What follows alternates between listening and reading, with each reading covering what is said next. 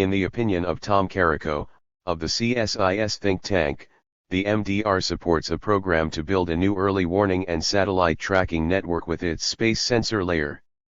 According to MDR, the increased number of sensors in space can increase the overall probability of successfully intercepting offensive missiles. Sputnik quotes China's foreign ministry as severely criticizing the space arms race by the United States, which could alter the strategic balance in the world. The Chinese ministry asserts that the MDR abounds in obsolete concepts of the Cold War, exaggerates the geopolitical confrontation and rivalry of large countries, and speaks unfoundedly of the Chinese threat. The same Sputnik, D, reported in 2017 that the United States was preparing for wars in space, when the United States Strategic Command USTRATCOM considers initiating the preparation of the country's military for combat in open space. The Kremlin has promoted the demilitarization of space, but the United States, with or without Trump, is obstructing a resolution on the matter in the UN General Assembly. The Chinese position has been one of vigorous rejection of the militarization of space by the United States, with or without Trump. An editorial in the Global Times headlines that U.S. missile defense plan reveals an illusion disguised as a safety net and highlights an ominous statement by Trump that his country will do what is necessary to ensure that we can detect and destroy any missile launched against the United States at any time and any place. Global Times alludes that today, United States missile defense systems have a greater presence in several countries and regions, from where Chinese and Russian targets are within reach. One of its vital components is the Terminal High Altitude Area Defense, THIRD, built by military contractor Lockheed Martin and located in countries neighboring Russia and China, when the Aegis ballistic missile defense system is connected to the THIRD, which makes it more efficient. According to the Economic Times of India, THIRD represents China's fear and Russia's anguish. John Rood, Deputy Secretary of the Pentagon, called MDR the beginning of a new era, the next era in missile defense that was previously designed against missiles from North Korea and Iran. Will the missiles from North Korea and Iran soon reach Europe, not to mention the United States, when now neither the old continent nor NATO matter so much to Trump? Financing and time for completion of the MDR remain up in the air. Serious problem, the militarization of space, with Trump's new version of Star Wars, does not have the approval of a reluctant Congress. Avant-garde, the Russian hypersonic missile disrupted the geostrategic coordinates superscript 1. Russian military expert Vladislav Shuragin considered that Moscow obtained 4 cutting-edge weapons that will define the technological direction of the next 30 or 40 years. Avant-garde, intercontinental ballistic missile complex equipped with controlled nuclear warheads that reach hypersonic speeds to penetrate enemy air defense. Its successful tests, on December 26, reached speed of Mach 27 with multi-axial maneuverability, since during the course of its flight it constantly performs evasive maneuvers. The astonishing combination of an insurmountable speed, 30,000 km per hour, and unpredictable gliding maneuvers, make it invulnerable to being intercepted by any of the existing air defense systems. Kinzhal, Iskander missile modified for air launch that is in its experimental phase, it exceeds Mach 10 and has a range of 3,000 km. Poseidon, underwater drone that can travel at 185 km/h at a depth of up to 1,000 meters, which can be equipped with a 100 megaton thermonuclear warhead and is in the experimental phase. Persvit, laser cannon that already entered service with the Russian armed forces on December 1, dedicated to air defense. The National Interest bi-monthly magazine of the Straussian neoconservatives of the United States linked to Israel comments that the American Union lacks any type of defense against the avant-garde, and wonders if the United States fell behind Russia and China in the development of hypersonic weapons, which I had advanced almost a year ago in geopolitical hermeneutics. The NYT and the Washington Post were made ridiculous, judging that Tsar Vladimir Putin's announcements were false boasts, while Air Force General John Hyden, in charge of the Strategic Command, STRATCOM, judged that it was necessary to take seriously about Russia's supersonic weapons advances. Chess player Vladimir Putin's strategic thinking behind the avant-garde is pristine. With few invulnerable nuclear warheads, Moscow surpasses the joint production of NATO conventional weapons. Retired Russian Colonel Viktor Baranets commented that the surprise for the United States was such that it could even modify its military doctrine, since weapons like the avant-garde change the concept of modern war, which is why he urged the American Union to think well now if it is worth leaving the INF and start 3 treaties against transcontinental missiles and in favor of arms reduction, respectively, and exulted that no computer in the world, even if it is the size of the White House, will be able to calculate the trajectory of the avant-garde. Baranets boasted that the United States will need 20 years to catch up with Russia. Regarding U.S. Pacific Fleet Commander Scott Swift's barroom bravado that his nation is prepared to launch a nuclear attack on China, Baranets commented that if he were to execute it, that same day the world would say goodbye to that power called the United States. In its place would emerge a canal between southern Canada and northern Latin America. You can't joke with China like that. The U.S. military clearly crossed the line. The National Interest reports that China possesses a hypersonic glider analogous to Avangard, the DFZF, which would be operational in 2020. According to the South China Morning Post, hypersonic missiles developed by China and Russia are used to justify the Pentagon's resumption of space-based missile defense systems. The United States is we are particularly concerned about Chinese-developed hyperspeed guided missiles, which may put U.S. ships and bases in Asia at risk. Will Russia and China's hypersonic missiles be the main cause of Trump's redeployment to the Middle East? Trump withdraws from the INF Treaty, the doomsday clock, 2 minutes to midnight superscript 1. Strategic stability specialists consider that Donald Trump's unilateral withdrawal from the Short and Medium Range Missile Elimination Treaty, INF, is intended to implicate China, which was not part of the initial agreement between the United States and Russia in 1987. Trump renounces most of the agreements of his predecessor, Barack Obama, from his departure from the Trans-Pacific Partnership, TPP, through the agreement with Iran and even climate change.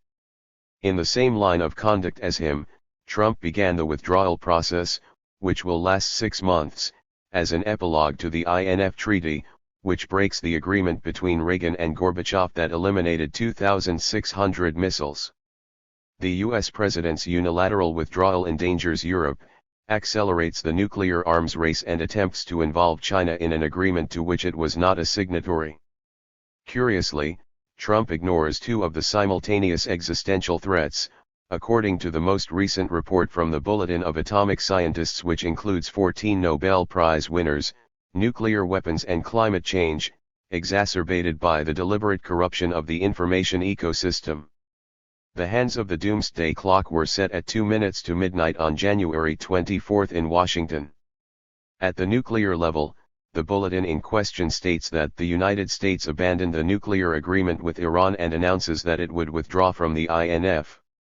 2 serious steps that undermine the complete dismantling of the global arms control process, while the urgency of a North Korean nuclear agreement with the United States remains, in unison with the nuclear modernization of the programs of the main atomic powers of the world, indistinguishable from a nuclear arms race. In short, in 2018, the nuclear order is deteriorating, while nuclear risks have increased. With specific reference to the INF Treaty, the bulletin judges that it has served for more than 30 years and has contributed to the stability of Europe and, for the first time since the 1980s, the world appears to be heading towards a deregulated nuclear power. The Washington Post adds to the bizarre accusation by the United States and its allies that Russia violates the treaty by developing and placing a prohibited missile in the range of 500 to 5,500 kilometers, a fact that Russia categorically denies. The American newspaper, which is part of the establishment and whose owner is Jeff Bezos, of Amazon, the richest man in the world, quotes senior officials of the Trump administration, who say that the treaty threatens the national security of the United States, by prevent a response to missile threats, not only from Russia, but also from China, which is not a signatory to the INF Treaty. According to Mike Pompeo, Secretary of State and former Director of the CIA, the United States will suspend its participation in the treaty with a duration of 6 months for final withdrawal in the event that Russia does not end its prohibited missile programs. The day after the announcement of the unilateral suspension of the United States, Russian President Vladimir Putin imitated the measure and, according to the Washington Post, ordered his military to begin the development of land-based missiles that can launch nuclear warheads in the prohibited range by the treaty, including a hypersonic version. In addition, Putin called to cease any arms control talks with the West. The Russian president pointed out that his replica will be symmetrical. The Washington Post comments that Russia's defense budget is by far smaller than that of the United States, so an arms race is not in Moscow's interest. Putin, who commented that Russia would not be drawn into a costly arms race, emphasized this point. There is no shortage of analysts who recall that it was precisely the arms race of the fanciful Star Wars, technically known as the Strategic Defense Initiative, SDI, that worsened the stagflation/recession in the former USSR, added to the bogging down of the Soviet army in Afghanistan and the deliberate collapse of the price of oil, in a secret agreement between the United States and Saudi Arabia, which depleted Moscow's coffers. For now, the only arms control agreement remaining between the United States and Russia is the New START Treaty, which expires in 2 years and limits the deployment of strategic nuclear warheads. There is no shortage of observers who argue that the INF is a Eurocentric and anachronistic treaty that does not take into account the military balance of the United States and China. Geng Shuang, spokesperson for China's Ministry of Foreign Affairs, commented that China opposes the U.S. withdrawal, and urges the United States and Russia to properly resolve their differences through constructive dialogue. For China, the INF safeguards global strategic balance and stability. The Chinese portal Global Times attacked the United States for throwing away the INF, which will destroy global arms control. It is highly likely to trigger a new arms race that will lead the world to a macabre perspective for the four. Unlike Reagan's Star Wars, which accepted the concept of security based on the balance of power, according to the Chinese portal, today the United States wants an overwhelming advantage and absolute security. And it cannot even accept that other countries wish to strengthen their strategic defense. The leader of the House of Representatives of the Democratic Party, Nancy Pelosi, Trump's nemesis whom he has trapped with the blockade of financing the wall on the border with Mexico, judged that the Trump administration runs the risk of an arms race and undermining international stability and security. This was joined by Democratic Party Senator Ed Markey, who considered that Trump's measure will make the world a less safe place. So far, none of the 27 countries in the European Union, excluding the United Kingdom, have signaled their willingness to host the banned U.S. missiles, which would put them within easy reach of instant retaliation from powerful Russian projectiles. It seems that casino owner and poker player Trump likes to reshuffle the cards to see the contradictions of his enemies and take advantage. How can Trump, at the same time, request China's help to resolve the dispute over the denuclearization of the Korean Peninsula, while he demands that Beijing sign the INF, of which it is not a signatory party? The Rand Corporation think tank believes that there is already parity between the United States and China in the specific battle theater of Taiwan. China's advantage is precisely due to the 30 intermediate-range missiles that are prohibited to the United States by the INF. The United States is bothered by the Novator 9 M729 missile, which in reality does not reach 500 kilometers and falls short by almost 470 kilometers, while the Russians accuse that the deployment of the United States Aegis Ashore program in Europe, specifically in Romania since May 2016, tramples the INF. In a broader perspective, when Russia was practically on the geostrategic mat, the arms race resumed under Baby Bush through his unilateral withdrawal from the Anti-Ballistic Missile (ABM) Treaty in 2002. Trump's suspension from the INF is the corollary of Baby Bush's unilateral withdrawal from the ABM. It favors, in the space of a generation, the stock market interests of the United States military-industrial complex, at the risk of setting the doomsday clock at midnight. Trump intensifies the arms race with the Missile Defense Review Superscript 1. Trump unilaterally suspended the INF treaty with Moscow on intermediate weapons with a range of 500 to 5,500 kilometers. Days before, Trump had presented the Missile Defense Review, MRD, which is added to the Nuclear Posture Review and the National Defense Strategy, which converge comprehensively against Russia and China. The Texan-Israeli Center Stratfor, calling itself the CIA of transnational corporations, with only 100 employees, while the CIA has more than 50,000 spies, judges that the series of Pentagon documents, in the Trump phase, underlines the geostrategic direction of the United States amid intense competition with Russia and China, which heralds the intensification of an arms race. In my opinion, the arms race was unleashed by Baby Bush by unilaterally breaking the Anti-Ballistic Missile, ABM, treaty in 2002.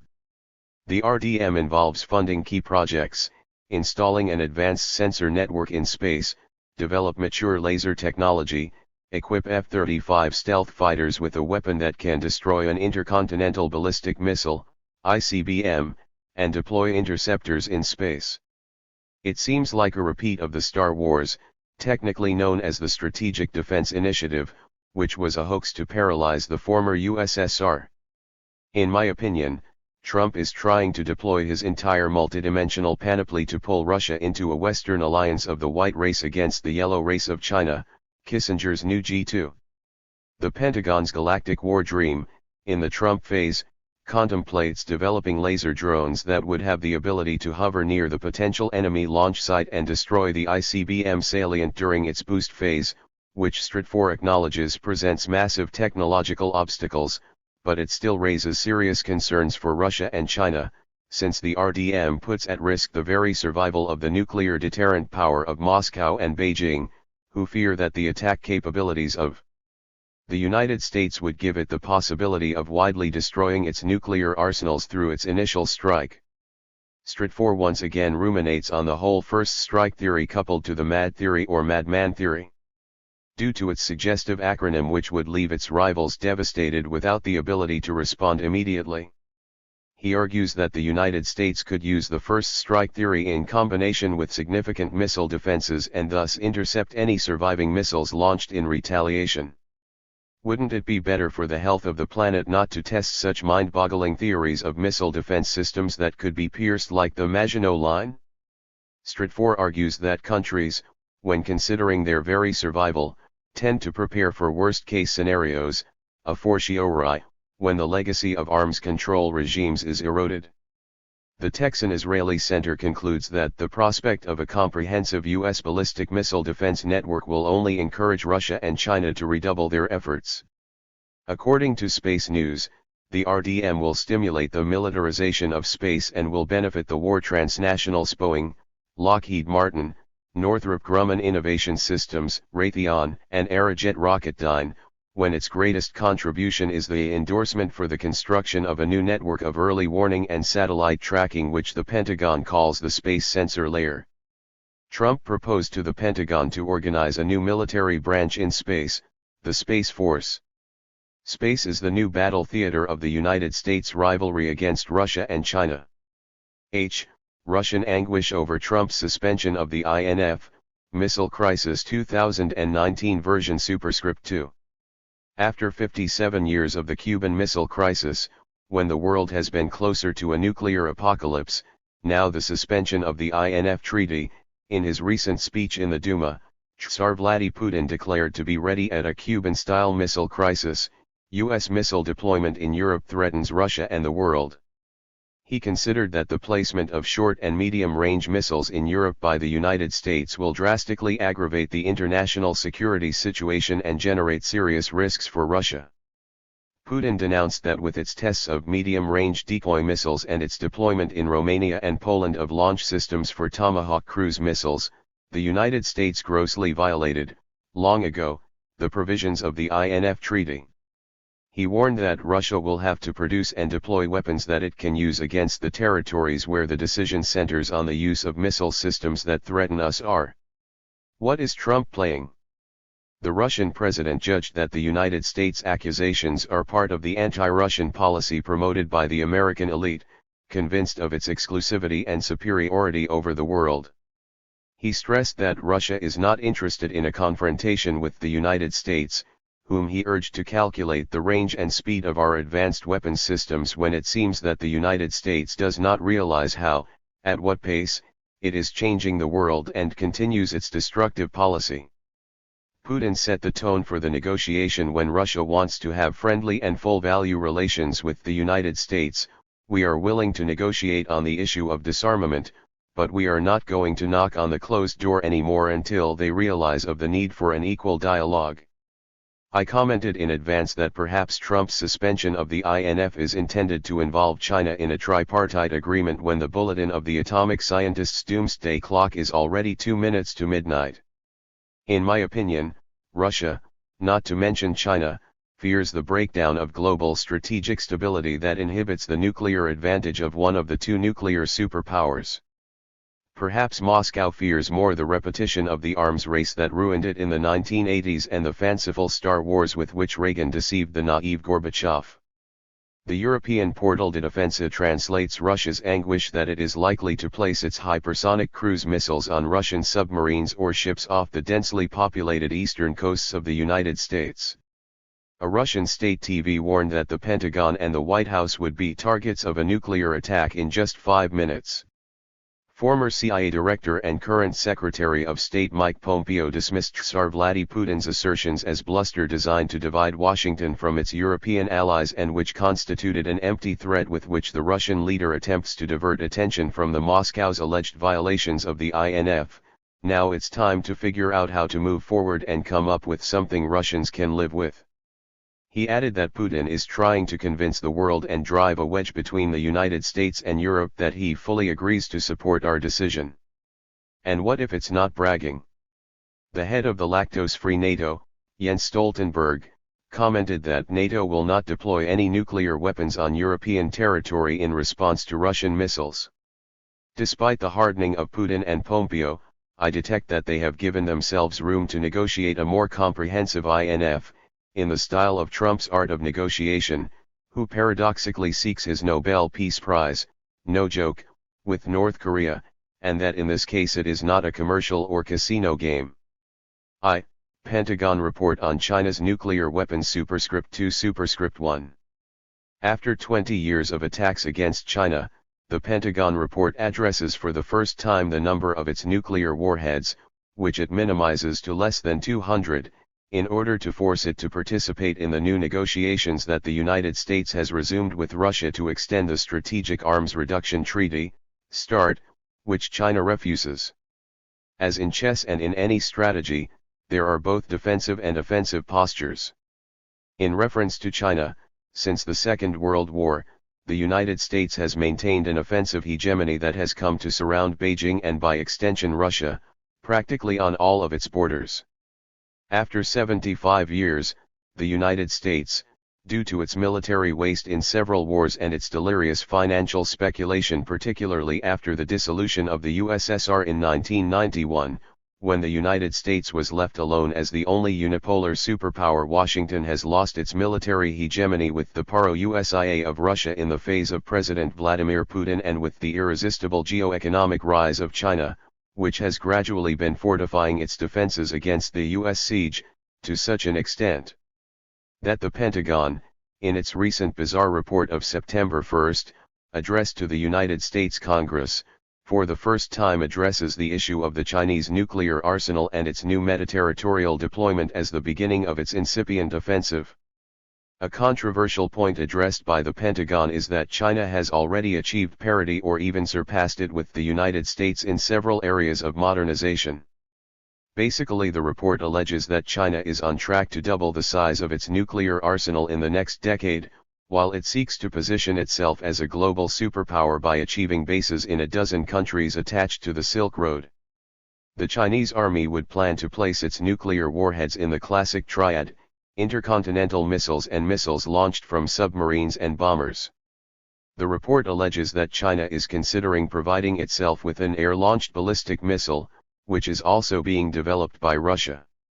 The Pentagon perhaps claims that China already exceeds the United States Navy in warships, the largest navy in the world with 350 warships. It seems that China is pivoting from its previous doctrine of not being the first to use nuclear weapons, to have changed to a new strategy of launch on warning, when there is the slightest hint of a nuclear attack, in this case, coming from the United States. The report in question anticipates the expansion of its current only military base that China has in Djibouti, in the super-strategic Horn of Africa, from where it contemplates projecting another 12 bases in the world in Tajikistan, Angola, United Arab Emirates, Burma, Pakistan, Sri Lanka, Thailand, Tanzania, Indonesia, the Seychelles, Singapore, and Kenya, whose global military logistics network could both interfere with U.S. military operations and support offensive operations against the United States. China escapes 26 centuries after its legendary historical Great Wall to, for the first time, begin its meta-territorial deployment. By the way, the report points out that China has built 200 lethal DF-26 missiles with a range of around 4,000 kilometers, aircraft carrier killers that can paralyze the 11 United States aircraft carriers in an asymmetric war. China reportedly launched at least 2 killer missiles from aircraft carriers as a warning to the United States' provocative military deployment in the South China Sea. A nodal point deals with the development of capabilities in space by China that includes everything from robot orbits in space to terrestrial lasers to missiles to attack satellites in a low-altitude Earth orbit, which carries hallucinatory resonances of the War of the Ronald Reagan's Hollywood Galaxies, technically known as the Strategic Defense Initiative, SDI. Today China would have a panoply of high-tech weapons, where supersonic weapons stand out, and Russia has the global lead. Notably, in its 2019 Defense White Paper, China accused the United States of being the main instigator of global instability and provoking strategic competition.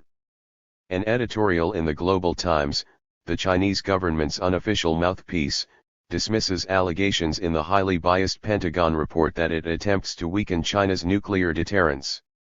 It is specified that the word deterrence comes from Latin and means to deter by terror. The Chinese portal comments that China has never publicized the number of its nuclear warheads, which is in line with China's low nuclear profile policy. Global Times brings up that both the very credible Stockholm International Peace Research Institute and the Federation of American Scientists have placed the number of China's nuclear warheads at 320, which has never been confirmed by China. By the way, whether 320 or less than 200, China's nuclear warheads are much smaller than the 1,550 strategic nuclear warheads of the United States. After 20 annual reports from the Pentagon on China, this is the first time it has provided its number, which it places below 200 nuclear warheads, as a deliberate underestimation. In the opinion of the Global Times, there are two disinformation purposes of the report. Weaken China's nuclear deterrent, in order to shape the attitude of American society when the United States is launching powerful strategic suppression against China, provoking tensions in the South China Sea and Taiwan Strait. Primarily, the U.S. military seeks to minimize the anguish of American society by fueling the illusion that the United States still has an overwhelming strategic advantage over China. Condition the international community's basic understanding of China's nuclear power to below 200 nuclear warheads in order to put pressure on China's nuclear disarmament with the United States and Russia, and squeeze China's ability to strengthen its nuclear power. It is worth reiterating that the United States, which has resumed disarmament negotiations with Russia to prolong START, is pressuring Moscow to incorporate China, which has flatly refused to do so. The Chinese portal claims that China develops nuclear weapons solely for self-defense purposes and does not intend to reach the same scale as the U.S. arsenal, and rejects the Pentagon's annual report, which has always promoted so-called military threats of China, does so in order to suppress China's nuclear deterrent. The most interesting thing about the report is that it does not address what Russia's position would be in a defensive or strategic military conflict between the United States and China, today the maximum superpower in supersonic weapons. The most stridently negative thing about the Pentagon report is that it hides Israel's clandestine supply of nuclear weapons. Russia and China have deadly satellites, according to the Pentagon Superscript 2 Superscript 2. The pugnacious Pentagon Secretary Mark Esper commented that China and Russia have placed weapons on satellites and are developing directed energy weapons to exploit U.S. systems and thus chip away at our military advantage. Mark Esper lashed out at China and Russia, who seek to erode our enduring power dominance in the skies through long-range fires, anti-access/anti-area denial systems and other asymmetric capabilities designed to counter our strengths, while, in space, Moscow and Beijing have turned the once peaceful arena into a domain of war, when it has been the complete opposite. Esper added that Russia, China, North Korea, Iran, and some violent extremist groups seek to exploit cyberspace to undermine the security of the United States without having to confront their conventional superiority in an incremental gray zone environment of commitment that keeps us in a perpetual state of competition. He added that for fiscal year 2020 the research and development areas are the largest in the history of the United States, focusing on critical technologies such as hypersonic weapons, direct energy, and autonomous systems, in addition to cyber warfare and cutting-edge technologies such as artificial intelligence and 5G, while seeking to move wars to computing clouds. The usual exaggeration of the Russian and Chinese danger serves as a pretext for the enormous fiscal increase in the Pentagon's militarization of space. In June, Trump ordered the Pentagon to create the sixth branch of the United States military, the Space Force. Hispan TV gives flight to Mark Esper's bravado and recalls that the Pentagon had already warned since last February that space will become a battlefield for the United States with China and Russia, since Russia and China are developing technologies that could end the preeminence of the United States' position in the space sector, and that with their anti-satellite weapons, including electronic warfare systems, they are researching to develop laser weapons to disrupt, degrade, or damage United States satellites and their sensors. Furthermore, China, in addition to directed energy laser weapons, has a missile capable of attacking satellites in low orbit around the Earth. Hispan TV points out that Michael Griffin, head of military innovations at the Pentagon, had announced in September 2019 that the United States was evaluating the possibility of taking anti-ballistic missiles into space and new sensors to detect the trajectory of superfast and hypersonic missiles.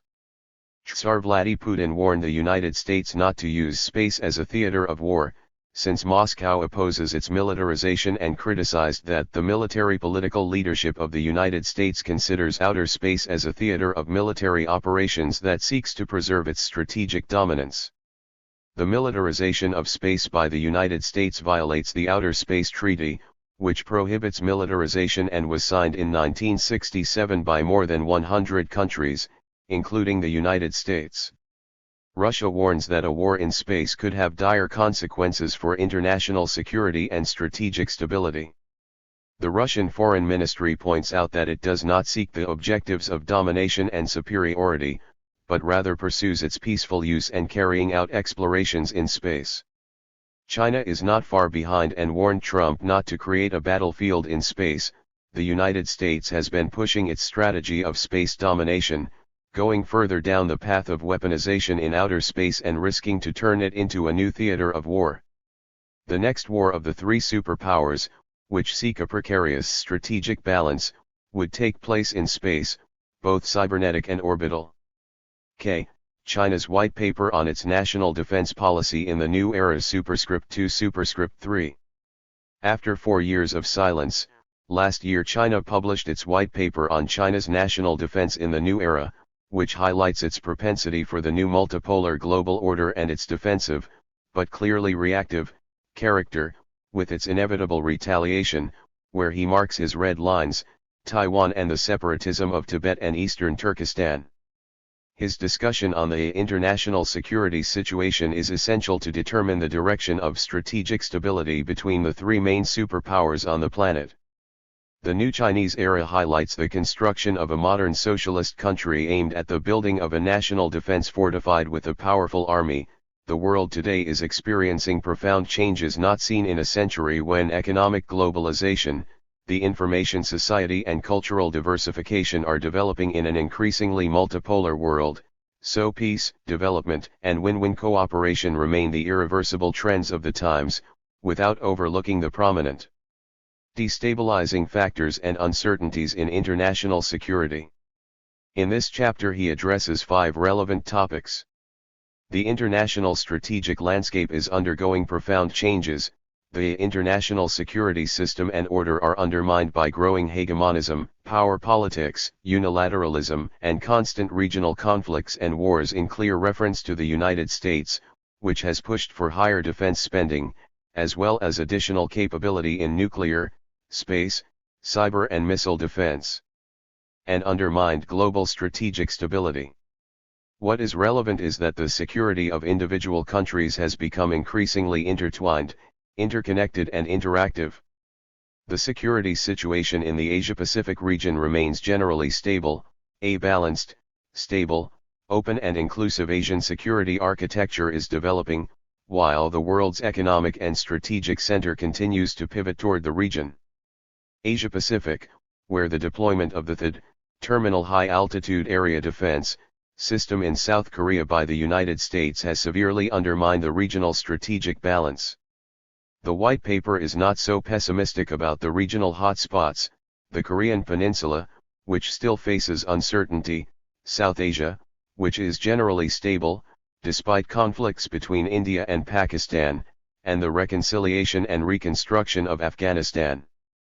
It is evident that from 1 year to date, security in the Asia-Pacific region has deteriorated.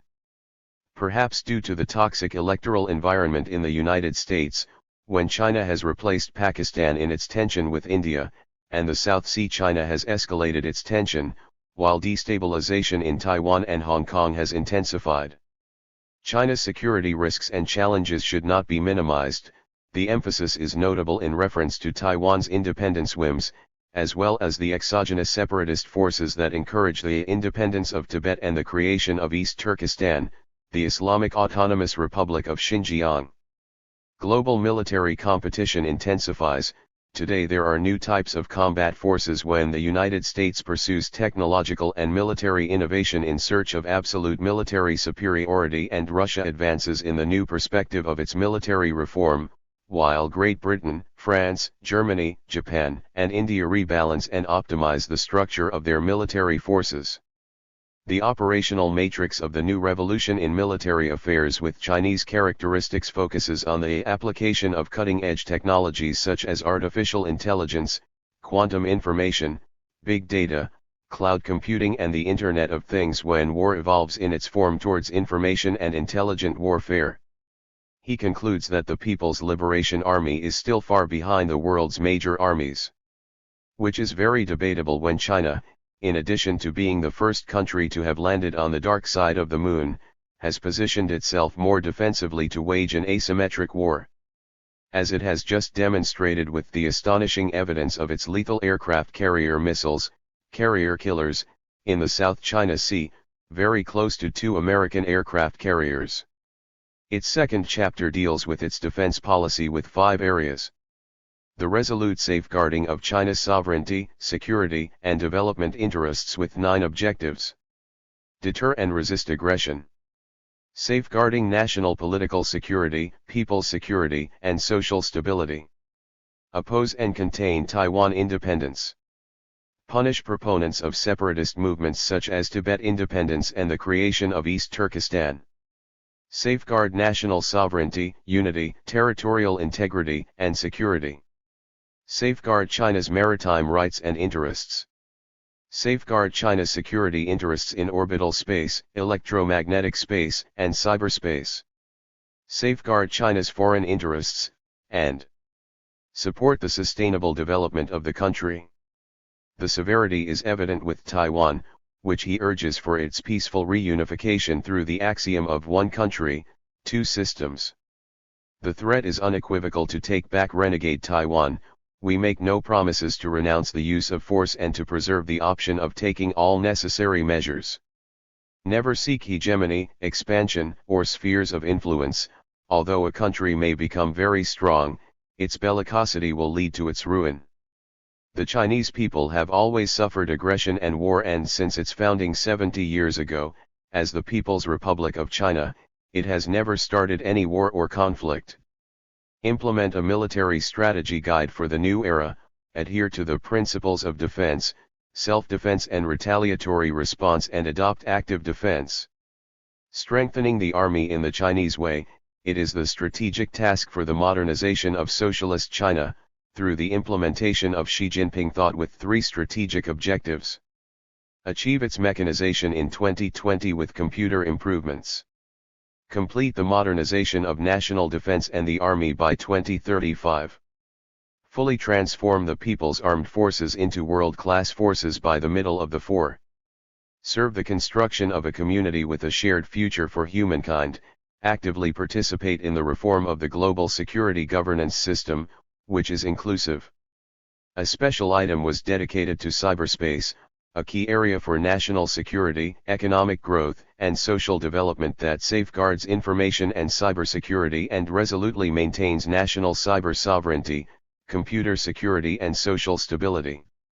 Regarding the white paper, the Jamestown Foundation, a Russophobic think tank based in Washington, defines that the dreams of a new global order seek to be compatible with the China governance model as its global leader and addresses the deepening defense cooperation between Beijing and Moscow to maintain global strategic stability, contrary to Washington. It is detected a year after the publication of the Chinese white paper that the United States ceased to be the unipolar superpower and will now have to participate multipolarly in the new era of tripartite strategic stability with Russia and China that already possess deadly satellites, as confessed Mark Esper, Secretary of Defense of the United States. 8. Alliance between the United States and Russia. 1. Kissinger in the Kremlin, includes Russia in the new multipolar order. Superscript 1. Henry Kissinger, controversial former Secretary of State and former National Security Advisor under Nixon and Ford, visited his old friend Tsar Vladimir Putin, whose army is on maximum nuclear alert, when Aleppo is about to fall into the hands of the Russian Axis Syria-Iran-Hezbollah. In the intermezzo, Kissinger gave a transcendental lecture on former Prime Minister Yevgeny Primakov, a notable Russian geostrategist, in which he judged that Russia must be perceived as an essential element of any new global balance, not primarily as a threat to the United States. It is understood, to prevent the current worsening of global chaos when the unilateral interests of the United States collide, on the one hand, with Russia, in Ukraine and Syria, and, on the other, with China, in North Korea, the South Sea of China, the rearmament of Taiwan and the pernicious Trans-Pacific Partnership, where they embedded neoliberal Atamite Mexico, which would be harmed according to the World Bank. In the 1960s and 1970s, Kissinger experienced the adverse relationship between the United States and the USSR, which with the evolution of technology, read weapons of mass destruction, atomic, biological, chemical, and radiological, developed the concept of strategic stability. When the world changed dramatically, so Russia must contribute to the emerging multipolar order and the Neo-Westphalian world order. The seminal strategic stability was defined by Paul Nitze, America's top nuclear negotiator during the Cold War, minimize the possibility of nuclear war and that an arms race could be used by either party as a means of decisive pressure in vital areas of the world. Kissinger's experience over the past 70 years in U.S. Russian relations leads him to the need for dialogue that seeks to merge our futures, which requires respect on both sides for the vital interests and values of the United States. He is not far from what was uttered by Putin, who highlighted Moscow's maximum strategic error in the post-Cold War. In Kissinger's opinion, the Ukraine and Syria disputes have not made notable progress, since the episodic discussions have been held outside an agreed frame of reference. When each is an expression of a larger strategy, Ukraine must be embedded in the structure of a European and international security architecture so that it serves as a bridge between Russia and the West, not as an outpost for each side. Even the Jesuit Pope Francis has assimilated it, which is subsumed in my intermarium proposal. On Syria, Kissinger argues that local and regional factions cannot find a solution alone, so the compatible efforts of the United States and Russia, coordinated with other major powers, can create a template for peaceful solutions in the Middle East. He does not specify the other major powers. He admits that US-Russia relations are worse than they were a decade ago, but today confrontation has replaced cooperation. He recalls how Premier Primakov, on a flight over the Atlantic to Washington, ordered his plane to return to Moscow, in protest at the start of NATO military operations in Yugoslavia. The usual humiliation of Straussian neocon megalomaniacs. In Kissinger's opinion, military movements in the Caucasus in 2008 and in Ukraine in 2014 harmed cooperation, when mistrust and suspicions from the bitter Cold War battle have resurfaced and have been exacerbated in Russia with its political and socio-economic crisis, while the United States enjoyed its longest period of uninterrupted economic expansion, which caused political differences in the Balkans, former Soviet territory, the Middle East, NATO expansion, and missile defense systems. Kissinger believes that perhaps the most important thing has been the fundamental gap in historical concepts. Russia's historical experience is more complicated. When its security border moves 1,000 miles from the Elbe River east toward Moscow, Russia's perception of world order will contain an inevitable strategic component. He judges that for many commentators, the United States and Russia have entered a new Cold War, but their long-term interests appeal to a world that transforms contemporary turbulence and flows to a new equilibrium that is increasingly multipolar and globalized, when today threats come more frequently from the disintegration of states and the growing number of ungoverned territories. Beyond the very simple Manichean dichotomy between hawks and doves, or between the stick and the carrot, to which the superficial multimedia of the United States are prone, in my opinion today the serious problem of the United States is that it lacks deep geostrategists in this phase of Obama, when neither Susan Rice nor Samantha Power fill the void left by their predecessors, in which George Kennan stands out. Whatever is said, we could place behind Kennan, the true conceptual victor of the Cold War, an entire gerontocracy in farewell and without generational replacement, Kissinger, 92 years old, George Shultz, 95, James Baker III, 85, Brent Scowcroft, 90, and Zbigniew Brzezinski, 87. Despite their capital sins, the Russophobe Brzezinski and Kissinger, less hostile to Russia, are more prone to media presumptuousness and have relevant and very detailed reference work that sets the tone for the delirious superwar foreign policy of the United States, which has reached inconceivable levels until the militarization of the Super Bowl. In his two disastrous wars in Iraq and Afghanistan, added to his crazy war on terrorism to favor Israel, of all the Straussian neoconservatives from the very inflated Wolfowitz, 72 years old, to the infatuated Bill Kristol, 63, to the perverse Robert Kagan, 57, not one.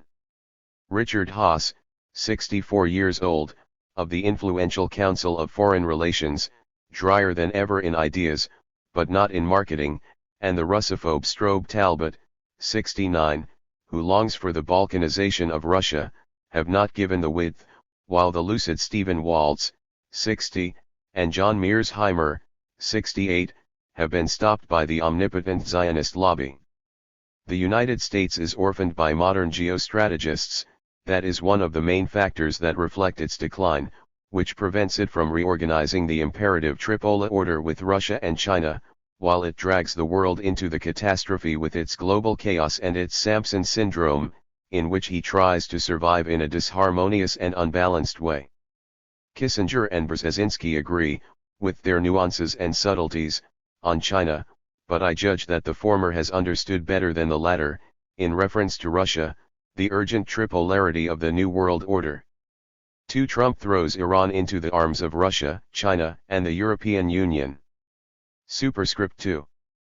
In the purest pugnacious/bluffing style of Trump, who has opened a large number of fronts on a domestic/regional, with Canada and Mexico/global scale, against half the world and, on a very delicate nuclear scale, against Russia and China, decertified the nuclear deal with Iran of the P5+1, the 5 permanent members of the Security Council plus Germany, which his hated predecessor Barack Obama had brokered.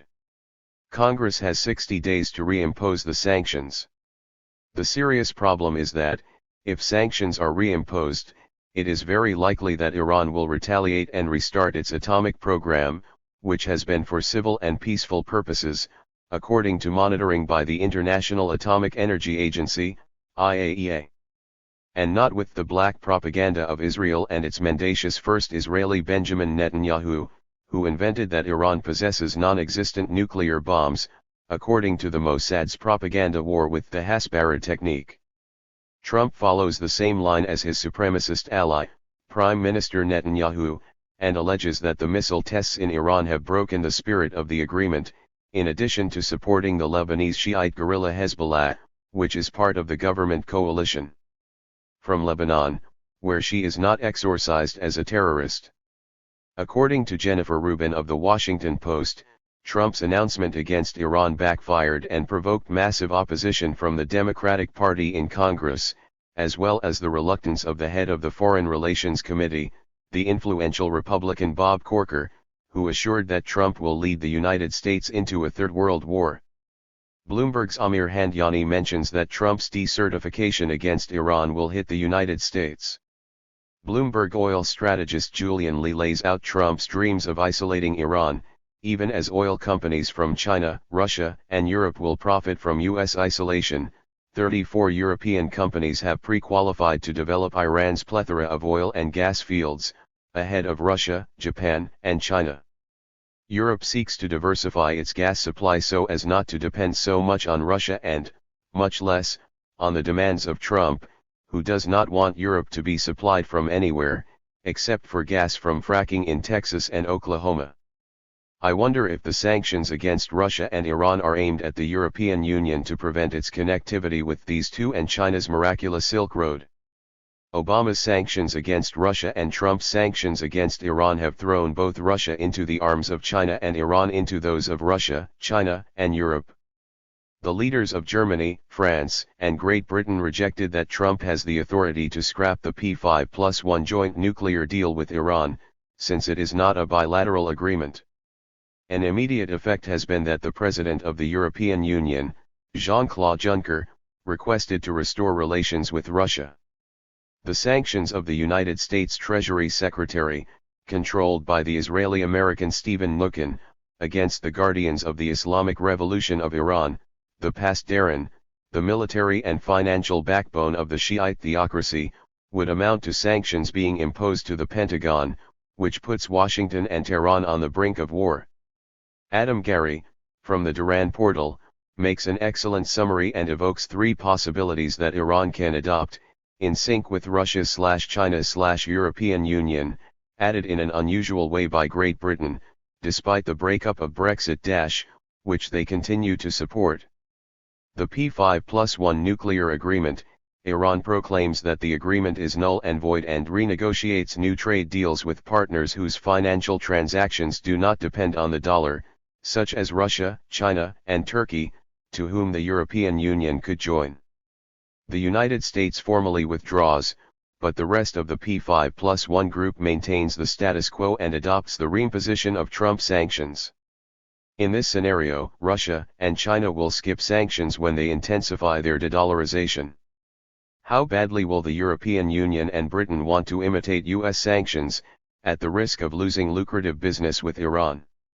The United States formally withdraws, while Europe reluctantly imitates it in order not to incur the wrath of the United States, on which Europe is largely dependent in many aspects. Gary alleges that Trump has colluded with Israel, whose speech on Iran was in many parts almost identical to that of Israeli leader Netanyahu at the UN General Assembly, and comments that less than 24 hours earlier both the United States like Israel withdrew their membership from UNESCO. The problem is that all credibility of the United States as a negotiating partner has been lost, and this applies not only to Iran, North Korea, Russia, Venezuela, and China, but also to the European Union. Iranian President Hassan Rouhani's response has been moderate and he has expressed that he will follow the lead of the European Union. The reaction of the latter's Chancellor, Federica Mogherini, has been forceful and recalls the opposition of Germany and France to Baby Bush's wartime adventurism against Iraq in 2003. The dynamics of Trump's international isolation are very well marked with a difference of 14 years. Baby Bush had the support of the Labour Party Tony Blair and the fascist José María Aznar López, to undertake his failed war in Iraq, while now Great Britain, with the conservative Theresa May, aligns herself with France and Germany. Mogherini alleges that Trump's decision is unilaterally domestic, while the P5+1 agreement with Iran is endorsed by Security Council Resolution 2231, when no president of the United States has the right to cancel a UN resolution. The Global Times, unofficial spokesperson for the Chinese Communist Party, which will begin its momentous Congress on October 18, which will enthrone Xi Jinping's military mandarinate, criticizes that Washington cannot decide on unilaterally the future of the Iran nuclear deal. He judges that Iran's nuclear deal with the P5+1 serves as a model for a political solution to other hotspot issues, such as the nuclear crisis in North Korea. It happens that with the collapse of the agreement, it means that the North Korean nuclear problem would be more difficult to solve, since Pyongyang will not have confidence in the United States, which with its hand on its waist and without shamelessness discards an international agreement. The worst thing is that the shadow of war darkens the Middle East again, so, in the Chinese point of view, the nuclear deal with Iran is crucial to maintaining both peace in the Middle East and international order. The editorial concludes that the future world order will not be reconfigured according to Washington's demands, since other superpowers, read, Russia and China, will also exercise their will jointly. Is Trump turning out to be a paper tiger who no longer scares China or Russia and, apparently, not the European Union either? It seems that Trump has boxed himself in from North Korea to Iran. 3. The deep state of the United States prevents a Trump deal with THIRD Lady Putin. Superscript 3.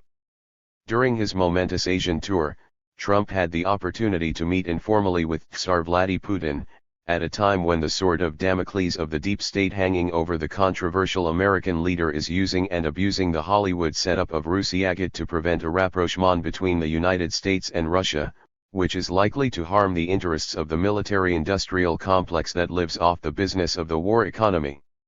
Trump's negotiation psychology is pristine, as stated in his book The Art of Negotiating, treating the powerful with respect, as has happened with Tsar Putin until now, despite all the jeremiads of the deep state and the overwhelming majority of its multimedia, and almost mistreat the valetudinarian countries with the tip of their shoe, like their supposed partner neoliberal Etamite Mexico, despite the alleged endearing connectivity of son-in-law Jared Kushner with Vidi Garay, who is more confused than ever looking for new handles from Russia to China. Rebecca Savrinsky, from the Hill Portal, reviews Trump's deference to Tsar Putin, who, despite all the Russophobic exorcisms, maintained in Vietnam, on the sidelines of the APEC summit, that Russia has been severely sanctioned, when he would prefer have it in a friendly posture to resolve the disputes of Syria, North Korea, Ukraine, and terrorism. Donald Trump recognizes that the United States Congress has excessively sanctioned Russia at the highest level, which is why he called for the healing of relations in a dispersed and fractured world. Trump judged that it is better to have Russia on a friendly stance, as opposed to always fighting it, since it is an asset to the world and an asset to the United States, not a liability. He commented that former Secretary of State Hillary Clinton wanted to reconcile with Russia. Trump did not explain it, but there was a lucid period in which Hillary promoted the Pereshyagruska reactivation, which did not prosper when Obama fell into the clutches of the pugnacious Straussian neoconservatives. From that fateful moment of the Hillary/Obama duo, the Democratic Party began its Russophobic exorcism that has taken it to inconceivable levels and puts at risk, in a frivolous and irresponsible manner, a confrontation between the two nuclear superpowers. Trump clarifies that Obama wanted to get along with Russia, but there was no chemistry. Despite the Russophobic anathema of the omnipotent United States spy services, the always reckless Trump stated that he believed Putin's denial of having meddled in the United States elections. The chemistry that was needed between Obama and Tsar seems to have been overwhelmed by Trump with his Russian counterpart, and one of whose reflections, if there are no secret agreements behind the scenes, was the joint statement on Syria, where there is no military solution and whose settlement must be reached through the Geneva negotiations, under the scheme of UN Resolution 2254. This appears to be a diplomatic concession from Putin, because the new procedure for resolving the conflict in Syria has better prospects in the negotiations taking place in parallel in Astana, Kazakhstan. The leaders of the United States and Russia also agreed to support existing military communication channels to improve the security of the forces fighting jihadists in Syria. Without much noise and far from the mischievous spotlight, after the APEC summit in Da Nang, Vietnam, the current Russian Prime Minister and former President, Dmitry Medvedev, had an informal chat with Trump at the 50th ASEAN summit in Manila, Philippines. Despite high tensions between the United States and Russia, Premier Medvedev described Trump as an open and friendly person. For some reason, the always loquacious Trump did not make any statement, not even in his legendary tweets, about his informal chat with Medvedev, who declared to the TASS news agency that the bad thing is that, despite the contacts and the opportunity to discuss some issues, relations are degrading day by day, and today they are at their lowest level in recent decades. Medvedev declared that Trump was very accommodating in addressing a variety of issues, including the history of Russia's relationship with the United States and World War II. But Medvedev made no secret of the recent law that tightened U.S. sanctions against Russia, which means that relations have been derailed for a decade. In Medvedev's view, such sanctions no longer fundamentally affect Russia's economy, which adapted to the plethora of previous sanctions. Russian frustration was evident that Trump did not hold a formal meeting with President Putin during the APEC summit in Vietnam, despite the better disposition of Putin, who blamed it on certain protocol formalities. For the Russia Today portal, for which, by the way, Google will design special algorithms to hide its news, the Democrats of the United States use Putin as a stick to beat Trump. He states that certain political forces in the United States have the goal of not allowing Trump to move towards rapprochement and improvement of relations with Russia. The most pugnacious elements of the Republican Party, such as Senator John McCain, are also involved in such political forces. In my opinion, Russia Today must refer to the war conglomerate of the Bushes, father and son, the Clintons, Bill and Hillary, and Obama, in addition to the old guard of the FBI/CIA/NSA spy services. Russia Today quotes Ray Finch, an MEP from Britain's Independence Party, who argued that both Putin and Trump understand that one of them cannot solve any of the world's problems without at least a concession from the other. For Finch, the problem is that Democrats refuse to accept the validity of Trump's presidential victory, and he lamented that the rivalry between the United States and Russia does no good for anyone. Russia Today quotes political analyst Said Mustafa Koshcheshm, who criticized U.S. political forces that are trying to deteriorate relations with Russia and will not allow Trump to move towards rapprochement and improvement of relations with Russia. It caught my attention that, during his visit to Seoul, South Korea, Trump agreed to Russia's help to participate in the resolution of the North Korean nuclear dispute. Despite all the rhetorical warmongering and suffocating sanctions of the United States deep state against Russia, it has been a true miracle that Trump and Tsar Putin have circumvented the personal marking and have, at least, made progress, even if minimal, in extinguishing the fires in Syria, Ukraine, and North Korea bequeathed by the Hillary/Obama duo. For Trump and Putin talk on the phone for an hour and a half. I have already referred to Trump's call for a nuclear G3 of the United States, Russia, and China, which he is now pushing back spectacularly. An unexpected convergence of the Democratic leaders in Congress with Trump was staged to invest $2 trillion in infrastructure that the United States so badly requires, which coincided in the same week as the visit of the North Korean leader, Kim Jong-un, to the Tsar Vladimir Putin, as well as with the Second Silk Road Summit in Beijing, where the Mandarin Xi and his Russian counterpart shone. The common denominator of the Chinese Silk Road and the dialogue between Democratic leaders and Trump is infrastructure, April 30, 19. No more and no less than 3 days after the convergent dialogue on infrastructure in the United States, Trump returned to the fray, through a surprising hour-and-a-half phone call to his Russian counterpart, to achieve a nuclear agreement with Russia and China, and thus stop so much arms waste. Trump commented that the talk with Putin was long and very good, reiterating that it was convenient to make up with Russia and China, which attempted to be derailed with the witch hunt of the ridiculous Russian plot, which had its grotesque parody in Mexico with the conspiratorial Operation Berlin. With the sword of Damocles of a recession that could affect Trump's re-election, his administration cannot sustain two colossal expenditures at the same time.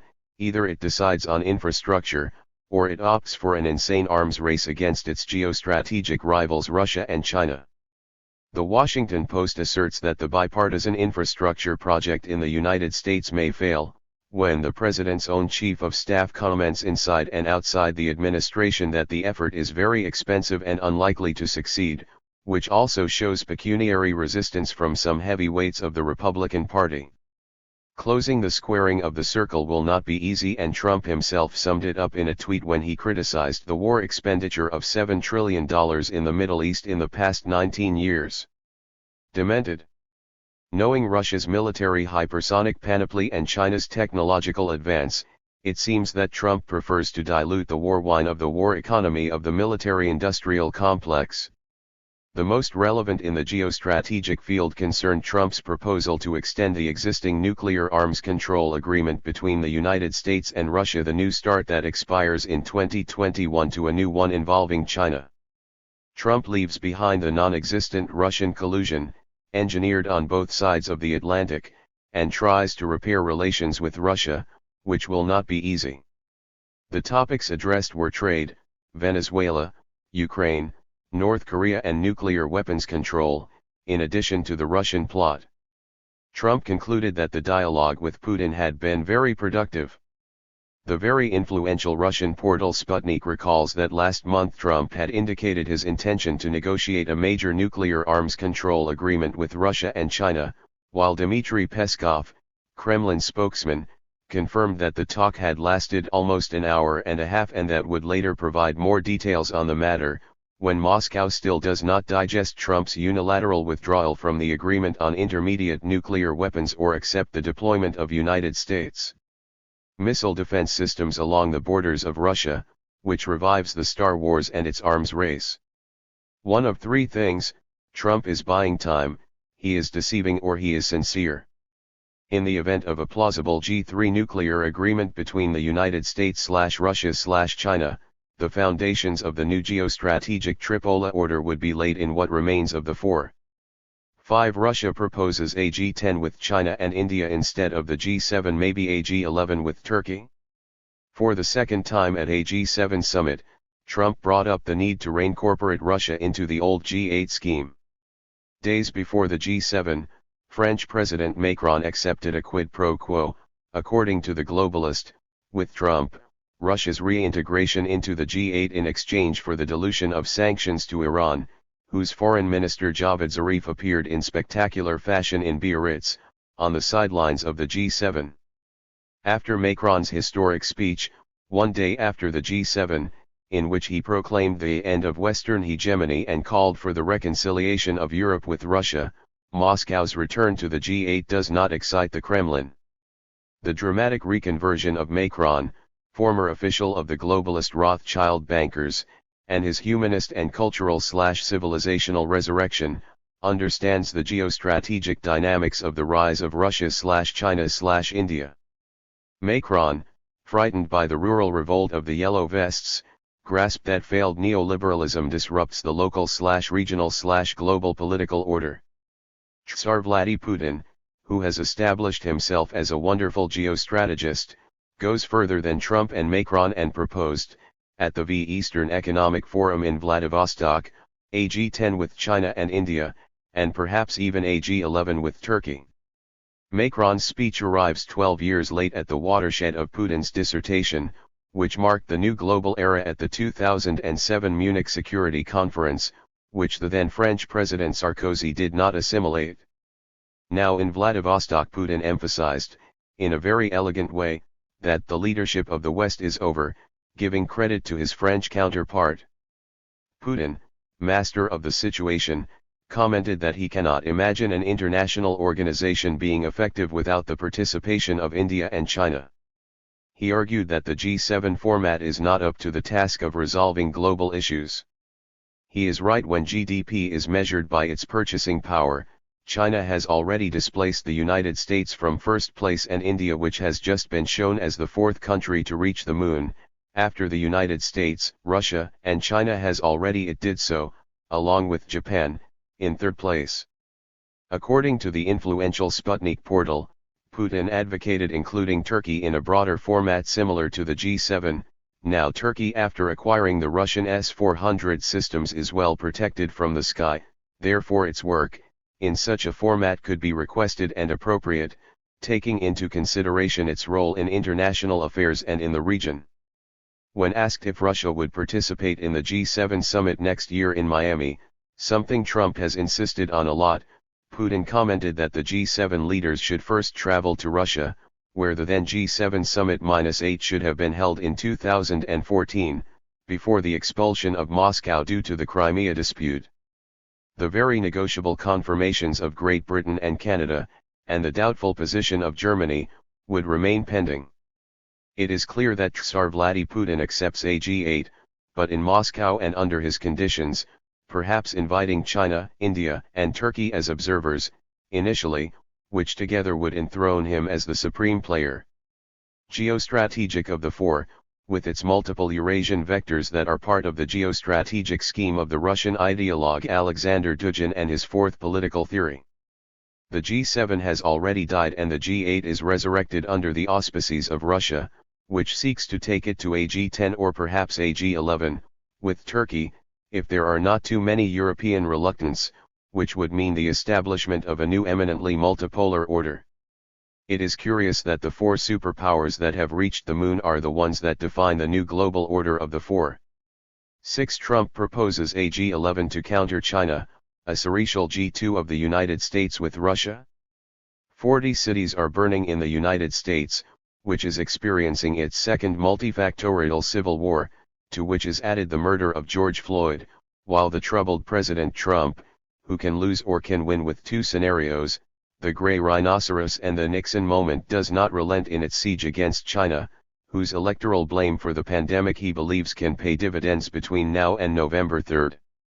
The summit of the dysfunctional G7, which the United States has to sponsor this year, has been used by Trump to advance his agenda, no longer surreptitious, of flirting with Russia to form a G2 against China, according to the scheme Henry Kissinger's geostrategic plan. Now Trump wants to go beyond the outdated G7 and proposes inviting Russia, which he has never stopped respecting as a superpower, as well as its two allies, Australia and South Korea, and a perplexingly hesitant India. Which in short would be creating a G11 against China, as the Chinese portal SCMP, based in Hong Kong and owned by Alibaba, calls it. The G7 was a conceptual creation in 1975, at the height of the North Atlantic Alliance, by the then French President Valéry Giscard d'Estaing, curiously born in Koblenz, Germany. Then, with his usual tricks and in a perfidious manner, after the collapse of the USSR, Bill Clinton invited his candid counterpart Boris Yeltsin so that Russia would be an additional part as a G8, which in reality was a G7.5, since Moscow had never, it was admitted, in a humiliating manner, to its transcendental financial conclaves. Then, in 2014, Obama, who made one of the worst strategic mistakes in American history, having pushed Russia into the arms of China, expelled Moscow from the G8 format due to its annexation of Crimea. According to India's The Economic Times, Trump's reckless proposal exasperated China. Beijing commented that such a proposal was doomed to fail, as well as being unpopular. The Indian newspaper comments that Trump is also pushing to decouple China from global supply chains that could harm Beijing in the long term. The unofficial Chinese portal Global Times recalls, in reference, that the Indo-Pacific strategy was a failure by failing to seduce India. The acceptance of Australia and South Korea is rather ritualistic, while very cleverly the German Chancellor, Angela Merkel, informed that she would not attend the summit due to the pandemic. Interestingly, Germany has been one of the main countries to have successfully dealt with it, which has resurrected its chancellor from his popular inopia. In the opinion of Ni Feng, director of the Institute of American Studies at the Chinese Academy of Social Sciences, the intention is simple: isolate China, and added that it is just the beginning, since more containment measures will follow. Wang Wen, dean of the Chongyang Institute at Renmin University, argued that it would be impossible for the United States to form a global Cold War front line against China. While other countries do not wish to take sides between China and the United States, it is a fantasy of Washington that can form an alliance against China. Wu Xinbo of Fudan University argued that the idea of creating a wedge between Russia and China was wishful thinking. Britain and Canada are fiercely opposed to Russia's return to the G7, while Trump spoke by phone with Tsar Vladimir Putin to invite him to the summit. Russia's presence is more transcendental, respectfully said, than that of the other 9 countries, due to its geostrategic stature as a military superpower, which does not mean that it has to break its strategic partnership with China when the multidimensional destiny of both has become complementary. Trump better not get his hopes up about the kissing Orion scheme of AG2 of the United States and Russia against China. 7. Putin diagnoses the unrest in the United States and proclaims Russia as king of heavens. In the strategic centers of Russia, the riots in the United States over the murder of George Floyd did not cause surprise. In 2008, the senior Russian diplomat Igor Panarin had foreseen the balkanization of the United States into 6 pieces. On the American side, since 1981, Joel Garreau proposed that the United States can be subdivided into 9 nations, which, curiously, includes northern Mexico. Then, in 2011, Colin Woodard addressed the history of America's 11 rival cultural regions. Russia's geostrategists, not to mention Tsar Vladimir Putin, are paying attention to the minutiae of the unrest in the United States. Putin emerged from his pandemic silence and diagnoses that the unrest in the United States exhibits a deep internal crisis. In his opinion, the crisis goes back a long way. Since Trump became president, he won, and his victory was absolutely evident and democratic, but the defeated party invented all kinds of stories to try to cast doubt on its legitimacy. Putin warns that it is not his intention to meddle in the affairs of other countries, so his tersely laconic diagnosis frames the seriousness of the situation. He believes that the problem emanates from the American political system, where the interests of parties and groups are placed above the interests of the entire society and the people. He argues that the riots over racial issues in the United States and Europe constitute a destructive phenomenon, which highlights the strength of Russia as a multi-ethnic state and multinational people. He noted that human rights campaigns that take the form of looting and violence do not bring anything good, and recalls that both the former USSR and Russia have always been empathetic about the struggle of African Americans for their natural rights. He concludes that the United States is a very powerful democratic power, which will help it overcome its crisis. It is detected that Putin is not losing sight of the upcoming nuclear negotiations on June 22 in Vienna with the United States to extend the START, Strategic Arms Reduction Treaty, agreement. 3 days after the announcement of the failure of the test of a hypersonic weapon by the United States Air Force, which is part of the HAWC, Hypersonic Air Breathing Weapon Concept, program, run by Lockheed Martin and Raytheon. Putin boasted about recent progress in the field of anti-hypersonic defense by Russia, whose military defensive prowess is well known. When other countries will have developed their hypersonic weapon, Russia will most likely be equipped of a means to counteract it. Putin commented that the great military powers, without specifying them, will be equipped with hypersonic weapons, a domain in which Russia has had the advantage since 2018. He added that today no one can intercept a hypersonic weapon, it is a speed such that it is not possible to intercept it, and which is why our current situation is unique. The hypersonic weapons announced on March 1, 2018 raised many eyebrows in the United States, both on the side of Hollywood and its amateur commentators who do not even know how to shoot water guns, unlike General Hayden, head of the United States Strategic Command, who he took them more than seriously. We must believe Vladimir Putin's statements and added that the United States was aware of the hypersonic missile tests by Russia and China. Already in 2018, Andrei Martyanov, in his famous book The Loss of Military Supremacy, the myopia of U.S. strategic planning had demolished the myth of U.S. military superiority. Additionally, the avant-garde hypersonic system travels at 20 times the speed of sound, Mach 20, and can carry conventional or nuclear weapons. Today Russia has become the undisputed king of the skies, far ahead of the United States. 9. Towards a new tripolar order? 1. Tripolar order, United States/China/Russia, vs. Global chaos, Brzezinski and the Trump Doctrine. Superscript 1.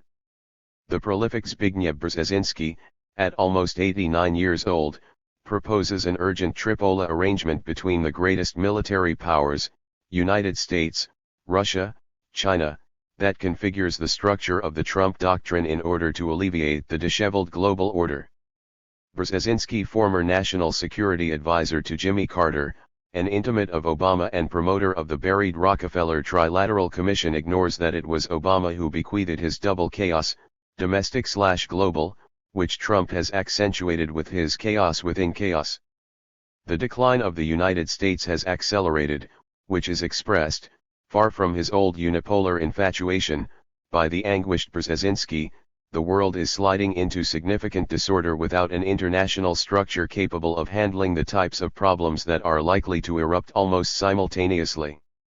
All the obsolete structures of the old post-World War II order, first bipolar, between the United States and the USSR, then unipolar, after the collapse of the USSR, are pathetically dysfunctional, UN, IMF, WB, and WTO.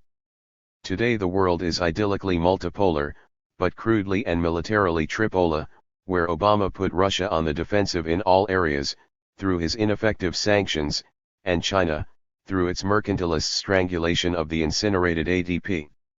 There is no need to exaggerate. Despite his local/regional defects, Trump moves on a global scale in fractals, elements of order within the massive disorder. When domestic realpolitik, a reflection of the great decline of the United States, has forced him to operate spectacular somersaults in its projects with Russia, friendly, and China, hostile. Congress, with a majority of a Republican Party to which the now lactose-free Trump did not belong, brutally prevented him from approaching Russia with the defenestration of his national security advisor Michael Flynn with only 24 days in office, while he is sidelined, discard its flirtation with Taiwan and admit the centrality of one China. The United States military offensive has been overextended in its encirclement of Russia and China, and has already reached its limit, while Moscow and Beijing, at the level of superpowers, have improved their defense systems, not to mention Iran at the regional level. Curious zeitgeist, Russia and China, with Iran, arm themselves while the United States withdraws. In Brzezinski's opinion, a vulnerable world needs a Trump doctrine, with whom he disagrees in all his daily decisions, but who is ultimately the President of the United States. Trump must recognize that the ideal long-term solution is one in which the three militarily dominant powers, the United States, China, and Russia, work together to sustain global stability. Note his dislocated sequence, where his legendary Russophobia emerges.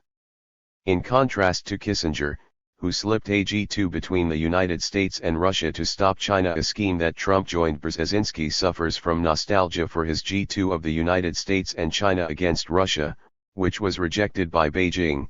Much depends on the degree to which the United States and China can commit to a successful dialogue, which would open the way to a more serious strategic understanding between China and the United States, which in turn, would create the basis for a more lasting understanding between the three major powers, since Russia would realize that if it is not included in an accommodation between China and the United States would jeopardize their interests.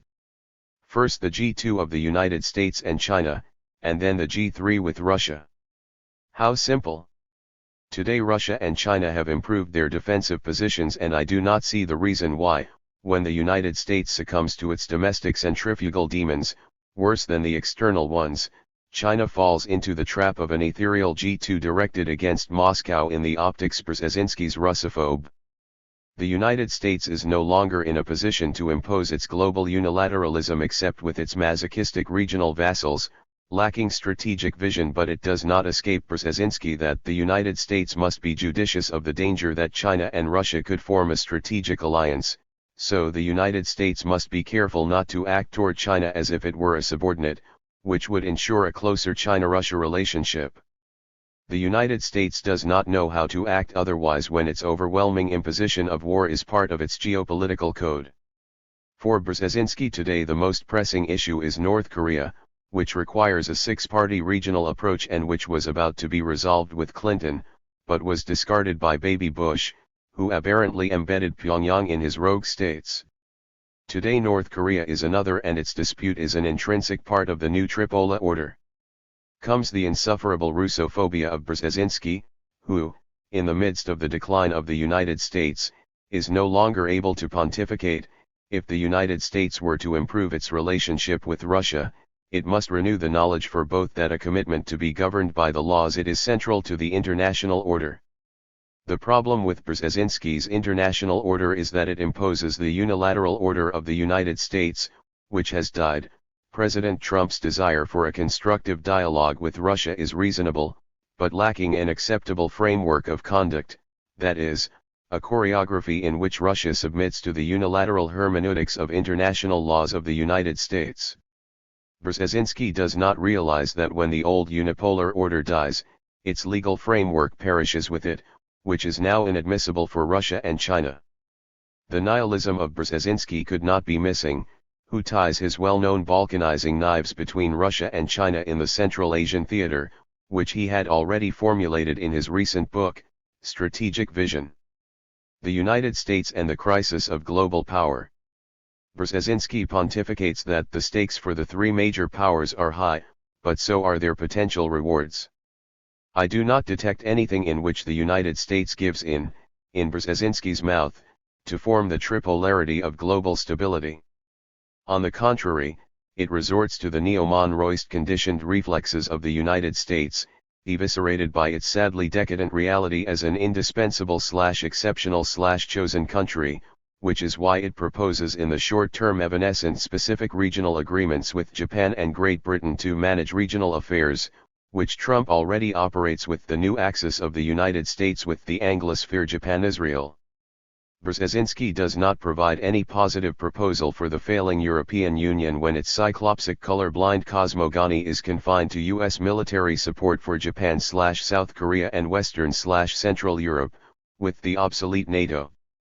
These are military times rather than mercantilist vulgarity, and the Polish-Canadian-American Brzezinski concludes with his threat to Russia in the event of a military incursion into Europe when Trump, who knows the power of business, must give a punitive blockade of maritime access from Russia to the West, which would affect almost two-thirds of all its maritime trade. That already means the Third World War, ineluctably nuclear. Now it remains to be seen what Russia and China think of their new post-Western order. To China and its triangular relationship with the United States and Russia. Superscript 2. Today, the global order that Obama bequeathed and that Trump has exacerbated with his chaos within chaos reflects a classic transition of hegemony, very well studied, since the four in the transfer of power in the Western world, by Giovanni Arrighi in his book Chaos and Order in the Modern World System. Today the United States suffers from its crisis of hegemony when it exhibits a clear decline held by the old unipolar world order that has not just died with its obsolete international organizations from the Second World War, UN/IMF/WB/WTO, and is ineluctably heading, without a nuclear war involved, to a new tripolar order with the emergence of new power configurations, in this case with Russia and China. The relevant meeting of the Munich Security Conference, CSM, admits the dynamics of transitions of hegemony in its 2017 report, Post-Truth, Post-West, and Post-Order. Kissinger plays a classic G2, United States with Russia, against 1, China, as a remake of his old scheme from the 1970s with his previous G2, United States plus China, against 1, USSR, while the well-known Russophobe Brzezinski admits the inevitability of a G3 shared between the United States/China/Russia. 10 years after the famous diagnosis of the advent of the new multipolar order of Tsar Vladimir Putin, in the same WSC forum, his foreign minister Sergei Lavrov urges the United States to recognize the validity of a new post-Western democratic order that shook all of Eurasia. Zhao Yuming, Associate Research Fellow at the Institute of Russian, Eastern European, and Central Asian Studies and member of the Chinese Academy of Social Sciences, on the unofficial Global Times portal of the Communist Party of China, addresses the perspective of the relationship China/United States/Russia triangular for 2017. In his opinion, the West is experiencing the moment of Brexit/Anglo-Saxon Trumpism, while the trilateral relationship between China/Russia/United States is being established, when the comprehensive coordination partnership between China and Russia maintains a high level of growth, the relationship between China and the United States is generally stable, and Trump's desire to improve U.S. ties with Russia has been warmly received by Russian President Vladimir Putin. It would be necessary to clarify when the deep state and the intelligence community of the United States, headed by the CIA, ally of the Bushes and Soros, have delactised Trump, forced him to reverse his rapprochement with Russia, while they have overheated 3 hotspots with China: 1. The North Korean nuclear/missile dispute; 2. The dispute over the East China Sea with Japan, stirred up by the United States; and 3. The dispute over the South China Sea, the maritime transport lung of the Asian giant. Despite the triangular/trilateral deterioration, Zhao Yuming explores the relationship between the United States/China/Russia, which, he predicts, will remain stable throughout 2017. He judges that the strategic cooperation between Beijing and Moscow will continue its development at a high level, when they share similar political and diplomatic agendas and the promotion of global multipolarity. Although Russia can improve its ties with the United States, this will not impede the development of its relationship with China. While Trump's criticism on trade matters persists, he argues that China and the United States will have disputes on some issues, but the risks are under control, since there are institutionalized channels of communication between Beijing and Washington that minimize the risks. For Zhao Yuming, Trump is a typical pragmatic businessman who prioritizes interests over ideology. So, deliberately creating unrest with China will not only jeopardize the bilateral relationship, but will also harm the economic and diplomatic interests of the United States, which is not an ideal option for Trump. He considers it likely that the United States and Russia could cooperate in their anti-terrorist operations, which would break the current impasse between Washington and Moscow, but admits that one should not be so optimistic when history and reality are taken into account. Russia and the United States have always had conflicting interests and diplomatic objectives, which is exposed in the crises in Ukraine and Syria, where there is no basis to forge intimate ties in the short term. He argues that entrenched conflicts between Russia and the United States make substantial improvement unlikely. He believes that the future orientation of the triangular/trilateral relationship will depend on Trump's diplomatic policies, who will focus more on domestic construction than on his foreign investments, for which a stable external environment is of vital importance, where the support of China and Russia is indispensable. It sounds absurd that Trump would wage his domestic war synchronously with 2 foreign wars against Russia and China. In my opinion, all the Russophobic McCarthyism that prevails in the United States, fueled by the multimedia controlled by George Soros and the defeated dynasties of the Bushes and the Clintons, along with Obama, deepens the serious geostrategic error of throwing Russia into the arms of China, or vice versa. Zhao Yuming concludes that the relationship between Russia and the United States will improve this year.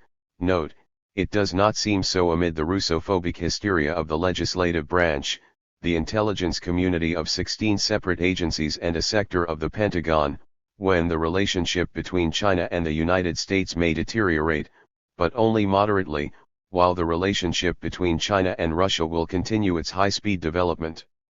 Global Times publishes 2 comments on Zhao Yuming's article, one, from Stupidkami, who states that China is going to lose Russia with Trump, and another, from Alex, who argues that no country should plan its relationship international based on the premise of warm us-Russian ties, since Trump may need an enemy to bash in order to improve the side of his rough image. Short of options, he grabbed China because he thinks there is an opportunity to blackmail her. Message: China has already made its provisions and forecasts. Referring to the recent veto by China and Russia in the UN Security Council against the US/Britain/France resolution on Syria, Russia insiders Rudy Panko comments that Beijing has just made its geopolitical stance very clear: China is with Russia. Rudy Panko judges that China is fed up with the regional and global instability created by Washington, and now Beijing and Moscow are closer than ever. He highlights that Russia and China are protesting against the United States' plans to deploy new missile defense systems in South Korea, and concludes that China no longer plays both sides, of the United States and Russia, since it understands what Washington wants. In my opinion, Trump will seek to exploit the weakest link to break the powerful Eurasian axis of Russia-China-Iran. 3. Trump and Kissinger's Medan theory to confuse Russia and China. Superscript 3. The renowned British researcher Nafeez Ahmed argues that the leaders of the United States, by acting erratically, assume that they can outmaneuver their rivals, based on the tricks of Henry Kissinger's madman theory, and that they were applied with the 59 cruise bombs that Donald Trump ordered to be launched against a Syrian air base, while he was tasting chocolate for dessert, which constituted an affront to the Mandarin Xi Jinping, perhaps in order to detect his psychological reaction and his true geopolitical position in Syria. Ahmed argues that the sudden air bombings in Syria are part of the philosophy of unpredictability, or madman theory, that Kissinger has long advocated as a hallmark of great statesmen. The madman theory of the great statesman, in the sui generis cosmogony of the universal genocidal Kissinger, comes from the intentional acronym MAD, Mutual Assured Destruction, which means madman and personifies mutual assured destruction, a security policy. National and Doctrine of Military Strategy, conceptualized by John von Neumann, Cold War strategist, inventor of game theory, and head honcho of the Intercontinental Ballistic Missile Committee. Herman Kahn, futurist at the RAND think tank, in his book on thermonuclear war, criticized the tragic consequences when applying the absurd metaphor of MAD. Greg Grandin had anticipated about the Mad Men when Trump could be the perfect vehicle for the philosophy of Kissinger, who has always insisted on the importance of unpredictability and even irrationality in diplomacy. Already since 1957, Kissinger shamelessly advocated the madman theory through a limited nuclear war, which he implemented together with Richard Nixon 11 years later with napalm and without atomic bombs. The madman theory with nuclear weapons of the nonagenarian Kissinger is equivalent to the creative destructiveness of the economist Joseph Schumpeter, and whose insanity was amply demonstrated in Indochina. With the Truman-General MacArthur duo, the United States had already proven the madman theory avant la lettre in 1945, by launching 2 nuclear bombs on Hiroshima and Nagasaki, whose objective, according to declassified files, was to deter the Union of Socialist Republics Soviets to invade Japan. Ahmed accuses that Kissinger is the dark side of Trump in Syria, and cites that the defeated Hillary Clinton stated a few hours before that the United States should bomb the air bases of Bashar al-Assad. In Ahmed's opinion, the pugnacious maniac Kissinger, accused by British-American author Christopher Hitchens of complicity in U.S. war crimes in Latin America and Southeast Asia, has been one of Trump's main advisors to negotiate U.S. relations with Russia and China. Now Kissinger's influence on the Trump administration is visible through his former acolyte Kathleen Troya McFarland, now Deputy National Security Advisor. Beyond his relevant positions with Nixon and Gerald Ford, Kissinger has always been close to power with Republicans and Democrats, secret national security consultant to President George W. Bush and advisor to Barack Obama and Hillary Clinton. Kissinger epitomizes the supreme interests of the Rockefeller bankers and Israel that are subsumed today in the J.P. Morgan Chase megabank, linked to the Trump Organization. Kissinger admitted in Davos that the international order is disintegrating in certain aspects with the entry of new elements from Asia, where he applauded the economic globalization of the Mandarin Xi and approved Trump's less confrontational approach with Russia. Kissinger's approach consists of the different U.S. administrations avoiding the caution recommended by experts and, on the contrary, opting for the constant redefinition of objectives and the strength to contemplate chaos. Through the madman theory, the United States permanently puts its rivals on the back foot for fear of the dangerous volatility of American power. Ahmed breaks down all the contradictions between Trump and his Secretary of State, the Texan oilman Rex Tillerson, with the Syrian President Assad, whom one day they intend to defenestrate, to deny themselves the next day. Trump's deepest objective is to clear the ground to pursue his strategic ambitions in Syria, when he sees the escalation of chaos in Syria as a strategic opportunity. Ahmed is based on the book The Battlefield, by the former defenestrated National Security Advisor, Lieutenant General Michael Flynn, and the Straussian neoconservative zealot Michael Ledeen, a specialist in false flag montages and who since the Iraq War in 2003 advocates turning the Middle East into a cauldron, whose vision correlates with the Trump administration's preference for chaos, with its backtracking and constant changes in priorities. Ledeen, who from the shadows leaves Goebbels very small, is one of the most toxic and mendacious strategists that the United States owns and boasts, author of the soap opera of The Yellow Cake of Niger and its montage of the weapons of mass destruction of Saddam Hussein that never existed. One of the characteristics of the madman theory, that Trump practices consists of erasing the boundaries between lies and truth, thanks to the overwhelming control of multimedia disinformation. Ahmed judges that an indication of what is really at stake comes from the talks between Benjamin Netanyahu and Trump weeks before the bombings. The Israeli premier wants to establish buffer zones on the Syrian side of the border, which de facto allows the annexation by Israel of the Golan Heights, where the Zionist subsidiary of the American transnational Genie Oil and Gas operates under license from the Netanyahu government.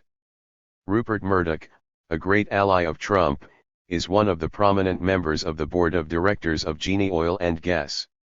Neither Trump nor Netanyahu would seek the removal of Bashar al-Assad, but rather his miniaturization, encapsulation and cracking the alliance of Russia and Iran through a Machiavellian barter, gifting Crimea to Russia in a theater of battle, while Trump wishes to convince Russia, in a different theater, withdraw its alliance with Iran in Syria, allowing the United States greater playing field to impose a diplomatic settlement that fits its suspected geopolitical objectives for the region, whose end result is to maintain a state of permanent instability in Syria, where no particular faction wins, thus prolonging the war. Will Tsar Vladimir Putin fall into the Kissinger-Trump trap with the Crimea swap for the Golan for Israel? 4. How China sees the world order, according to the American magazine The National Interest. The profane Goebbelian propaganda of the very biased Israeli Anglo-Saxon multimedia, which even the very influential Texan James Baker III criticizes for its lack of objectivity, practices an intense solipsism that has the luxury of pretending to affirm how its global competitors see themselves, without being consulted. The recent book on China, by the Israeli-German-American Henry Kissinger, political operator of the Rockefellers and ExxonMobil, does not have the replica of its counterpart in Beijing, where we do not yet know how verifiable its data are, which sound unilateral and subjective to first glance. It would have been fascinating if the great helmsman Mao Zedong, or his supreme administrator Zhou Enlai, had given their version of the momentous negotiations with Nixon and Kissinger in the early 1970s, to find out what was going on behind the scenes. A bibliographic aberration, which ultimately harms global harmony, is that there is no literature from China or Russia on geostrategic matters, when very little is known about their secret archives kept as national treasures. Now it turns out that the American bi-monthly magazine The National Interest instructs us on the way in which China envisions the world order. This bi-monthly magazine has many congenital vices, having been founded 31 years ago by the Israeli-American zealot Irving Kristol, considered the patriarch of the Straussian Zionist neoconservatives and father of the Israeli-American superwar fanatic William, editor of the Weekly Standard. Worse, the honorary boss of the national interest is Kissinger. Its editorial contradiction is evident from the start, since Kissinger's vision on China collides with that of the unipolar Straussian Zionist neoconservatives, a bedroom dispute between the modern tribes of Israel's greatest supporters in the United States. Independently of the cadastral and ideological editorial control of the bi-monthly magazine, the authors Richard Fontaine and his collaborator Myra Rapp Hooper contribute their solipsistic vision on China. Fontaine is president of the neoliberal think tank Center for a New American Security, with strong ties to the controversial General David Petraeus, former director of the CIA and today boss of the Israeli-American banking firm KKR, in turn a donor to the very influential Council on Foreign Affairs Relations, which controls the International Relations Department of the Enterguista and anti-Mexican ITAM. The author's mantra, after their boring panegyric to the liberal international order of 7 decades, fears the rapid rise of China to superpower status with 2 very simplistic options ahead. 1. The one they want to maintain the hegemony of the United States, Beijing will embrace the existing pillars of the global order, and 2, they fear that China will be revisionist, seeking to undermine the rules of the present order and formulate an illiberal alternative that excludes the United States. In his opinion, the United States must use a triple combination of carrots, sticks and compromise so that Beijing firmly embraces global rules and institutions, when China transgresses some of those rules and establishes alternative institutions. This is a vulgar G2, already very redundant, that does not dare to say its name, where China submits to the unilateral dictates of the United States. It seems that the authors did not read Kissinger's chapter on the Crow Memo and the repetition of history, as happened with the inevitable collision of Britain and Germany in the First and Second World Wars. 2 banks led by China scare them, the AIIB and the BRICS Bank, which have surpassed the World Bank in their bilateral lending to developing countries, and have also relegated the Regional Asian Bank, ADB, regional financial instrument of the United States, like the IDB in Latin America. They comment that China is not that different from other rising powers, and Chinese officials in their private moments refer to the South China Sea as their Caribbean Sea, equivalent to the dominance that the United States exercises in the Gulf of Mexico and the Caribbean on the American continent. The United States does not accept the new concept of security evoked by the Mandarin Xi, who affirms that security in Asia must be maintained by the Asians themselves. The United States unilaterally advances its neo-Monroeism, today of a financial nature, through its capture of the central banks and finance ministries in Brazil, Argentina, Peru, and neoliberal Atamite Mexico with bankers controlled by Israel, while rejecting an Asia for Asians. They also fear that China has sought to rewrite the rules of Internet governance and prefers state-centric Internet sovereignty. They ignore that GAFAT, Google, Amazon, Facebook, Apple, and Twitter, is an instrument of global cyber control of the United States from the Pentagon's DARPA operational matrix. The explosive mix of carrots, sticks and compromise by the United States to prevent the irresistible rise of China has led to a dangerous confrontation in the South China Sea, when China is not willing, from its millennial perspective, to be a vassal of no one, least of all the barbarians of North America. The triplet of measures that the United States applies to China, carrots, sticks and compromises, is contradictory, and one of them often prevails over the others. Today Obama favors the sticks against China, although he has reluctantly accepted the late inclusion of the renminbi yuan, as one of the 3 main reserve currencies of the IMF, the special drawing rights, when he has seen how his once great ally Special Britain threw itself into the arms of China in the founding of the Creative Asian Infrastructure and Investment Bank, AIIB, while tightening the geopolitical suffocation of China around the South China Sea with its penetration into Myanmar and Vietnam. Obama is also seeking to continue isolating China by proposing a military maritime axis between Japan, Australia, and India to create a second maritime blockade in the Indian Ocean. The irresistible rise of China, which Nixon and Kissinger used in the 1970s to balkanize the USSR a decade later, is inversely proportional to the inexorable decline of the United States. The serious defect of the Cyclops and color-blind vision of the authors is that they have not realized the resurrection of Russia in the phase of Tsar Vladimir Putin, whom they intend to continue isolating in a sterile way, when the brand new strategic partnership between Beijing and Moscow has cornered the United States into its regional financial neo-Monroeism. Worse still, they do not realize that, in a multidimensional view, the world is already tripolar with the respective spheres of influence of the United States/Russia/China. 5. The tripolar test of the United States/Russia/China, according to Michael Clare. Michael Clare, Professor Emeritus at Hampshire College, noted specialist in global peace and security studies, interprets that Trump adheres to the strategic nodal concept of a tripolar world order, something like the dystopian Orwellian 1984 world of three powers seeking global dominance: Oceania, Eurasia, and East Asia. He believes it would be a serious error in judgment to vilify Trump for lacking a coherent foreign policy. Quite the opposite. The tripolar order radically breaks with the end of the Cold War paradigm, in which Russia, China, and the United States would each assume responsibility for maintaining stability within their respective spheres of influence, while cooperating to resolve disputes where such spheres overlap. Trump joins the Russia-China Master Plan of April 1997, 21 years ago, when the then Chinese President Jiang Zemin agreed with the Russian President Boris Yeltsin, in Moscow, to build a common front against the global dominance of the United States.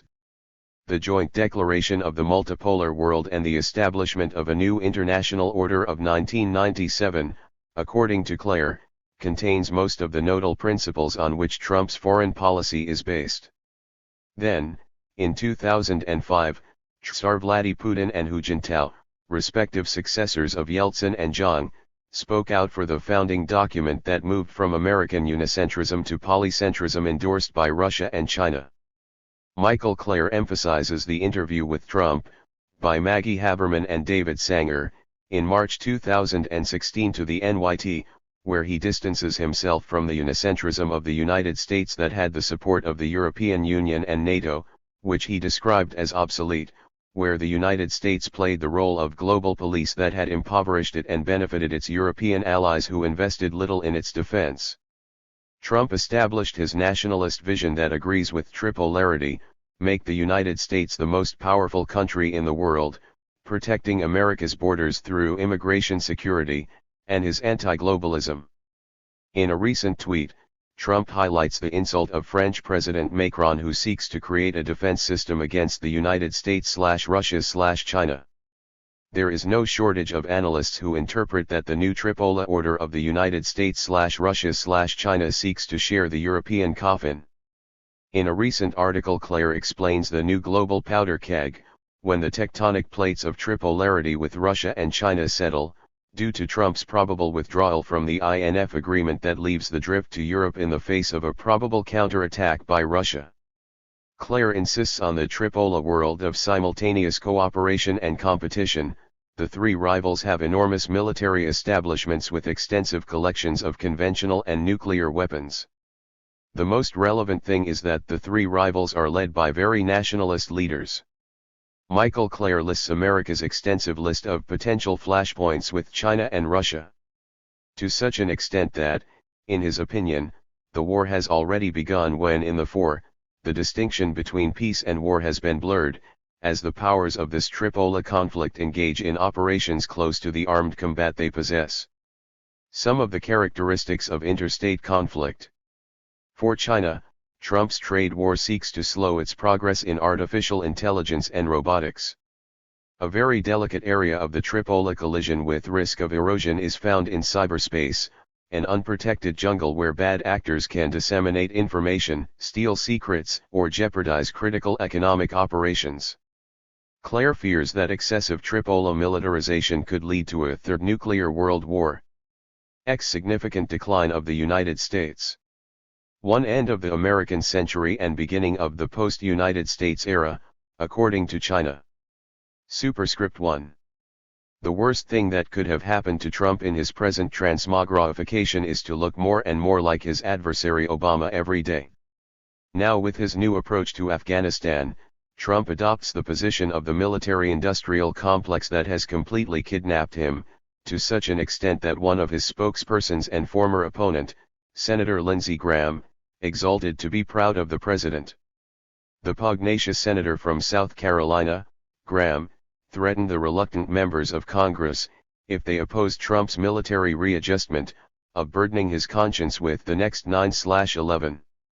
Trump's previous spokesperson, the Breitbart portal, controlled by the deposed Steve Bannon, who has gone into opposition, criticizes the former casino/real estate owner and reality show host in two areas where he is betraying his voters: 1. His contradictory immigration policy, and 2. The increase in the United States military presence in Afghanistan. So much revolving acrobatics in domestic politics, which is experiencing a surreptitious civil war that does not dare to pronounce its name, as well as in the foreign policy of the United States, denotes the decline of the once unipolar superpower. He Yafei, former Chinese vice-chancellor, says that the American century has ended and the post-American era has begun. The American century turned out to be a wild dream of the pugnacious Straussian neoconservatives, embedded in the project of the New American Century, PNAC, for its acronym in English, headed by the bellicose Israeli-Americans William Kristol and Robert Kagan, whose hegemonic objective was to promote American global leadership. The Straussian neoconservatives have returned with a vengeance with the emasculated Trump, but their chimera of 20 years ago vanished with the miraculous resurrection of Russia and the irresistible rise of China. Of the 25 co-founders of PNAC, 10 were from the failed baby Bush administration, primarily Vice President Dick Cheney, Pentagon Secretary Donald Rumsfeld and Israeli-American Paul Wolfowitz. The businesses that benefited from the PNAC scheme were Halliburton, Cheney, the construction company Bechtel, Rumsfeld, and the military transnational trireme of the Undersecretary of the Pentagon, the Israeli-American Richard Perle. The failures of the wars in Afghanistan and Iraq of the Bush/Cheney/Rumsfeld/Wolfowitz quartet based on hoaxes, from the Hollywood montage of 9/11 to the weapons of mass destruction that never existed, buried the PNAC. The double military defeat of the PNAC could not impose its new American century. It could be argued that the United States governed in a unipolar manner from the fall of the USSR, 1991, until, depending on the prism through which you look at it, the year 2000 with the appearance of Tsar Vladimir Putin and his provision of nuclear weapons. Or, from 1991 to 2008, in the Chinese perspective, when the bankruptcy of Lehman Brothers called into question the global unipolar financial order of the United States. In the end, the unipolar American century only lasted 9 years in the Russian view and 17 years in the Chinese view. The IV United States was 10 to 20 years. Without wars involved, Yafei comments that it is only a matter of time before China's current economic growth exceeds the GDP of the United States. In fact, in terms of purchasing power, China's GDP has already surpassed that of the United States. In terms of nominal GDP, it could be anticipated that China will be the first geo-economic superpower since 2020. The former Chinese vice-chancellor correctly states that the United States is still a superpower in military, economic, and other aspects that make it maintain its hegemony, but with the great changes in the balance of world power in political, economic, ideological, and cultural, the end of the American century is a reality, so the adjustment of the international order is inevitable. According to Yafei, globalization has undergone unprecedented changes and has entered a new era when the struggle between globalization and anti-globalization forces has intensified. A seminal nuance is worth mentioning here: the globalization that China advocates is economicist, while that practiced by the Anglo-Saxon triplet United States/Great Britain/Israel is financialist. Hence, Yafei comments that the United States, which initiated and led globalization, has reversed its position on the matter in clear allusion to Trump's neo-protectionism in terms of economic globalization, where China and the European Union have already ousted it, as well as India displaced Japan, while the squares of Wall Street and the city remain undaunted in their leadership of financial globalization. For Yafei, the historical turning point of the advent of the post-United States era considers that it is the global financial crisis that began on Wall Street in 2008. In his opinion, in the post-United States era, unprecedented changes have been made in the global security system, and he optimistically predicts that the world will develop towards collective, cooperative, and common security when the reputation of the United States has declined sharply, as the global military alliance supported by the United States has neither been able to maintain global tranquility and peace nor has it been able to safeguard its own security. He admits that the U.S. network of military alliances and the dollar-centric system are the two most important pillars of U.S. global strategy that will not fade away anytime soon. Yafei states that China actively advocates uncentered multilateralism and calls for a global partnership network that features win-win cooperation, mutual trust, openness and equality, as it has expressed at the summits of the G20, the Shanghai Group, and the cooperation of China's Group 16+1 with the countries of Central and Eastern Europe, as well as the interaction with the ASEAN 10, Southeast Asian countries, for a code of conduct in the South China Sea, despite the obstacles created by the United States and Japan. Yafei marks the year 2017 as the historic starting point to accelerate the development of the post-United States era. In his opinion, the United States is trying to modify international economic rules to deliberately exclude China and other developing countries. It abandoned the Trans-Pacific Partnership, withdrew from the Paris Climate Change Agreement and began renegotiating NAFTA and bilateral trade deals with South Korea, acts that reflect cunning selfishness, which is totally incompatible with globalization. Here Yafei confuses globalization with universalism. With Bush or without Bush, with Obama or without Obama, with Trump or without Trump, the multidimensional trends coming from Russia and China make inevitable the post-American era that would ideally be multipolar, but in harsh reality it will be tripolar or not. It will be. 2. The United States fights with the ghosts of its decline in the face of the irresistible rise of Russia and China. Superscript 2.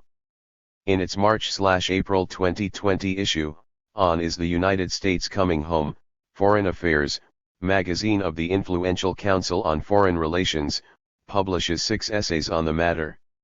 Among them stands out that of Graham Allison, from the Harvard Kennedy School, on the spheres of influence that the United States will have to share with Russia and China. Here is a brief summary of the 6 essays. The Madness of Withdrawal, Why Can't the United States Withdraw from the World? Written by Thomas Wright, a fan of the liberal international order of the Brookings Institution and prone to taking risks on the edge of the precipice, as denoted by his book All Measures on the Brink of War, The Contest for and the Future of American Power. Wright judges that a U.S. withdrawal from Europe or Asia is more likely to embolden regional powers and reiterates the war talk about the Chinese challenge. The only concession it grants is to end the involvement of the United States in Afghanistan, its longest war, where 13,000 troops are stationed while speaking out against the abandonment of American forces from Iraq and Syria, which would provoke the resurgence of the jihadists, so its retraction must be selective. He emphasizes a revolution in U.S. strategy that must continue to play its role as a security provider in global affairs. The Price of Primacy, Why the United States Should Not Dominate the World. Piece by Stephen Wertheim, of the Quincy Institute and Columbia University.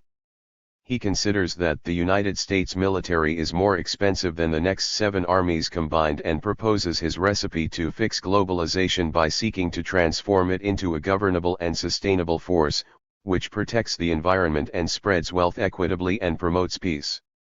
Meanwhile, the interests of the United States must be related to the domestic and international realities of 2020 instead of the interests of 1947. America's strategy must transform globalization that transcends the impasse between America First nationalism and nostalgia for its liberal international order. The United States must end endless wars and not start new ones, since it has formally agreed to defend approximately a third of the world's countries, and informally dozens of others, and maintain an archipelago of more than 800 foreign bases, so it will have to demilitarize its foreign policy. He also proposes how to deal with China and Russia and assures that China is not aimed at dominating East Asia by force. He judges that the relations of the United States with Russia require a redesign, while Russia, with an economy smaller than that of Italy, is not a credible contender for hegemony in Europe and does not need to constitute a security threat of the United States. This author does not have the slightest idea of the Russian military power that has positioned itself with its panoply of hypersonic weapons as the first military power, according to the confession of the soldiers of the Strategic Command. In the geoeconomic sphere, when GDP is measured by its purchasing power, Russia is practically tied with Germany in fifth place. Reality check: American Power in the Age of Restrictions. By Jennifer Lind, from Dartmouth College and researcher at the British Chatham House, and Darrell G. Press, from Dartmouth College. Faced with the temptations of primacy, they accept that Washington's influence is fading, while its costs are increasing. They argue that one of the sources of geopolitical change is Russia, which in several ways constitutes an unlikely impediment to United States supremacy, since it is neither a prosperous society nor a growing power when its population shrinks and aging, and is almost totally dependent on its oil revenues, which are not signs of innovation and growth. They accuse Russia that, through its wars against Georgia and Ukraine, it has prevented the integration of these countries into the order supported by the United States, and has created divisions between Washington and its European allies. They attack the dissemination of disinformation that Russia uses to exploit the vulnerabilities of its adversaries' open political systems and sow polarization and division. This duo echoes the archaic theses of mega-speculator George Soros and his open societies that have been enslaved by their obscene financial lubrications. The authors accept that the United States and Russia are trapped in a dangerous place of escalation. They encourage de-escalation and mutual accommodation, primarily in Ukraine and other parts of Eastern Europe. They recognize that Russia has valid security interests in Eastern Europe. In relation to China, they encourage an agreement and urge that U.S. leaders must ask what they can realistically achieve without poisoning US-China relations. Won't it be too late when Obama/Hillary Clinton and Trump have escalated their confrontation with China? The authors only propose a minimum of insipid and indigestible concessions that grant very little, in exchange for a false détente. Finally, they admit that there is disillusionment on the U.S. domestic front as a reaction to the twin forces of economic globalization and automation and conclude that the U.S. geopolitical vacation is over. Learning to Live with Despots: The Limits of Democratic Promotion. By Stephen Krasner, from the ultra-conservative Hoover Institution and Stanford University, which he summarizes in his book How to Make Love to a Despot, an Alternative Foreign Policy for the Four. It exposes three nodal ideas. Revolutions are rare. Despots usually remain in power. It is clear that Krasner is not aware of the multicolored revolutions of the Arab Spring or the millennial revolts in Latin America.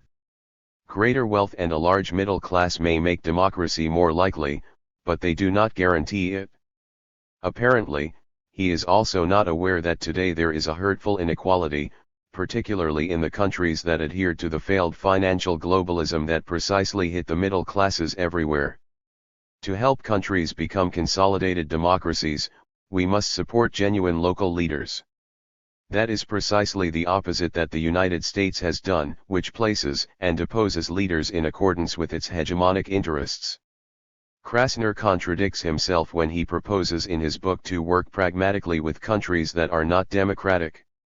Coming to Less: The Truth About Military Defense Spending. From Kathleen Hicks, Director of the International Security Program at the CSIS think tank. It is an apology for combining a grand strategy that expands the range of foreign policy tools beyond what military defense spending buys, since the protection of the United States from foreign threats and the preservation of its interests abroad will necessarily require costly military power. In sixth place I have placed an article by Graham Allison that deserves special analysis, see the following section. I consider Allison the most important of the speakers, as he realistically advocates for new spheres of influence to share the planet with other great powers, in explicit reference to China and Russia. 3 new spheres of influence for the United States to share the planet with China and Russia. Superscript 3. As I have noted, of the 6 foreign affairs articles on the decline of the United States in the face of the rise of Russia and China, the most realistic was by Graham Allison, who advocates sharing the planet with other great powers, specifically with China and Russia, in new spheres of influence, preferable to a nuclear war between the United States and Russia that no one would win. I have already mentioned that the United States struggles with the ghosts of its decline in the face of the irresistible rise of Russia and China, based on 6 essays in foreign affairs, among which the essay by Graham Allison, of the Harvard Kennedy School and author of the book Destined for War, Can China and the United States Escape Thucydides' Trap? His Thucydides' Trap is based on the history of the Peloponnesian War by the Athenian historian and military man Thucydides, from 4 BC, where he explains how Sparta, the land hegemonic, subjugates Athens, the emerging and ascending maritime power. Athens was defeated.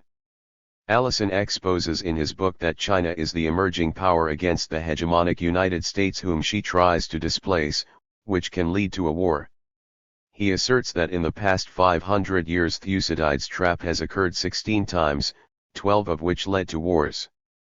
He urges that the United States accept the reality that there are spheres of influence in the world today and that not all of them are American spheres of influence. Allison subdivides his essay, in Foreign Affairs, into several segments. The World as It Was.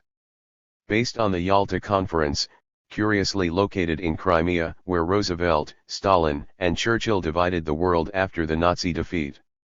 Tectonic plates. He notes that the balance of power that occurred in the first 2 decades of the war has been as dramatic as any shift the United States has witnessed in an equivalent period of its 244 years.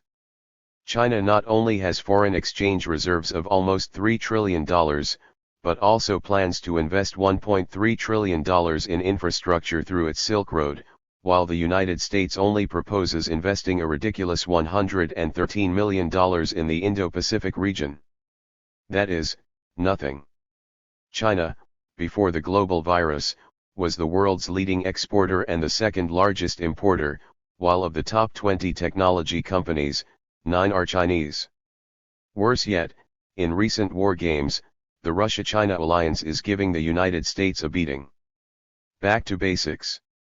Allison considers that the concepts of geopolitical competition regarding spheres of influence, balances of power and alliances have been strengthened and must be adapted to the specific conditions of the war.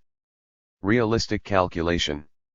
He admits from the perspective of American interests and values that the consequences of the rise of China and Russia's power relative to that of the United States are not good. He judges that the South China Sea will probably look more like the Caribbean than the Mediterranean, where China will emerge as the hemispheric hegemonic. In the same way, the Crimea dispute and the conflict in Ukraine are a lesson about the relevance of the immediate periphery of Russia, whose intervention in Syria, to rescue President Bashar Assad, is the foreshadowing of what is to come and of what the allied and/or partner countries of the United States will have to weigh about its tragic consequences. Given the military decline against Russia, Allison proposes that the United States reconfigure the strategies of other countries through non-military means under calculations of costs and benefits, where economic sanctions stand out. Museum of Retired Interests. He urges that the United States must focus above all on its alliances and partnerships, especially if China is destined to be the major player in world history, as Lee Kuan Yew, the legendary former Prime Minister of China, exulted. Singapore. The opportunities for Washington that Allison envisions are applicable primarily in the economic arena, where he undertakes a fantasy adventure of happy figures by hallucinating the return of the United States which, in my opinion, will depend a lot on the outcome of the presidential election to the theoretical and ailing Trans-Pacific Economic Cooperation Agreement, TPP, which, added to a parallel trade agreement with the European Union, coming from the Obama era, which today is breaking up. With Brexit, which in its entirety would yield a miraculous 70% of global GDP, led by the United States, compared to 20% for China. Allison was stuck in the era of Obama's failed trade agreements, A. TPP, B. Transatlantic Trade and Investment Partnership, TTIP, and C. the Trade in Services Agreement, TISA. Due to his precarious Obamaism, Allison does not take into account the Anglo-Saxon nationalism of Brexit or the economic nationalism of Trumpism, a fortiori, in the event of Trump's re-election, if he does not stumble upon the global virus. He admits that the military arena is of greater complexity and proposes a new system of U.S. alliances subject to a reckless analysis from scratch. It exposes two scenarios that must take into account in a transcendental way the realities of nuclear weapons in this new world, at a time when China and Russia possess reliable capabilities to deliver a second strike of nuclear response and whose retaliation could destroy the United States. He asserts, correctly, that even a conventional war can escalate to a nuclear war that carries the risk of catastrophe, so competition must be tempered by precautions, restrictions, and careful calculations in risk-taking. Of the two scenarios in question, one deals with the United States' response to China's actions in suppressing the protests in Hong Kong or its reaction to the hypothetical independence of Taiwan. His second scenario concerns the Latvian government's repression of the significant ethnic Russian population, 22.5%, which would lead to Russia's annexation of a piece of Latvia. For Allison, the balance of military power in a conventional war over Taiwan or the Baltic countries has shifted decisively in favor of China and Russia, so current U.S. commitments are not sustainable.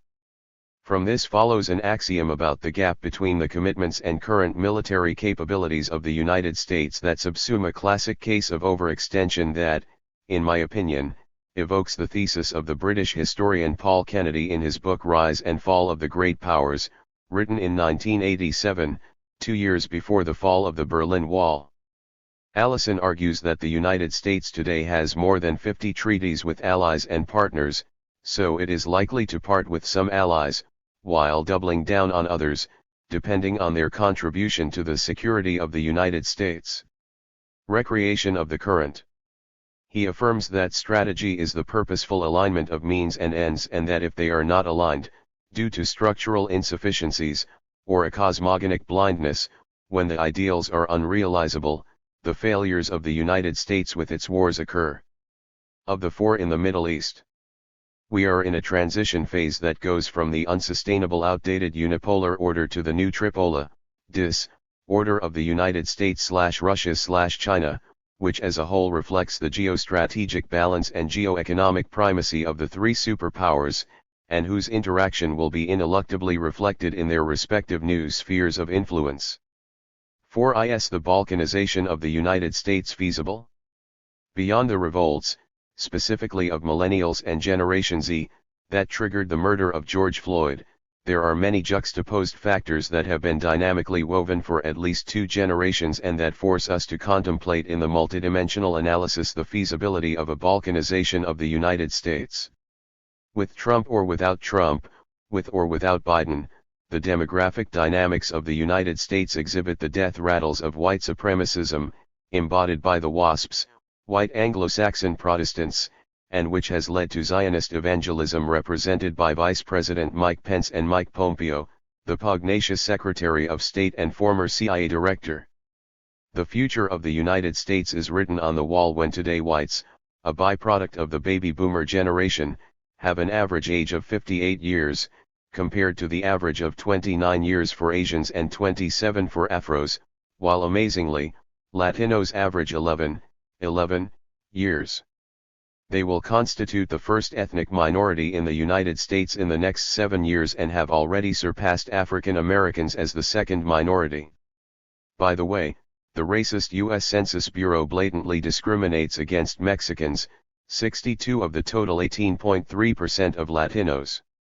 If whites are mostly baby boomers, Asians and African Americans belong to millennials, Generation Y, while Latinos who aberrantly equate them with Hispanics represent Generation Z. This transgenerational rupture is reaching its paroxysm and a way out for whites, not to mention the supremacists who do not want to kneel before the two conglomerates of Black Lives Matters, the big winners in this phase, and the urban guerrilla of Antifa. It is the balkanization of the United States in order to perpetuate its financial and stock market privileges, and that would reach northern Mexico. Today the whites exhibit two incompatible existential agendas that have reached the brink of a surreptitious civil war, between the globalist group, dominated by the duo of the slave bankers Rothschild and the mega-speculator George Soros, the Clintons, Obama, and Joe Biden, and Trump's economic nationalist group, whose main ideologue is Steve Bannon, who operates behind the scenes. Seen diachronically, the presidency of Obama, a mulatto with a white mother and an African father, who many describe as the Gorbachev of the United States, represents the inevitable phase of demographic transition of the United States, by extension to Joe Biden. Meanwhile, Trump has two characteristics: he is the last white supremacist president of the Union, or the one who promotes balkanization to preserve the identity of the WASPs, still the majority, but seriously cornered. It could be argued that the baby duo of Bush and Dick Cheney was a model of failed transition of the fauna of the Straussian neoconservative Republicans. Do not underestimate the counteroffensive of the rednecks and their powerfully equipped militias that operate in the Bible Belt and the Rust Belt, curiously, the area of most of the 12 swing states where the elections will be decided. Already before the riots triggered by the murder of George Floyd, gun sales had increased ominously in the United States, which denotes the anguish of its population.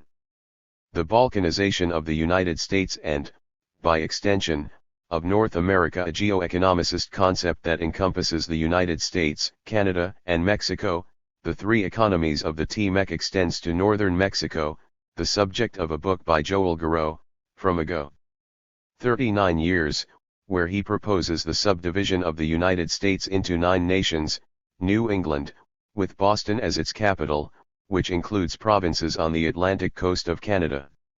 The Foundry, capital Detroit, they equated to the Rust Belt, in decline. Dixie, with Atlanta as the capital and with the states that formed the Confederacy in the South. The breadbasket, with Kansas City as capital, powerful agricultural region of the Great Plains. The Islands, with Miami as the capital, covers Florida and the Caribbean. Mex America, its capital is Los Angeles. It includes portions of southern and central California, southern Arizona, the Texas border with the Rio Grande, most of New Mexico, the Baja California Peninsula, and northern Mexico. Ecotopia, with San Francisco as the capital, it encompasses the Pacific Northwest, Alaska, the states of Washington and Oregon, and British Columbia, Canada. The MP Quarter, capital, Denver. Quebec, capital, Quebec City, French-speaking province of Canada. 12 years ago, the senior Russian diplomat Igor Panarin predicted the balkanization of the United States in 6 pieces in a shocking article published in the Wall Street Journal, today belonging to the Fox News Group, very close to Trump and spokesperson for the politically correct whites. United States Atlantic coast, may join the European Union. The Republic of Texas, will be part of Mexico or will be under its influence. The Republic of Central and North America, will be part of Canada or under the influence of Canada. The Republic of California, will be part of China or under the influence of China. Alaska, will return to Russia. Hawaii, will be part of Japan or China. Later, in 2011, award-winning author Colin Woodard set out to expunge the history of the 11 rival cultural regions of the United States. Yankeedom, entire part of the Northwest north of New York City and reaching Michigan, Wisconsin, and Minnesota, values education, intellectual achievement, community empowerment, and civic participation, supports government regulation. The New Holland, natural ally of Yankeedom. It covers New York City and northern New Jersey, very commercial, materialistic culture with tolerance for ethnic and religious diversity, committed to freedom of research and conscience. The Midlands, are located broadly in the Midwest, with a middle-class culture, of moderate political opinion where government regulation is not very popular, considered as the Great Volatile Region, swing. Tidewater, Chesapeake Bay and North Carolina region. Of feudal origins that favored slavery and embody respect for authority and tradition. The Greater Appalachians, covers parts of Kentucky, Tennessee, West Virginia, and Texas, where rednecks abound. They value personal sovereignty and individual freedom. The Deep South, Alabama, Florida, Mississippi, Georgia, and South Carolina, very rigid social structure against government regulation that threatens individual freedom. The North, parts of Texas, Arizona, New Mexico, and California, dominated by Latino culture that values independence, self-sufficiency and hard work. The left coast, includes the coast of California, includes Juneau, Alaska. The Wild West, central states, include Montana, Wyoming and Utah, very conservative and dedicated to the industry, which resents being controlled by Wall Street. New France, around New Orleans in Louisiana, to which the province of Quebec, Canada, is added, liberal-leaning. They accept government participation in the economy. First Nation, they live in the northern part of the country, represented by Native Americans who enjoy tribal sovereignty. For his part, Pat Buchanan, press officer for 3 former Republican presidents, Nixon, Ford, and Reagan, belonging to the paleoconservative core, analyzes the revolt and iconoclastic fury in almost 40 cities in the United States, curiously governed by Democrats, and he asks if the next monument to be torn down will be Churchill's.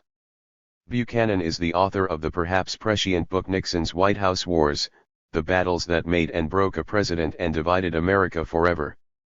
Disturbingly, Catholic Pat Buchanan, at 81, gloomily questions, how this will end without a permanent division of the country escapes me. 5. The collapse of the United States, according to Dmitry Orlov. Collapsology studies in a transdisciplinary way the risks of the fall of industrial civilization and the globalized society, dystopia coined by Raphael Stevens and Pablo Servin, how everything can collapse. In his famous book The 5 Stages of Collapse, from 7 years ago, the great Russian-American thinker Dmitry Orlov argues that societies have gone beyond the point of sustainability, so they move through a sequential set of 5 stages of collapse: 1. Financial, 2. Commercial, 3. Political, 4. Social, and 5. Cultural. In a recent writing he analyzes the implosion of the United States and comments that its 5 stages apply, but in reverse, its cultural collapse comes first, followed by its social dislocation, its political dysfunction, its commercial decline and its financial mirage. Dmitry Orlov is a systems engineer and witnessed the collapse of the USSR that he compares to that of the United States, which he attributed to a severe shortage of oil production, the worsening of the foreign trade deficit, an exaggerated military budget, and a disabling foreign debt. Orlov expands on his approach to the collapse of the United States, which he treats as an empire that is based on the same 3 pillars of other empires: culture, ideology, and history. Culture, Dmitry Orlov confuses culture, as an estate of a civilization, with the vulgar entertainment of Hollywood montages and the toxic thefts of Netflix with its cheap propaganda. The United States lacks culture and has plenty of propaganda training. Ideology, the accumulation of exaggerated individual wealth, to the detriment of the community, with white overtones, and hypocritically seasoned by the selective Calvinism of the WASPs, white Anglo-Saxon Protestants. The story, Dmitry Orlov highlights the territorial aggression against Mexico, from whom the United States dispossessed a large part of its territory, when it claims the triumph of the Second World War that it intends to take from the USSR that it won. To the Germans. Dmitry Orlov concludes, what is expected of a population whose cultural icons are superheroes who have lost their superpowers, whose ideology is based on the belief in the goodness of filthy profit that is destroyed due to the abuses of the dollar printer, his well-being is centered on receiving alms from the dollar printing press. History has been reduced to a litany of atrocities that no public humiliation can buy back. The collapse of the United States was predicted for this year 2020 by the great Norwegian thinker Johan Galtung, in his book The Fall of the American Empire, who had predicted the collapse of the USSR with exaggerated precision. None other than Paul Craig Roberts, Reagan's Assistant Treasury Secretary, exclaims that the collapse of the United States is no longer avoidable, and quotes Dmitry Orlov. Craig Roberts argues that once the livelihood of a country is discredited among the new generation, the country collapses. He refers to the fact that 40% of the protesters are white, primarily Democrats and under 30 years of age. In my opinion, these great thinkers failed to add perspectives, demographic dynamics and large migratory flows that disrupt the correlations of forces of an unviable status quo. Because of the nuclear abolitionist culture that I profess, I am disturbed by the fate and possession of the plethora of nuclear arsenal of the United States, in the event of its dislocation and/or balkanization.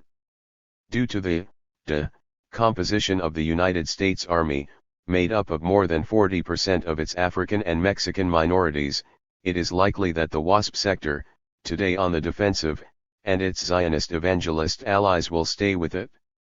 As happened with the collapse of the USSR when Russia concentrated its omnipotent nuclear arsenal from the parts ceded by Ukraine, Belarus, and Kazakhstan. 6. Significant decline of the United States and rise of China, according to futurologists at the Pardee Center. By using broad measures of material capabilities, the outlook is clear, according to futurists at the Pardee Center at the University of Denver, whose specialty is relative power among countries in the future. COVID-19 closes the gap in the relative capabilities of the United States and China, and accelerates the transition between the two. China is likely to gain about 1% of global power relative to the United States in 2030, due to the economic and mortality impacts of COVID-19. Moon of Alabama breaks down the findings of the Pardee Center under the pen of Passerby. There is a real and not just relative decline of the United States when its life expectancy has fallen, a bad sign for a developed country, which extends to Great Britain. Passerby ignores the deep fracture of United States society and the dynamics of the COVID-19 crisis, which has not been able to be controlled in the United States, unlike China. China's triumph during the COVID-19 crisis is concentrated on raw power, as well as its GDP gains relative to the United States. But also in debt levels, when those of the United States exploded due to the crisis. Russia, which is not taken into account, would be the main winner since it has one of the lowest debts on the planet. China's V recovery stands out, compared to the W of double-dip recovery of the United States. Passerby does not disdain public relations and soft power when, despite the accusations of the United States against China, for an alleged export of the pandemic, its management has been catastrophic in containing the pandemic compared to other countries. The United States lost points by exorcising the WHO. COVID-19 also weakened the United States military. Passerby adds a sound warning from prominent economist Stephen Roach, who foresees a strong devaluation of the dollar, the last all power of the United States in my opinion. According to Roach, the dollar will collapse sharply. He estimates a minimum decline of 35%. Be that as it may, China and Iran have agreed to a secret pact for 25 years with military blessing from Russia, Chinese investments in Iranian infrastructure for $500 billion in exchange for Persian hydrocarbons in their respective currencies, flipping the dollar. Passerby quotes David P. Goldman of Asia Times, who on the chip/semiconductor issue is very skeptical that the United States will be able to stop China. Passerby judges that the problem for the United States is that China is the largest semiconductor market in the world and the largest importer of chips in the world. China hides large quantities of chips, and in 2025 it should be able to replace foreign production with their domestic products. In their dynamic schedule, Beijing's far-sighted strategists had contemplated the maximum possible autarky with their China 2025 project. For Passerby, the chip/semiconductor war is a lose-lose situation for the United States and China. The fierce United States boycott against Huawei's 5G is about to lead to China expelling the American Boeing to benefit the European Airbus, which would mean a painful blow to the United States aeronautics. Half of Europe is likely to use Huawei, especially Germany, its greatest geo-economic superpower. Passerby concludes that Mike Pompeo's ferocious multidimensional attack on China is due more to the courage of the US elite, due to the weakening of the United States and China's gains during the COVID-19 crisis. Among the numerous and lucid comments on the Passerby article, comes one about the winners and losers of COVID-19. Germany wins, due to its close relationship with China. The losers are the countries closest to the United States, Great Britain, France, Italy, Brazil, and Mexico. From my point of view, it is time for Mexico to start thinking about its autonomous scope. 7. China's amazing recovery leaves the United States, according to Wall Street Journal. According to the Wall Street Journal, WSJ, China's recovery has imprinted its dynamics, positioning it to further close its gap with the United States economy. Thanks to its drastic measures, China controlled COVID-19, making it the only major economy that will grow this year, according to the World Bank. J.P. Morgan raised its China growth forecast from 1.3% in April to 2.5% by the end of the year, while the United States will contract 8%. China's ballistic takeoff underpins Beijing's belief that its state model, which helped it navigate the 2008-09 financial crisis with minimal pain, is better than U.S. capitalism, which emboldened Chinese leaders at a time of growing geopolitical competition with the United States, according to WSJ, which also cites Nicholas Lardy, an economist at the Peterson Institute for International Economics, based in Washington, who estimates that China's economic output, adjusted for inflation, likely to reach $11.9 trillion this year, 70% of expected U.S. output, the largest advance that China has made against the United States in a single year. WSJ quotes Homi Karas of the Brookings Institution, who argues that COVID-19 put the Chinese economy on track to reach parity with the United States in 2028 in absolute terms, 2 years earlier than the previous estimate. COVID-19. Homi Karas argues that the pandemic will also help magnify China's economic power. Compared to other developing countries such as Russia and Brazil, while India's economy will lag behind to less than a fifth of China, China will emerge much more powerful as the leading economy of the developing world. According to the IMF, Japan, now the third largest global economy when measured by its nominal GDP, will contract 5.8% this year. In his economistic ultra-reductionism, Homi Karas makes a grave error in judgment by one-dimensionally measuring China's economy and comparing it to most of the G20, before and after COVID-19. The Chinese impetus is not only economic, but is also multidimensional, innovative, technological, military, and highly socio-economic cohesive in a country of 1.4 billion inhabitants. With or without COVID-19, which only slowed it down for 1 quarter, the trends pointed to China having to tie the nominal GDP of the United States in 2020, so the projection of its tie with the United States for 2028 still seems prolonged. Already before COVID-19, Deutsche Bank estimated that China's economy would grow 26% between 2019 and 2023, compared to 8.5% in the United States, that is, 3 times more. With COVID-19, China would grow 24%, it was only affected by 2%, while the United States would be hit harder by half with 3.9%, that is, China would grow 6.15 times more. So the good handling of COVID-19 by the Chinese Communist Party established the reality of a trend that was already irreversible. The same technological jewel of the United States, Apple, which is worth almost double the nominal GDP of Mexico, which has just reached a stratospheric value in the market of $2 trillion, owes 14.8% of its boom to purchases of cell phones in China. Hyperlink. There is no shortage of whining sinophobes, such as Daniel Rosen of the New York-based Rhodium Group, who extols China's fragility and red flags, due to its growing debt, uneven growth, and ulcerative problems in the banking system with a flood of inventories. The mournful xenophobes of New York, today in quarantine, operate their morbid prognosis, while Wuhan, the epicenter of the pandemic, has returned to normal and its inhabitants celebrate in the swimming pools the strategic victory by the Chinese government in combating the virus, in unison with the increase in its domestic tourism. He left aside the military future when China's rapid rise in quantum computing and artificial intelligence threatens U.S. technology, according to a U.S. congressional report. 8. The era of disorder that will come after the death of globalization, according to Deutsche Bank. A shocking report from Deutsche Bank confirms the end of globalization and exposes its replacement by the age of disorder with 8 themes that will frame it, among which the rise of China as the greatest techno-economic power stands out. Instead of a military war between the United States and China, the report predicts the intensification of the economic war. A Deutsche Bank team, led by Jim Reed, managing director and strategist of the German bank, envisions the age of disorder, a new era for economics, politics, and our way of life.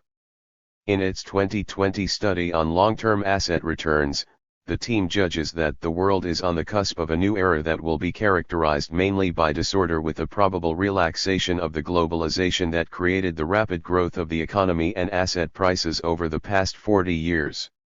He argues that the era of disorder has been accelerated, but has not been caused by the coronavirus, and that, in geopolitical terms, tension between the United States and China will have to characterize the era of disorder as China continues its path to restore its historical role as global economic power, while preferring its own values to those of Western liberalism.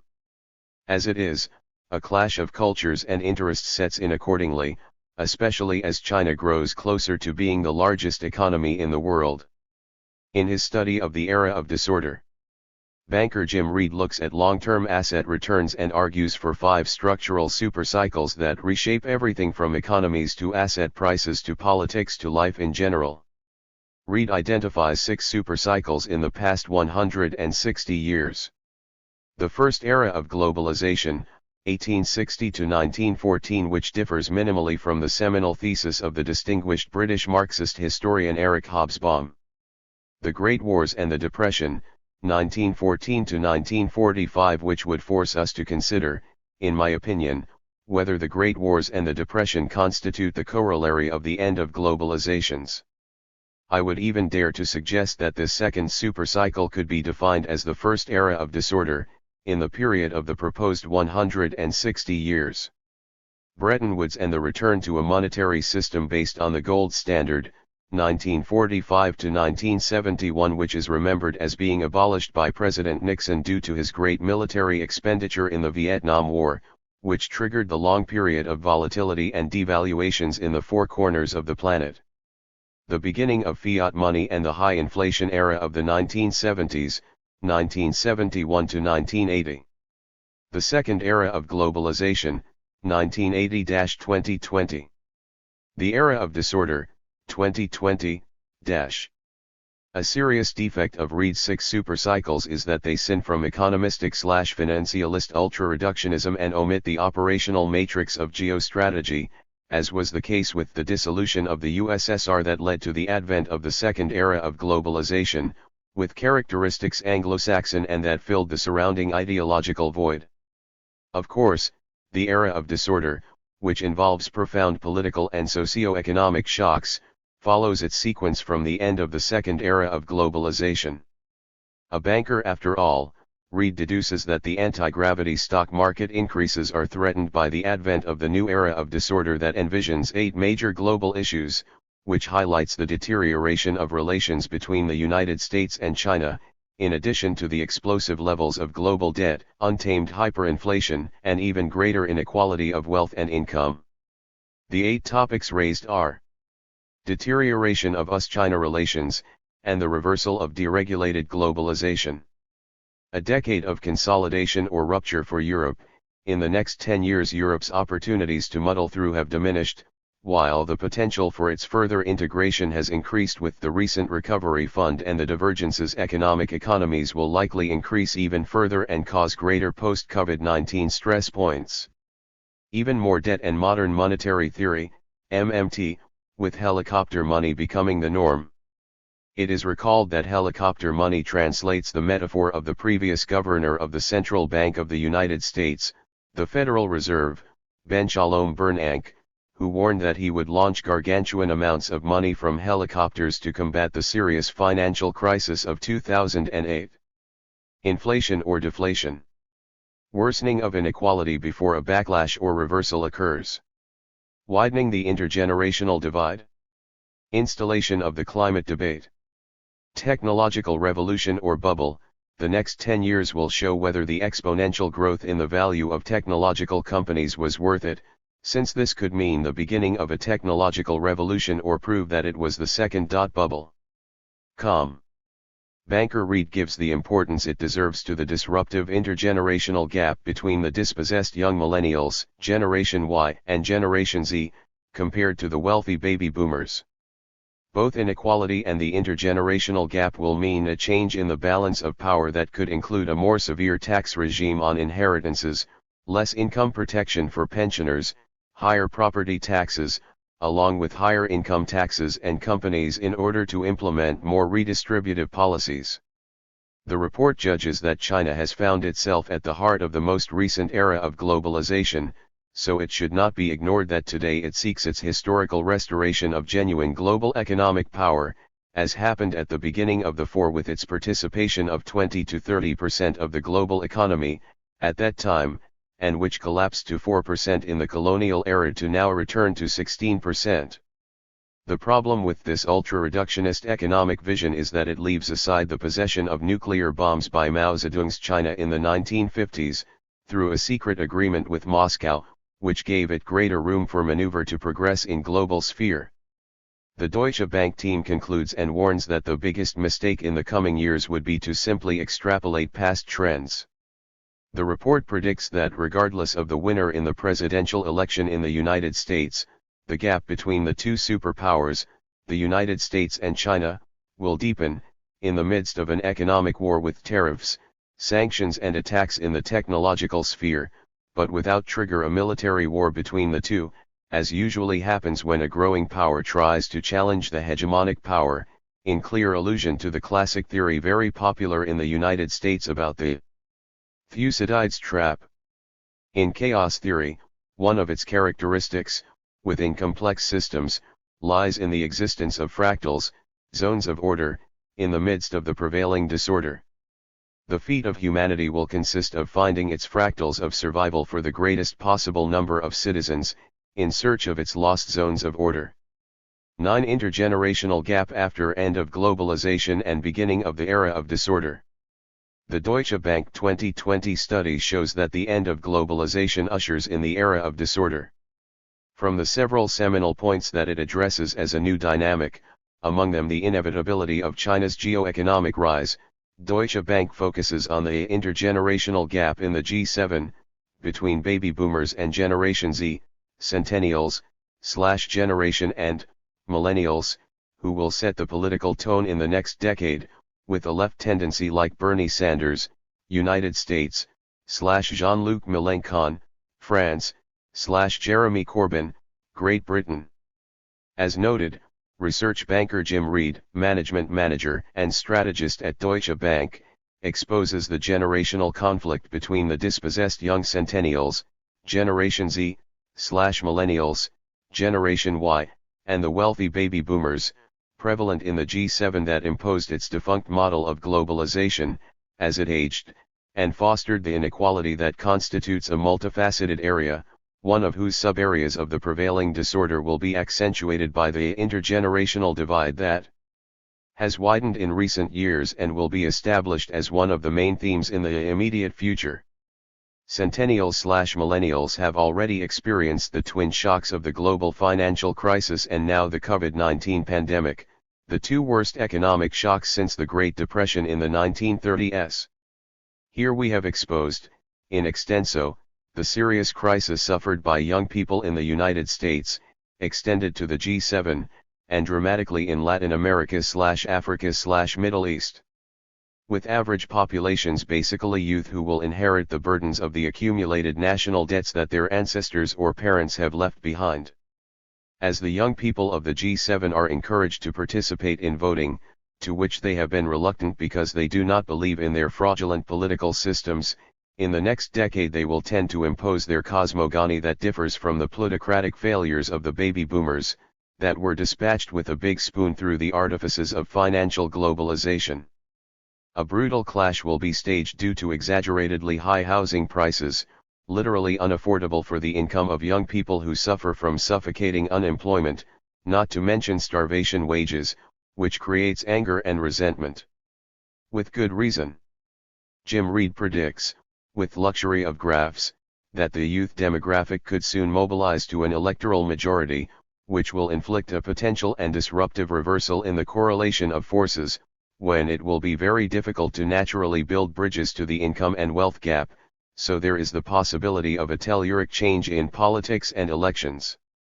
This dynamic scheme of the G7 is even more valid and tragic for a country like Mexico, which has an average age of 29.3 years and whose demographic pyramid has 26% in the range of 0 to 14 years and 17% in the from 15 to 24 years, that is, from 0 to 24 years, the percentage is 43%, when 42%, in the range of 25 to 54 years, incorporates the millennial group, Generation Y, that goes from 24 to 40 years.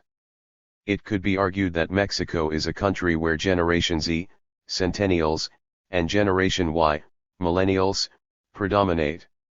By the way, Brazil's demographic pyramid is very similar to that of Mexico, when both make up a little more than half of the population of all of Latin America.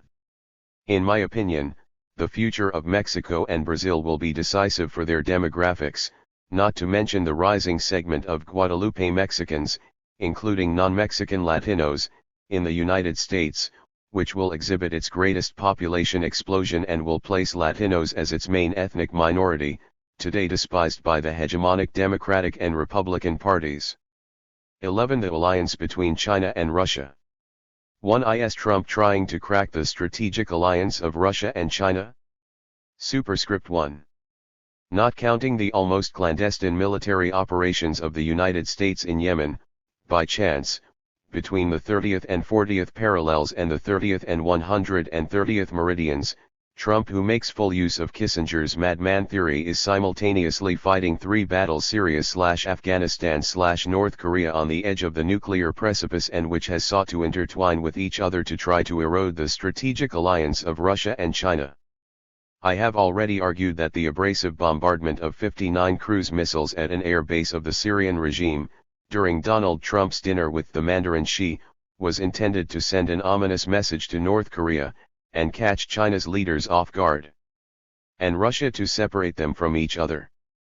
The renowned British researcher Nafeez Ahmed has exhumed the Machiavellian barter of Trump and Kissinger, providing the heights of the Syrian Golan, already unilaterally annexed by Netanyahu, to Israel, in exchange for the admission by the United States of the annexation of Crimea by Russia, and whose price comprehensive would result in the disengagement of Russia and China with Iran.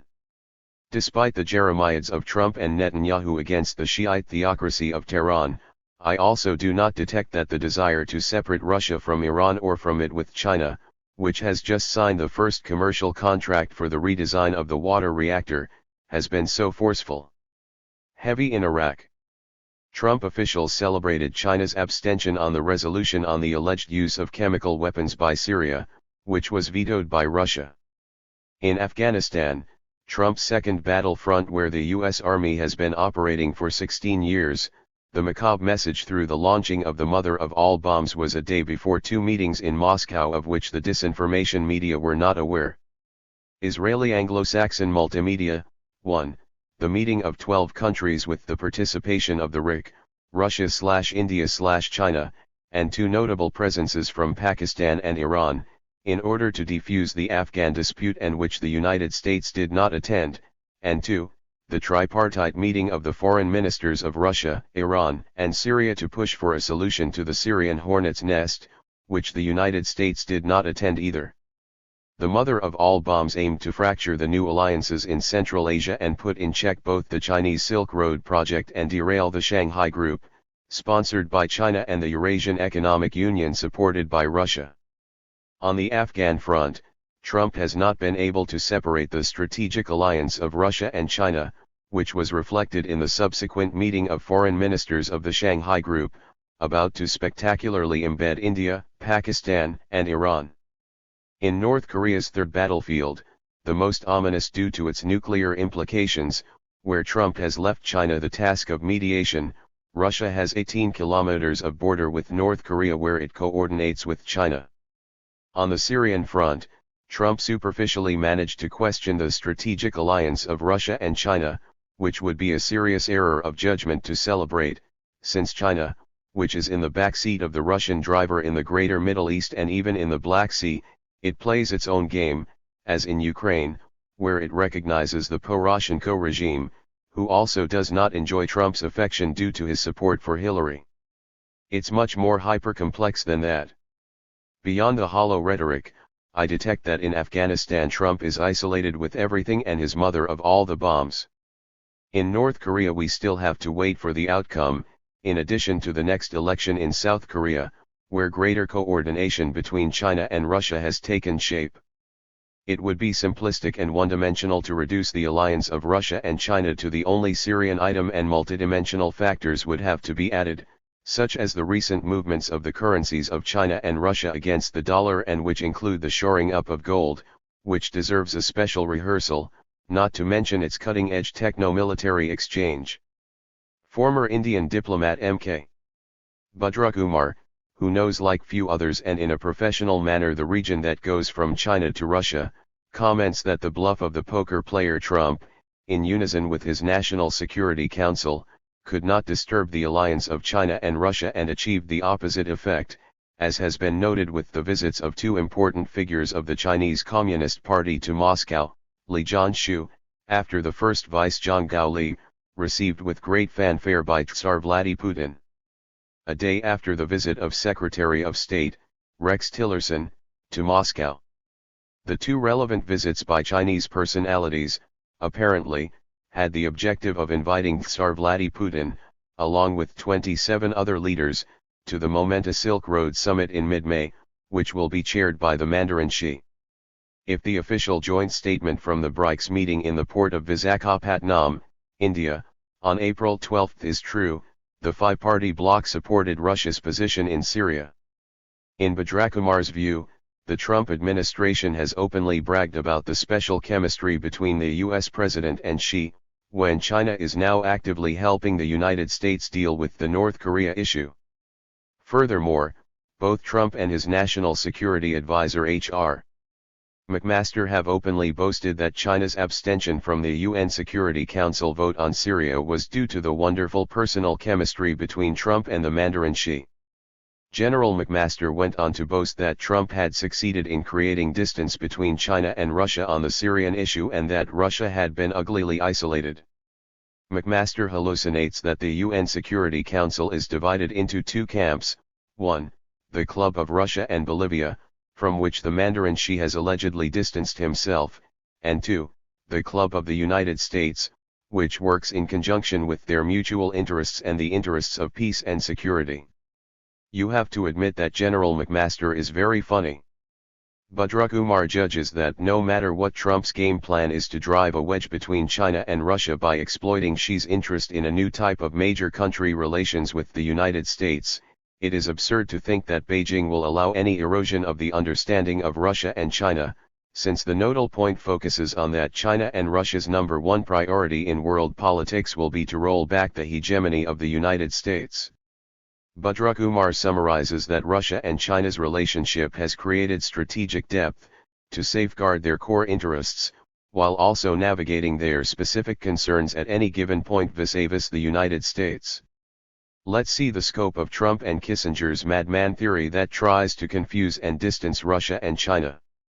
2. What is the depth of the strategic alliance of Russia and China? Superscript 2. The multimedia of Russia and China usually abounds about the strategic alliance of Moscow and Beijing, which sounds like a metaphor, since the degree of its depth, which may be secret, is unknown. The successful first summit of the New Silk Road in Beijing, BNR, endorsed the intimacy that Mandarin Xi and Tsar Vladimir Putin have woven. Already before the momentous BNR summit of 29 leaders in Beijing, Lyle J. Goldstein, associate professor at the China Maritime Studies Institute at the United States Naval War College, explained in the national interest that the scenario that should worry to U.S. defense planners above others is the bleak, yet still rarely discussed possibility that China and Russia could somehow be engaged in a simultaneous armed conflict with the United States. They have been my two supported geostrategic axioms that Obama's biggest mistake was having thrown Russia into the arms of China and/or vice versa, and that one of Trump's objectives is to break up the strategic alliance of Moscow and Beijing, whose true depth is unknown. Goldstein argues that neither Moscow nor China are strong enough on their own to compete with Washington in a high-intensity, long-duration war, but that a good joint coordinated effort could certainly cause major problems for the American superpower in the future long-term. Goldstein comments that in the New World Moscow and Beijing are getting closer and closer, as happened with their geostrategic convergence, from the participation of the Great Chinese delegation of 70 people to the recent Arctic conference sponsored by Russia, through China's vocal support for the Russian intervention in Syria, to both of their opposition to the United States ballistic missile deployment in South Korea, THIRD.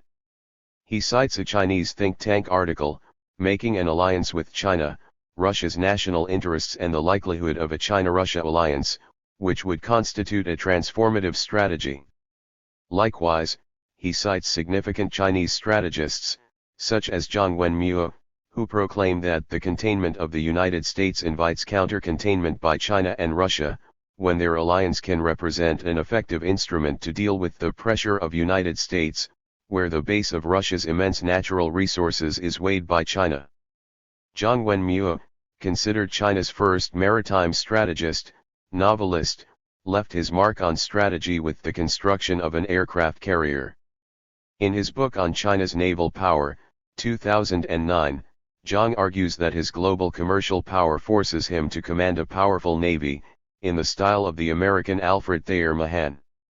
In 2014, Zhang published a highly impactful essay, The Significance of Ukraine Events for the World and his warning to China, when Russia won a greater victory against the West due to Putin's mastery as a grand strategist. In Zhang's opinion, Russia's triumph was due to the fact that Crimea is a matter of life or death, while for Europe it is one of several important issues. For Crimea, Russia would put all its resources, while the West would not. I would. He judges that the basis of Putin's success lies in the fact that he stopped NATO's expansion to the east. For Zhang, former President George W. Bush or former Secretary of State Hillary Clinton only know hollow rhetoric and lack strategic sense. The US-Asia pivot to contain China represents a rehearsal of returning to 1950s America to create a ring around China, so the Ukraine crisis provided a moment of clarity in the world politics, where Russia resolutely used its greatest resource, its military power and not its soft power, so China must adopt the same resolution as Russia before the United States. Chinese diplomacy must be more muscular, since trade is deeply impacted by politics everywhere, so China now requires a security space, without which it could not be safe, and that would protect its golden belt along its eastern coast, where Taiwan is the main bottleneck preventing the full development of Chinese maritime power, as Putin was able to extend his security zone during the Ukraine crisis to the south of Crimea when NATO had no other recourse because Crimea was far from the reach of its power. For maritime geostrategist Zhang, the biggest mistake in U.S. foreign policy in the new century has been pushing China in the direction of Russia. The same thesis of ours. In Zhang's opinion, Russia's first priority is to improve its economy, which depends on improving its relations with Europe and the United States. And predicts that, due to strong pressure from the United States and its allies, China needs a country with which it can have close cooperation that forms a strategic flank in the rear, which is Russia, and that will be the most fundamental for the formation of a Chinese alliance, which does not necessarily have to be formalized. Will there be a secret pact between Xi and Putin to confront the outdated unipolar hegemony of the United States? A key point lies in the perception of Zhang, who concludes that the strategic suffocation of the United States and its containment have not yet reached a level that is imperative for China and Russia to be ready to form a formal alliance. The increase in Russian oil and gas transportation will improve China's energy security, highlighting the coordination of China and Russia on sensitive diplomatic issues, such as the Iran and North Korea issues, according to Zhang, who predicts that Russia's rising power will allow it to increase its position within an alliance, so 10 years from now, the potential for a China-Russia alliance will increase. He recognizes that Russia hardly requires the help of Chinese military forces, while the conversion of China's economic power into a military one constitutes a relatively slow process that results in a delay, when its economic ascendancy is more obvious. Lyle J. Goldstein interprets Zhang to imply that China's persistent military weakness is an obstacle to its alliance with Russia, perhaps because China has not seen itself as a sufficiently capable partner. Russia Insider invites specialist Goldstein to read the feasibility of a China-Russia alliance and emphasizes how Chinese thinking is strikingly similar to Russia's position. Today the Chinese feel that there is no need now for a formal, interlocking alliance, unless China and Russia come under greater pressure from the United States. Will there be a secret strategic alliance between Russia and China to stop U.S. irredentism? 3. Trump cannot yet dissociate Russia from China, according to Hal Brands. Superscript 3.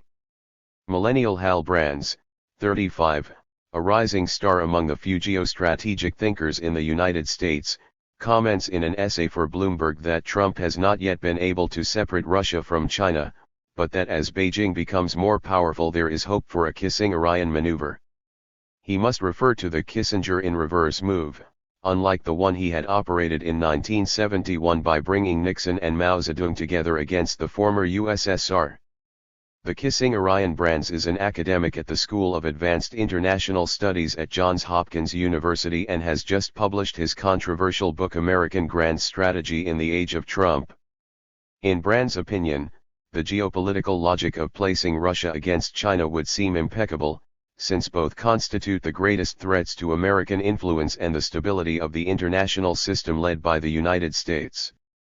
Rather, it is about the inexorable American decline, measured by its military adventurism in Afghanistan and Iraq, and then in Libya/Syria, added to its serious geostrategic errors in the Gulf Club made up of Turkey/Iran/Pakistan, in addition to the serious global financial crisis caused by the United States in 2008, which, taken together, are inversely proportional to the resurrection of Russia with Tsar Vladimir Putin and the irresistible rise of China. According to Brands, Russia and China conduct parallel campaigns to forge their spheres of influence, weaken U.S. alliances, and project their power globally. He believes that we must not lose sight of the fact that Russia and China are rivals for influence in Central Asia, so one of these days they could end up fighting. Avoid the large geostrategic infrastructure projects, not to mention their geo-economic complementarity, of Russia and China, such as the Eurasian Economic Union, the Three Silk Roads, the continental, the Arctic, and the maritime with the Middle East and Africa, and the overlap of both with the BRICS. Brands accepts that the United States is rapidly approaching strategic insolvency, a point at which its global commitments exceed its ability to defend them, and thus avoids the strategic bluff when the crisis of American military primacy arises. While Trump persists with his strategic bluff, Hal Brands argues that he could reach a new détente with Russia and thus reduce the American defensive burden in Eastern Europe, where his capabilities are very stressed. Brands argues that a smart administration would avoid simultaneously confronting Russia and China to perhaps form a strategic partnership with Moscow and thus focus on Beijing's greatest long-term threat. For Brands, the analogy of the agreement between the United States and China against the former USSR in the 1970s is not yet applied through the axiom Kissinger in reverse, since the forces that push Russia and China to couple are much greater than those that could drive them away. When both play very well together, they cooperate extensively on issues such as the development of military technology, military exercises in hotspots from the South China Sea to the Baltic and promote the concept of internet sovereignty. Today, Russia and China seek to undermine the international order led by the United States, which they consider inhibits their influence and prestige, to such a degree that they appear to have reached a strategic partnership in opposition to the primacy of the United States. For the United States to fracture the Russia-China axis, Hal Brands judges that the price would probably be astronomical. While he sees that in the short term the danger is Russia and in the long term it is China, Hal Brands concludes that for Moscow to join the West, in order to contain China, it must first conclude that it does not can win over the West through its cooperation with China. Will the very solvent Russian strategists think the same? For Russia and China are not with their arms crossed. A serious risk of the domestic isolation of Trump, who has been hit by a judicial tsunami, is his opening of foreign fronts, from Syria to North Korea, to compensate for his internal vulnerability, as Niccolò Machiavelli used to advise in The Prince. So Russia and China are likely to be more militarily alert than ever. In the asymmetric multimedia of the West, whatever that means, they hide the upcoming joint military exercises of Russia and China, the largest war games since the Cold War that include Chinese troops for the first time, which constitutes a superlative turn geopolitical to confront the threats from the Pentagon in its nuclear posture review and from Trump in his national security strategy, who define them as enemies.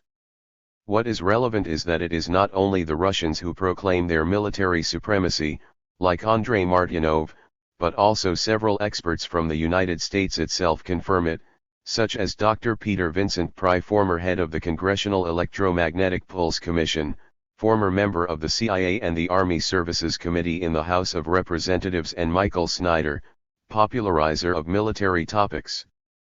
Pry refutes the amateurism of two American nuclear supremacists, Perry Chiaramonte and Alex Diaz, lacking expertise in nuclear weapons, who on Fox News, very close to Trump, asserted, without any basis, that the Russian nuclear arsenal was pure bark without bytes, and exposes 5 nodal data. Russia has at least a 10-fold advantage in tactical nuclear weapons, and at least a 2-fold advantage in total nuclear weapons numbers. Russia possesses advanced third-generation nuclear weapons such as super-electromagnetic pulse, EMP, warheads, which can cripple U.S. nuclear forces. Modern Russian intercontinental ballistic missiles, ICBMs, have high-precision combinations that allow them to deliver a surprise first strike that destroys all bombers, missiles, and half to 2/3 of all submarines. In United States ports.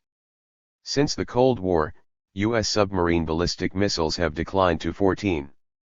Since the Cold War, U.S. strategic bomber bases have declined from 45 to 3. Pry says that most of the United States submarines are in ports and only a third are located in the seas, so they would be detected by Russian satellites if all were mobilized for a full deployment of the submarine. Atlantic to the Pacific from its 2 ports in Kings Bay, Georgia, and Bangor, Washington. Pry explains that the National Defense Authorization Amendment signed by Trump on August 14 supports the desperately necessary modernization of all U.S. nuclear forces, in order to deter an unprecedented nuclear threat from Moscow.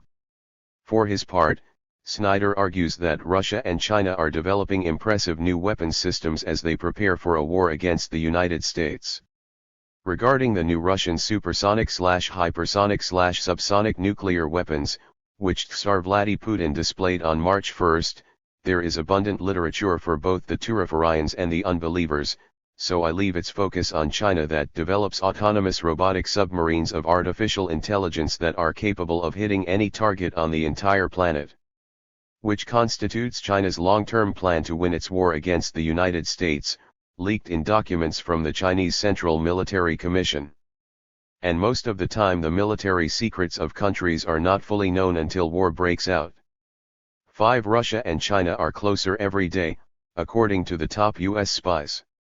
Hal Brands, a 36-year-old old-fashioned historian, imbued with the toxic manifest destiny, comments on the assessment of the main U.S. spies on the greater rapprochement of Russia and China. Brands, a new star in the midst of the orphanage of U.S. geostrategists and author of the controversial book The Lessons of Tragedy, Statecraft and World Order, analyzes the Washington spy community's assessment of global threats before the Senate Select Intelligence Committee, by Dan Coates, Director of National Intelligence, and Gina Haspel, the torturing CIA Director. The historian detects three trends that could seriously alter the global landscape for the worse.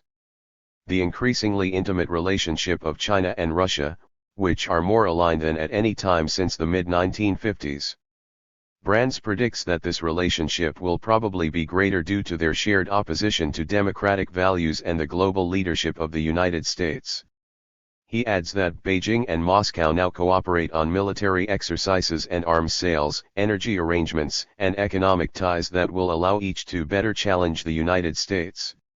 In my opinion, except for Tsar Vladimir Putin and the Mandarin Xi, no one knows the depth and scope of their strategic partnership, but Brands dares to define that it is a quasi-alliance that makes it difficult for the North American power to deal with either of the two.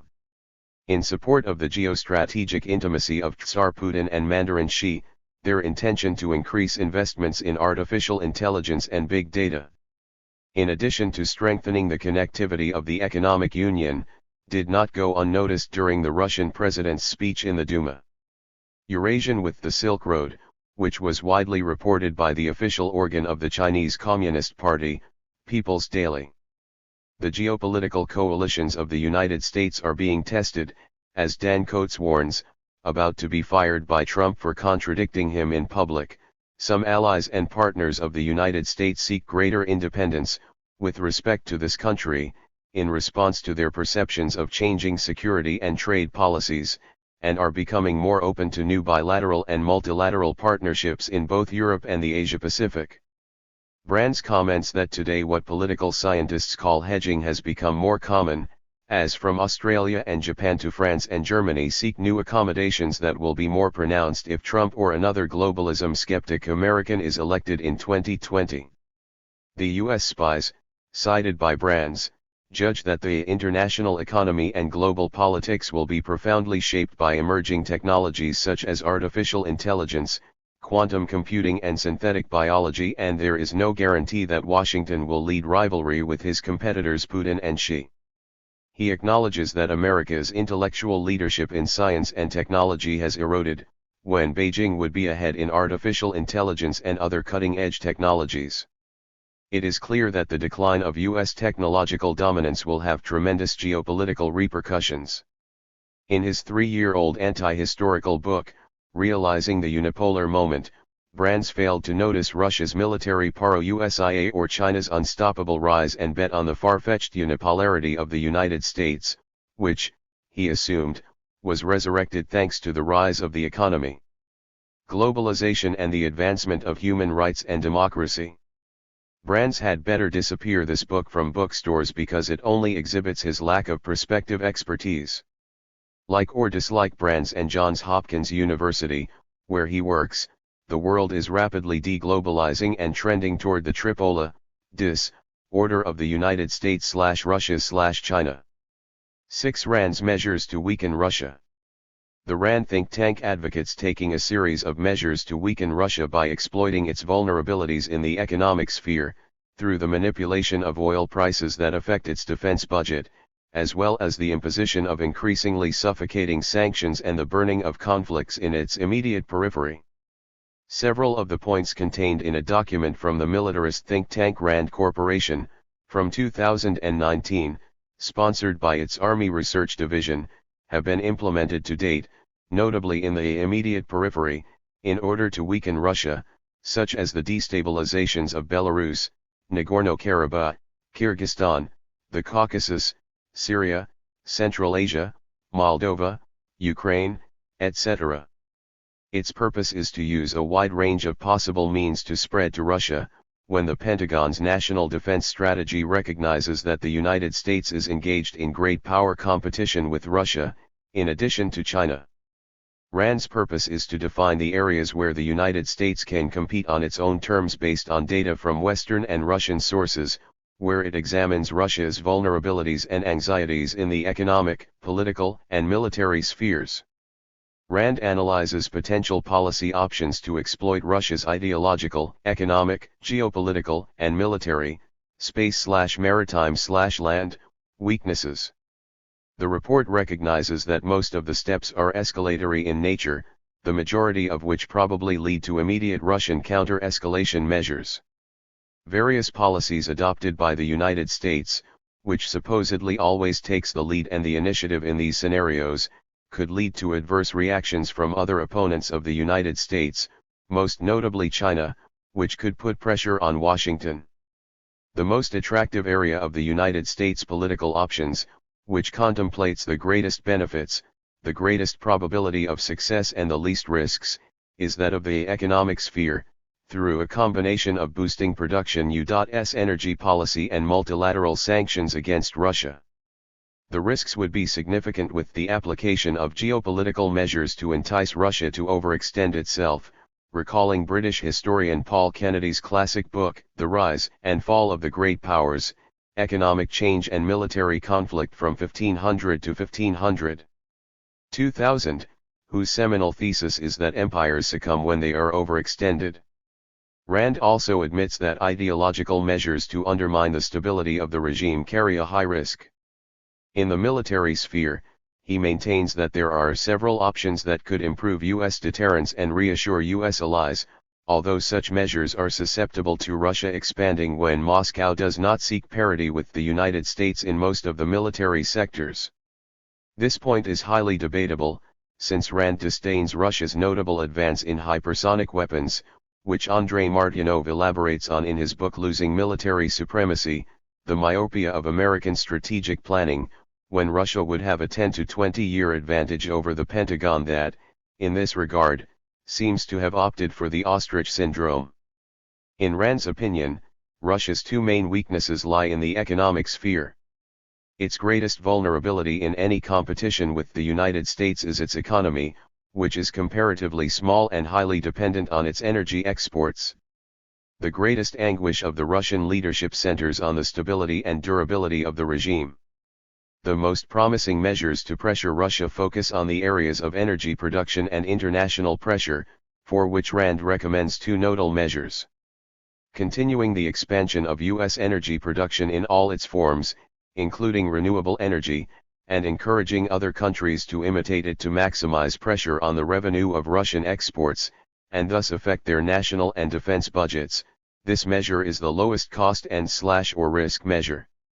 Sanctions can also limit Russia's economic potential, which to be effective need to be multilateral, involving the European Union, which is the main Russian buyer and the largest source of technology and capital, much more than the United States in these areas.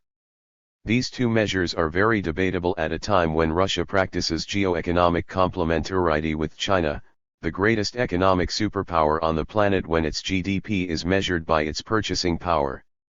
Another type of measure that Rand recommends deals with the ideological and informational areas, when Russia's long-standing concern lies in the vulnerability of its population to information threats, which Russians fear as Western propaganda.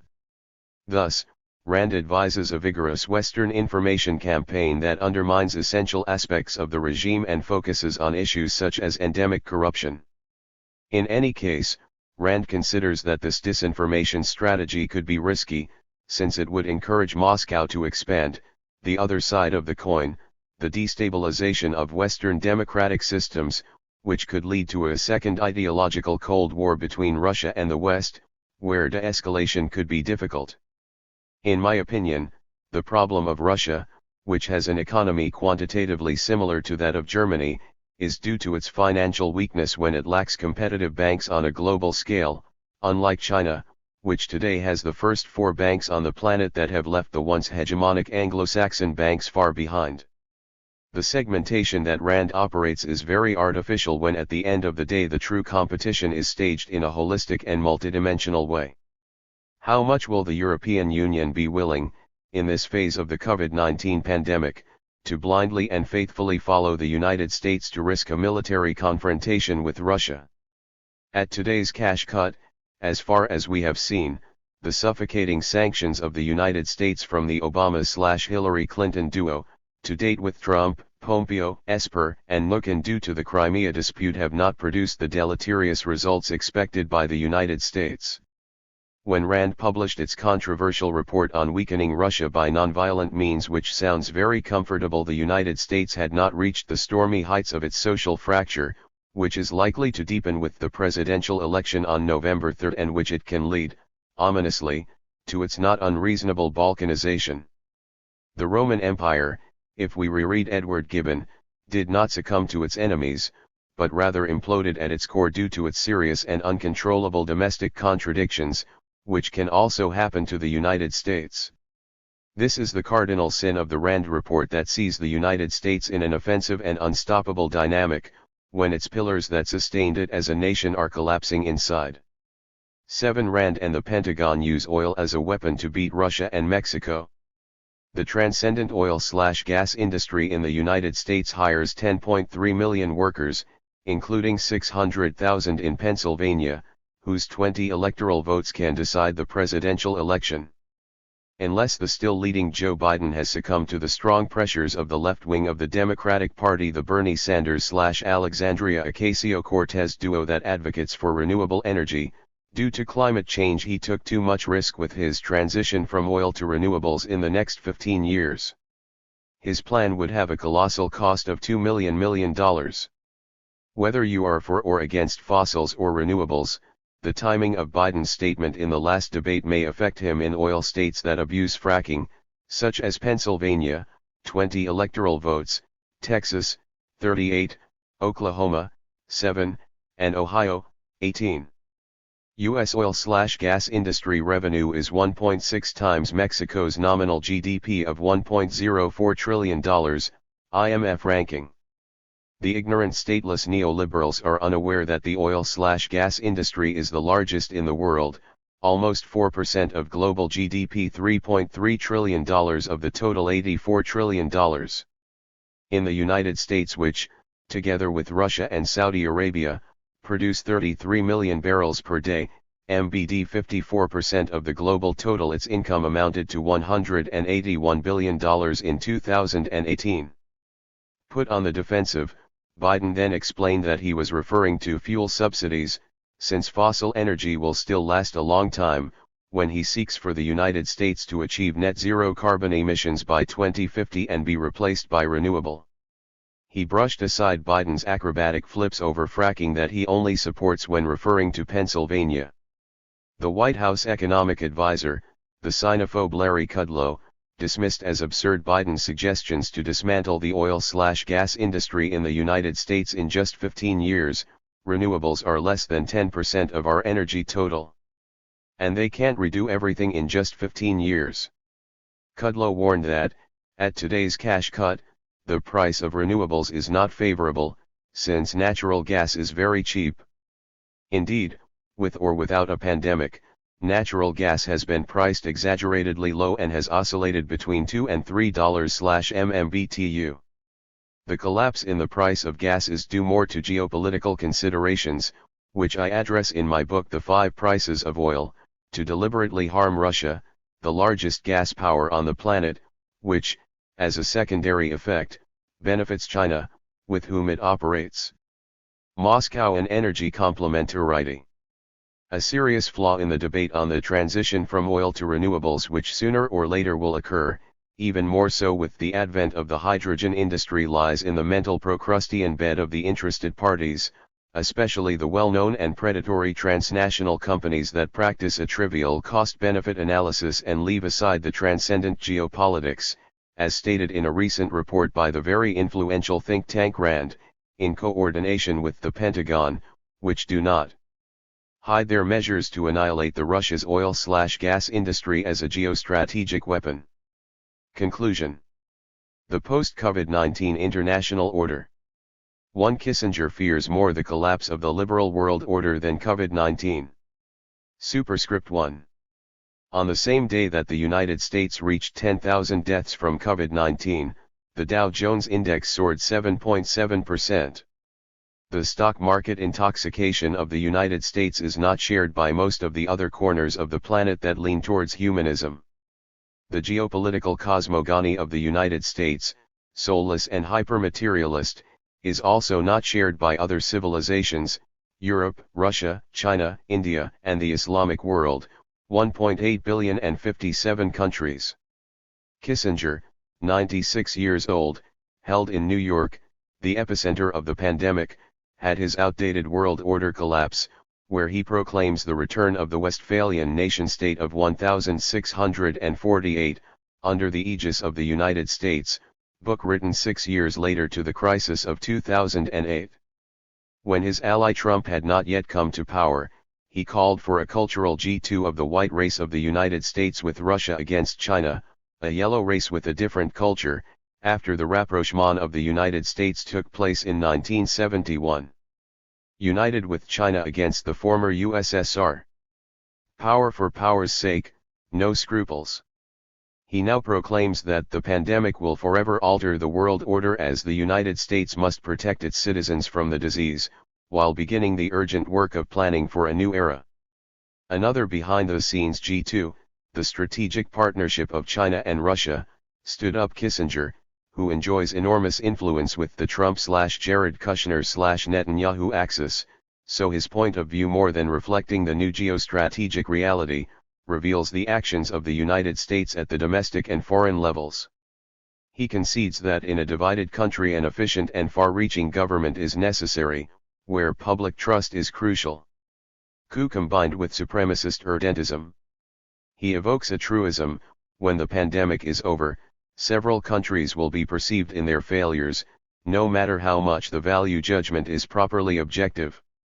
He repeats what is known about the collapse of the United States health system and does not assess that it is one of the worst in the world, based on profits that benefit Big Pharma, which makes $1 million a year.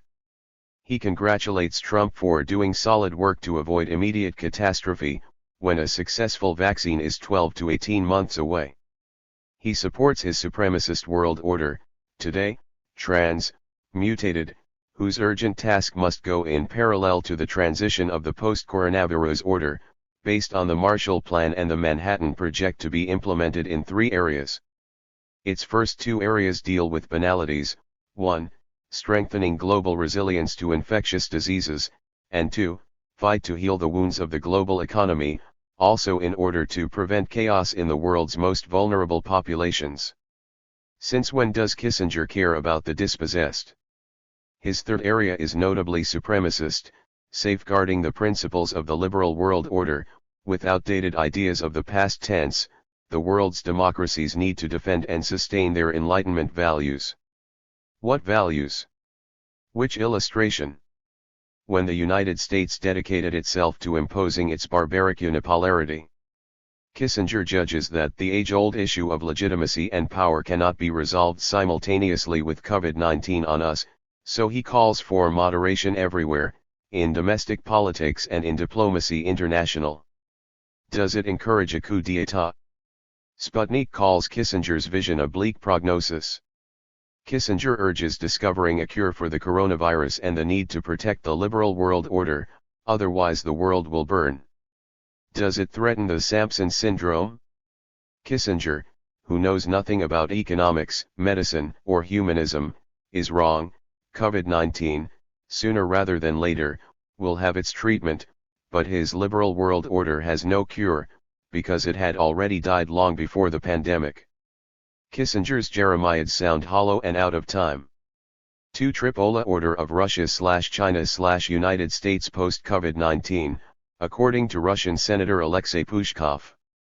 Superscript 2. The new post-COVID-19 world order does not disrupt, but rather deepens and accelerates, the irreversible trends that I detected since 2012. The trends towards the new Tripola order began with the financial crisis of 2008, when China chose to no longer follow the leadership of the cheater. Globalization of the United States, in the Obama phase. In a momentous interview, the influential Russian Senator Alexei Pushkov condemned the new post-COVID-19 Tripola order of Russia, China, and the United States, in that order, which will replace the fall of the hegemony of the United States in the global arena. Alexei Pushkov, born in Beijing to Russian diplomat parents and whose mother was a Chinese language teacher, is a renowned expert in international relations, and his thesis on the fall of the hegemony of the United States focuses on the fact that during the pandemic Washington did not help its closest NATO allies, which will have a negative impact on their relations with the Europeans, which deteriorated in the Trump phase, as noted in the mockery they made of him in Buckingham. Germany, Europe's leading geo-economic power, accuses the United States of seizing masks destined for Berlin, while Alexei Pushkov comments that the United States cannot confront the epidemic within its own country. With more than 20,000 dead, more than 500,000 infected, it is a very strong blow to the image of the United States, which has enormous financial resources and has well-developed medicine. Alexei Pushkov observes that China and Russia are at the forefront of helping other countries, while the United States acts as an extremely selfish power in the fight against the coronavirus. He has not given up his sanctions policy, despite calls from the United Nations Secretary General, especially in relation to Iran, which needs urgent assistance during the pandemic.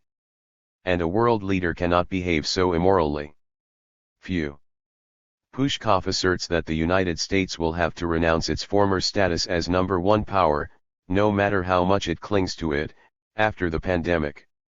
It recounts the hegemonic collapse of the once unipolar superpower, whose image has been shattered, which, in my opinion, comes much further back than COVID-19, from the bankruptcy of the LTCP brokerage in 1998, through the Hollywood montage of the 9/11, until the failed invasions of Iraq and Afghanistan, not to mention, their contemptuous total abandonment of Latin America. According to Alexei Pushkov, the United States has already lost the position of the only superpower. China obviously claims leadership, Russia has restored its military and political potential, and several regional powers are acting as they see fit, Turkey, Iran, and India. The Americans cannot achieve their objectives in Venezuela or Syria. Even in Iraq, Parliament voted in favor of the withdrawal of U.S. troops. Wisely and prudently, Russian Senator Alexei Pushkov argues that the total fall of American hegemony is not a quick process. In recent years alone, the image of the United States has been affected by various processes, including the imposition of sanctions against Russia, which in the past 6 years have not produced the results expected by the United States. I believe the key changes associated with the fall of U.S. hegemony will take place over the next 10 years.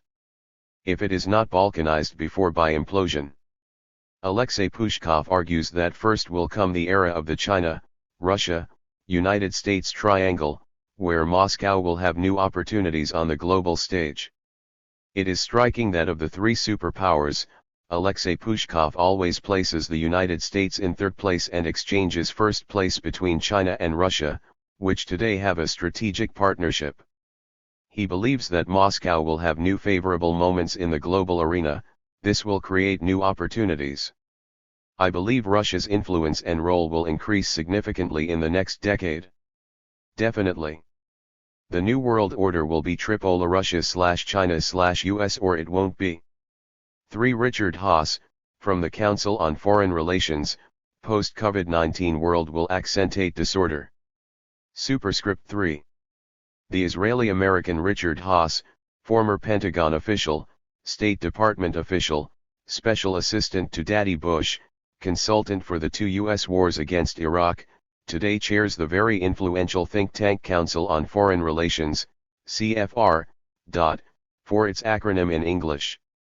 In his 3-year-old book, A World in Disorder, he argued for the absence of a superpower, before COVID-19, whose pandemic does not constitute any turning point, but only deepens and accelerates trends.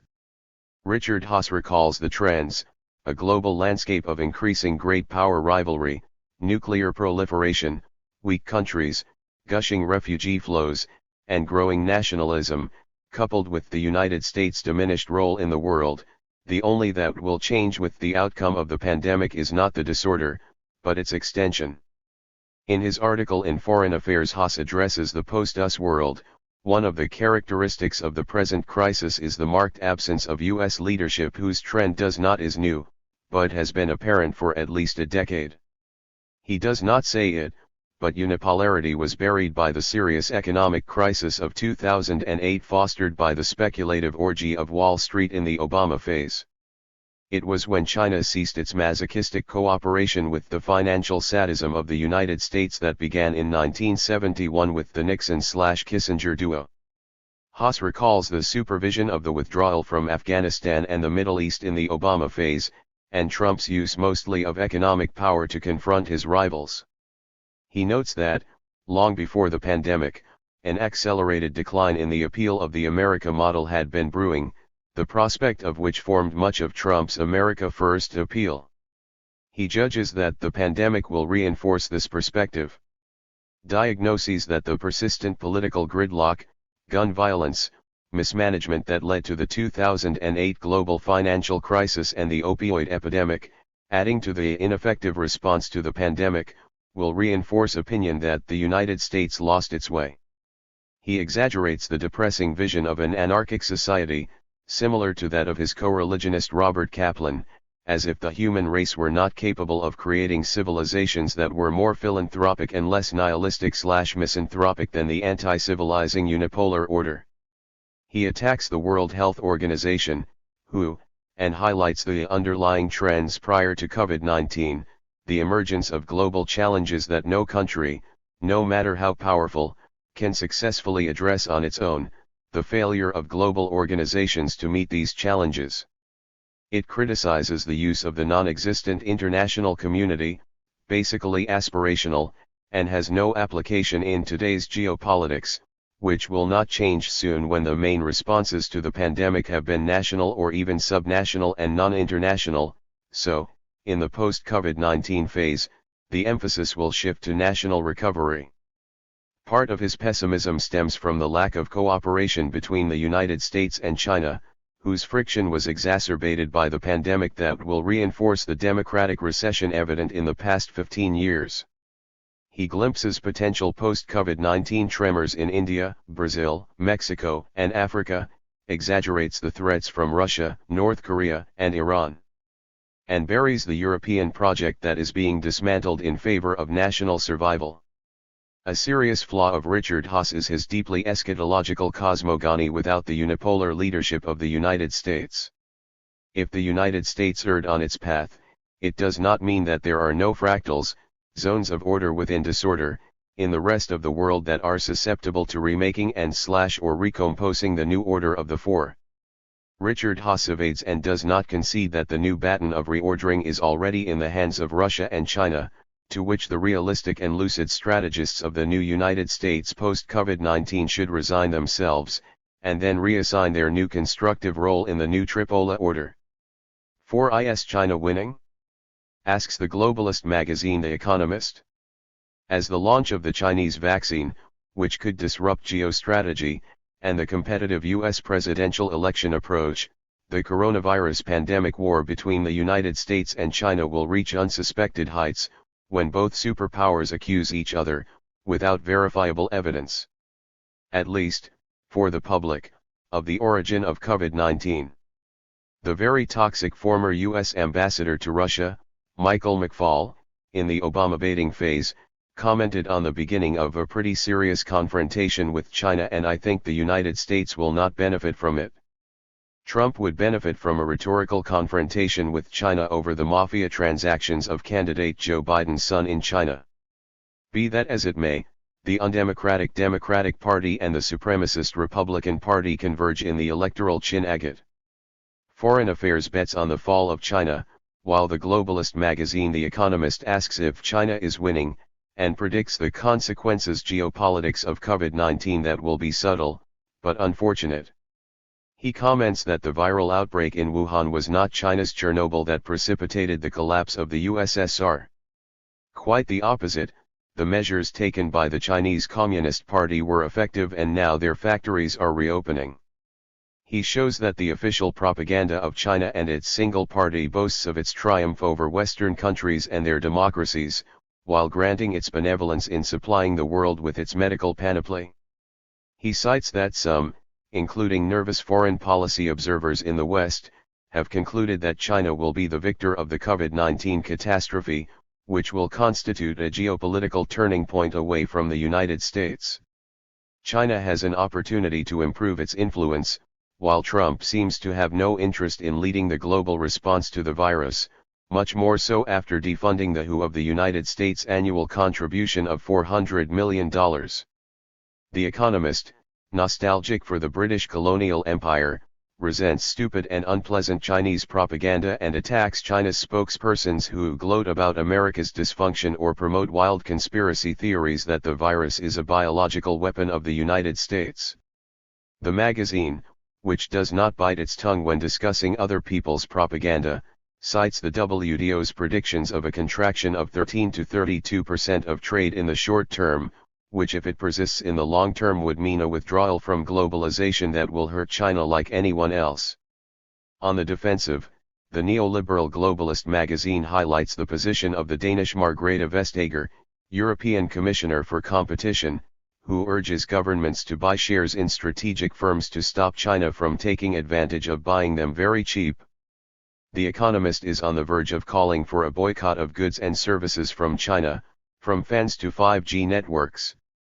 The magazine asserts that China is not now trying to reproduce the strengths of the United States, a vast network of alliances and legions of private actors with global soft power, from Google and Netflix to Harvard and the Gates Foundation. In his opinion, the key to China's ambitions lies in its conduct in the race to produce the much-sung vaccine.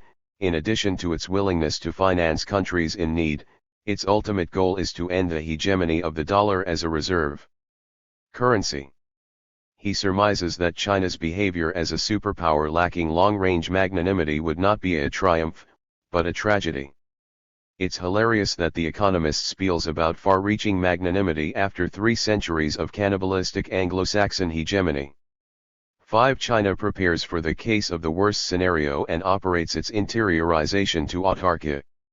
The 2 sessions, Lianghui, the largest political meeting of the year in China, held these days by the 2 main political bodies, the National People's Congress and the National Committee of the Chinese People's Political Consultative Conference, will have as main task is to reorganize its domestic scheme with strong support for its state companies that have excelled in R&D. Frank Tang, from the SCMP portal, cites analysts who consider that China's strategic economic turn shows that the Mandarin Xi is preparing for the worst-case scenario. Xi proclaimed that China is pursuing a new development plan with a focus on its domestic market, rather than its export-based growth model, because China's economy, according to Frank Tang, is under strong pressure from the COVID-19, as the trade war and technological tensions with the United States escalate. This turn is not so new. 15 years ago Stephen Roach, head of Morgan Stanley in Asia, envisioned the internalization of the Chinese economy based on its myriad savings, the highest in the world, between 44.5 and 50% of its GDP, which today would facilitate their permutation, 2.57 times more than the United States. 80% of the GDP of the United States is sustained by its frenetic consumerism, wrapped in its vulgar Ponzi scheme, not to mention that half of its GDP comes from the hegemonic bonus of its dollar-centrism. China savings vs. American consumerism. Xi's approach is comprehensive, dialectical and long-term.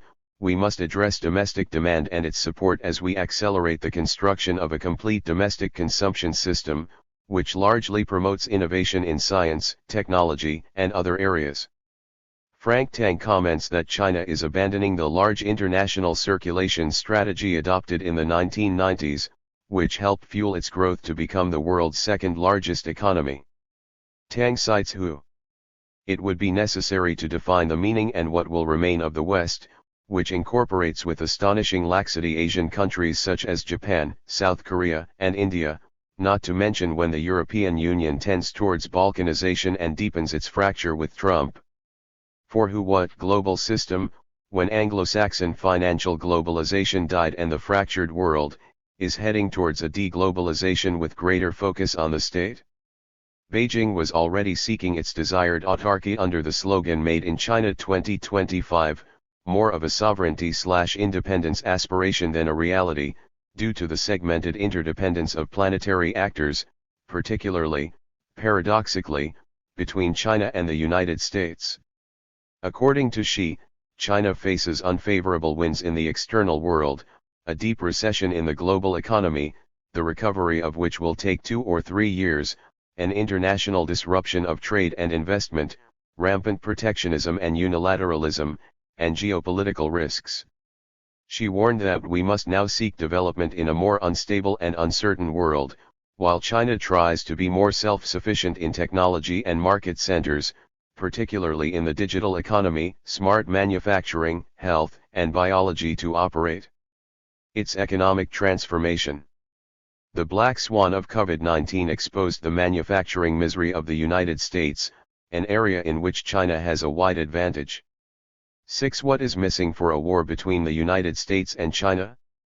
The United States' multidimensional war against China does not abate, while Trump imposes new sanctions after the mutual closure of consulates in Houston and Chengdu. Germany does not pull with Pompeo's pugnacity and is punished with the withdrawal of a third of the North American army. Beijing appears to be awaiting the outcome of the presidential election in the United States.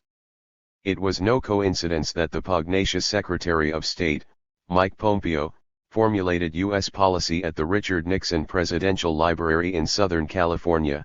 The old paradigm of blind engagement with China simply cannot continue. We must not return to it, referring to Nixon's visit to China in 1972 and the normalization of relations in 1979 with Deng Xiaoping. In 48 years, China's upward odyssey has been the most dizzying in human history. It was also no coincidence that of the 5 consulates that China has in the United States, Trump ordered the closure of the Houston consulate, an important fiefdom of the Republican Party and where the Mandarin Deng Xiaoping went to put on a cowboy hat. Global Times, unofficial spokesperson for the Chinese Communist Party, affirms that the U.S. presidential election drove Washington crazy, while the European Union refuses to take sides between China and the United States, and Mike Pompeo tries to seduce Denmark and the United Kingdom to form a coalition against Beijing, which so far has not prospered even with the United Kingdom, which plays double. Global Times argues that European countries have different interests. Some are closer to Washington while others are intimate with Beijing, so it is difficult for them to have a common policy toward China when policy makers in Europe will try to maintain favorable relations with the United States, but will not sacrifice their favorable relations with China. Germany, Europe's greatest geo-economic superpower, has been punished by Trump because of its rebellion and its notable relationship with China, and he has ordered the withdrawal of a third of the U.S. military presence on Teutonic soil, which leaves it at the strategic mercy of Russia, on which it depends for its gas supply with Nord Stream 2.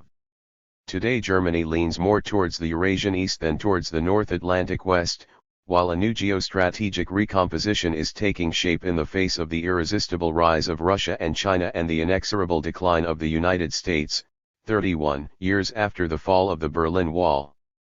In a series of 4 extensive articles, the South China Morning Post addresses the probable scenarios of military confrontation between the United States and China, in particular, in the 2 sensitive disputes of the South China Sea and the renegade island of Taiwan. Shi Jiangtao, former Chinese diplomat, comments that the shadow of a Pearl Harbor hangs over the unfolding of the Cold War between the 2 superpowers as tensions grow on several fronts, highlighting a greater risk of an unplanned confrontation as relations are deteriorating at an unprecedented rate. Jiangtao cites the pessimism of Henry Kissinger, former Secretary of State, who paved the way in the early 1970s for Nixon's historic visit to China in order to isolate the former USSR.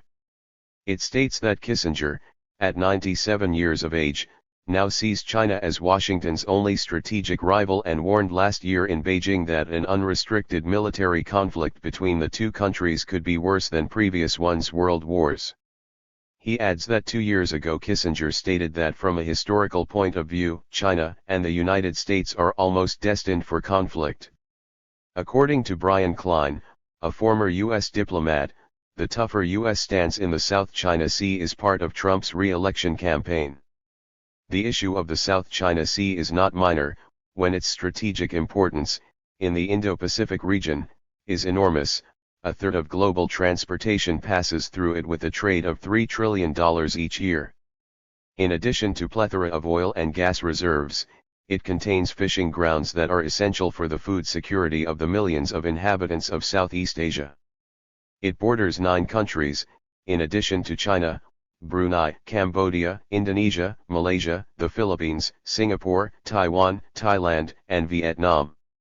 In the opinion of Eduardo Baptista, the war game scenarios suggest that the confrontation between the United States and China may be staged in the South China Sea, instead of Taiwan, and may be due to an accident rather than a deliberate military attack.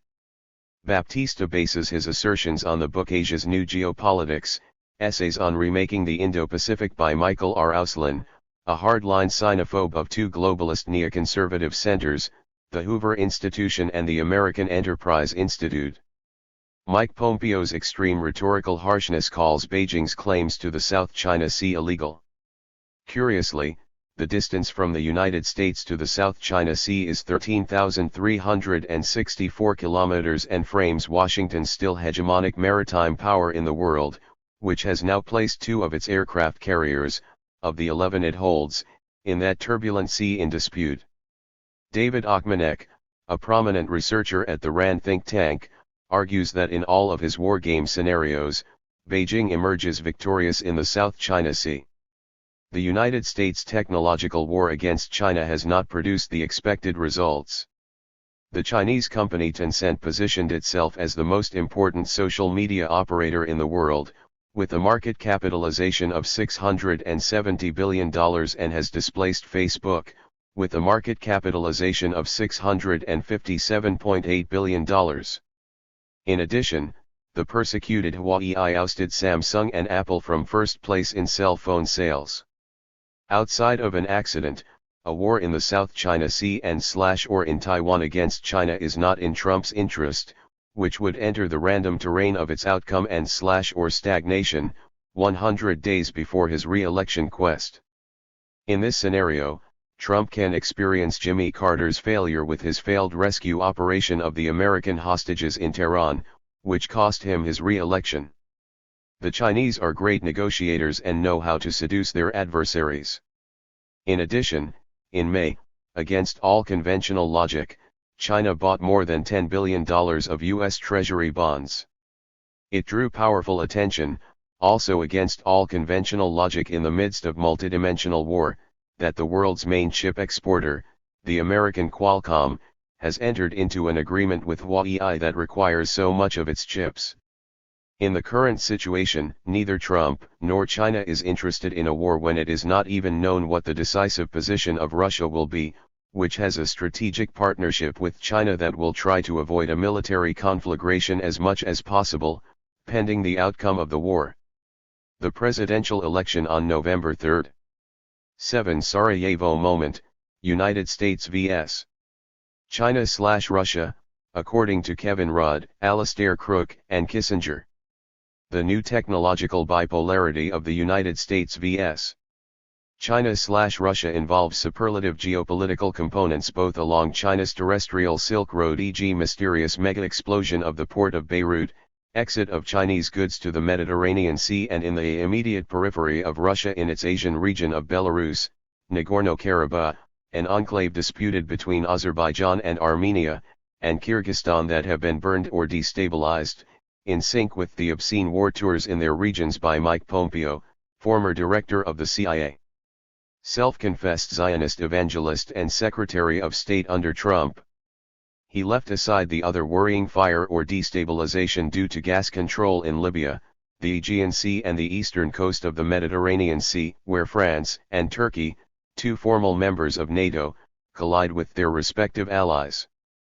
Now it is necessary to read the books The Great Illusion, by Norman Angell, from 1909, which clouded the level of alertness of the candid leaders, and The Sleepwalkers, by Christopher Clark, about the failure of crisis management and diplomacy. In 1914, 2 antagonistic points of view on the unexpected outbreak of the First World War that was detonated in Sarajevo, today the capital of Bosnia and Herzegovina, as a consequence of the assassination of Archduke Franz Ferdinand, of the Austro-Hungarian Empire.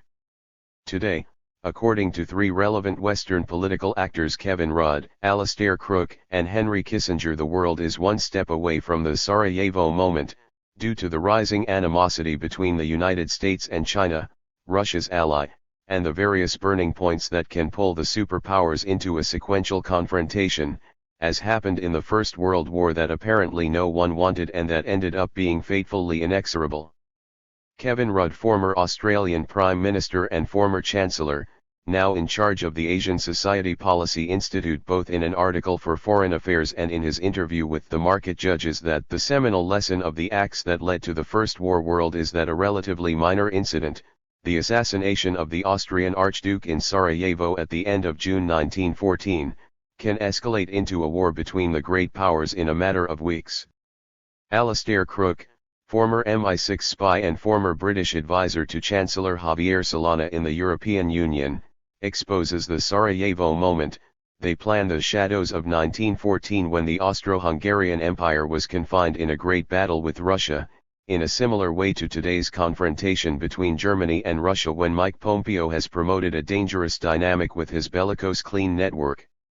Kissinger, former Secretary of State and former National Security Advisor to Presidents Nixon and Ford, warned before the Economic Club of New York that the United States and China must set limits to avoid a conflagration, since, without rules, the situation may be similar to the First World War. He suggests that both superpowers must find a way to conduct policy over an extended period, and if this were impossible we would slide into a situation similar to that of the First World War. He stated that the new war between China and the United States is attributable to technological advances, which have widely changed the geopolitical landscape, so the United States needs a new way of thinking, which understands that the world is too complex for a single country to achieve unilateral superiority both in strategy and economics, so that no one is in a position that threatens us. How much would the ominous dynamics in the game of the actors involved in the Sarajevo moment change with a victory for Joe Biden, on whom China, Iran, and Germany are betting sotto voce? 8. China prepares for war with the United States in any event. Is the epilogue of the ominous Sarajevo moment approaching?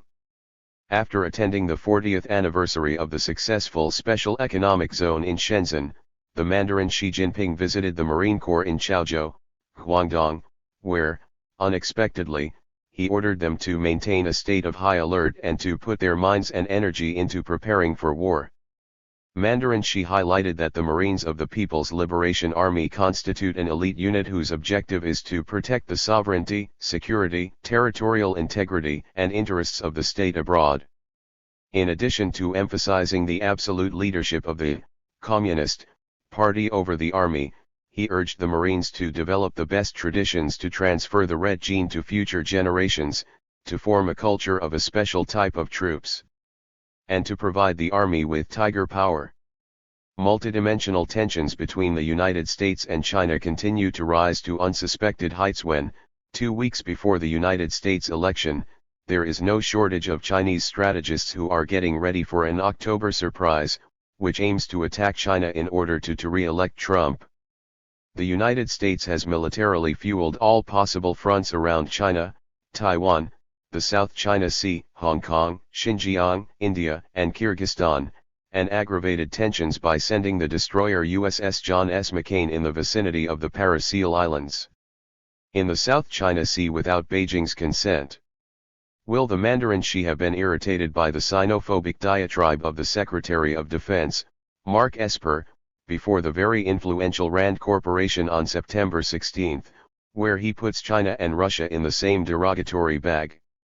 On October 6, the pugnacious Secretary of State, Mike Pompeo, attacked China at the meeting in Tokyo of the Quad, Australia/Japan/India/United States. As far as is known, Pompeo did not achieve his goal of seducing Japan or Australia into a military adventure against China. Beijing has also been angered by the planned sale of 3 advanced weapons systems to Taiwan. The Mandarin's high-sounding statements were interpreted in India as a statement against him, while Sputnik has given them the relevance they deserve and quotes profusely the Russian analyst Andrei Gubin, who affirms that his proclamations are quite serious.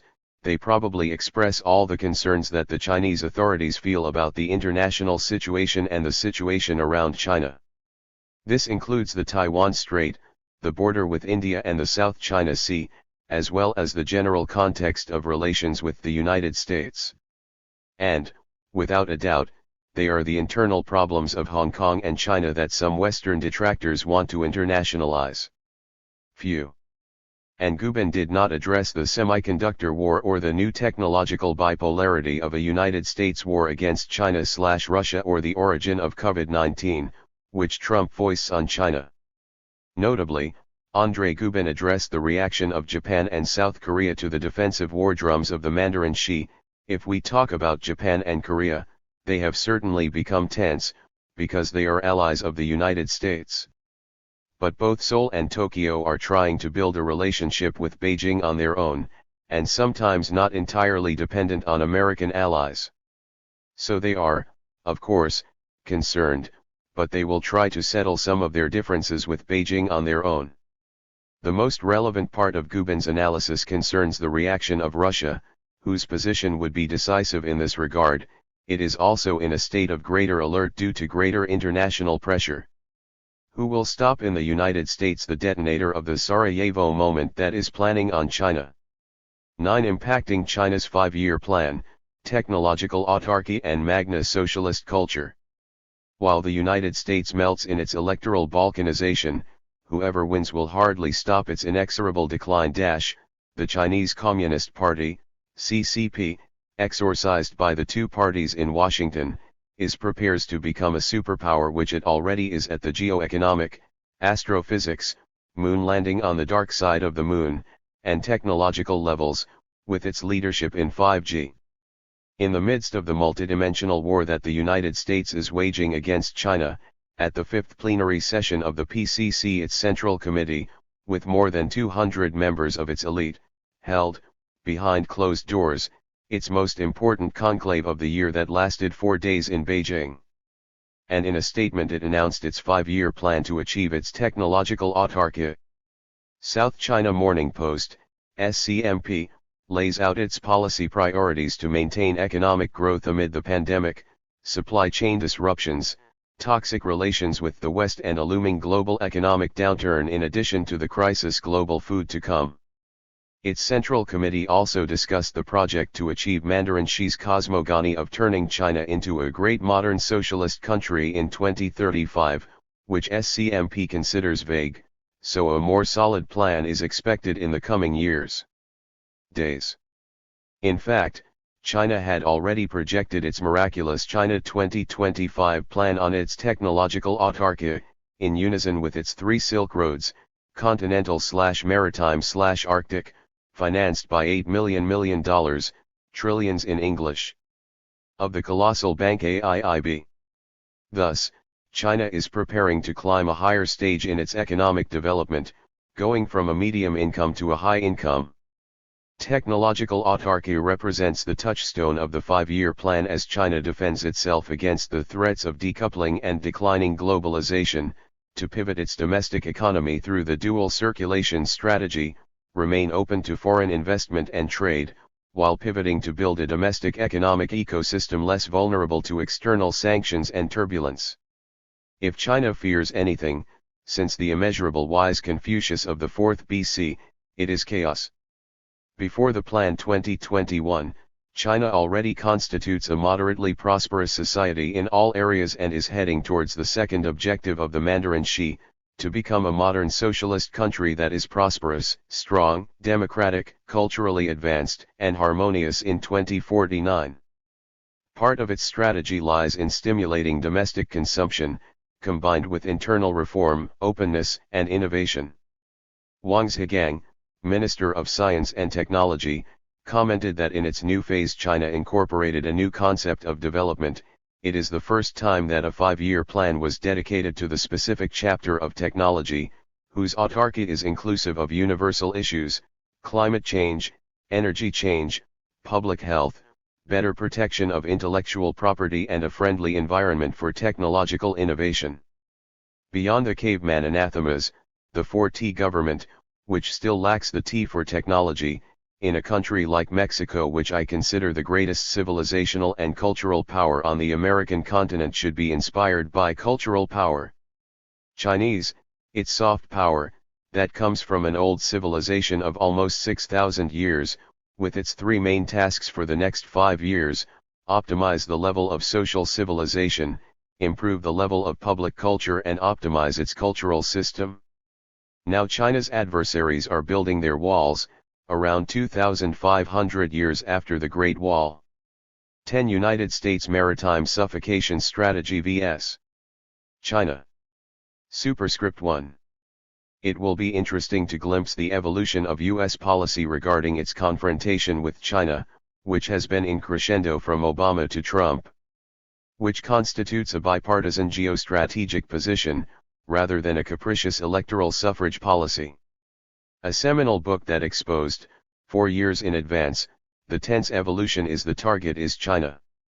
How Washington and Wall Street Plan to Cage the Asian Dragon," by German-American author F. William Engdahl, who gained fame with his book A Century of War.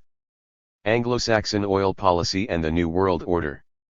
It was not without reason that the plenary session of the Central Committee of the Chinese Communist Party, PCC, where it enunciated its 5-year plan of technological autarky and great socialist culture, was held on the eve of the crucial elections in the United States, as a clear message to the victors.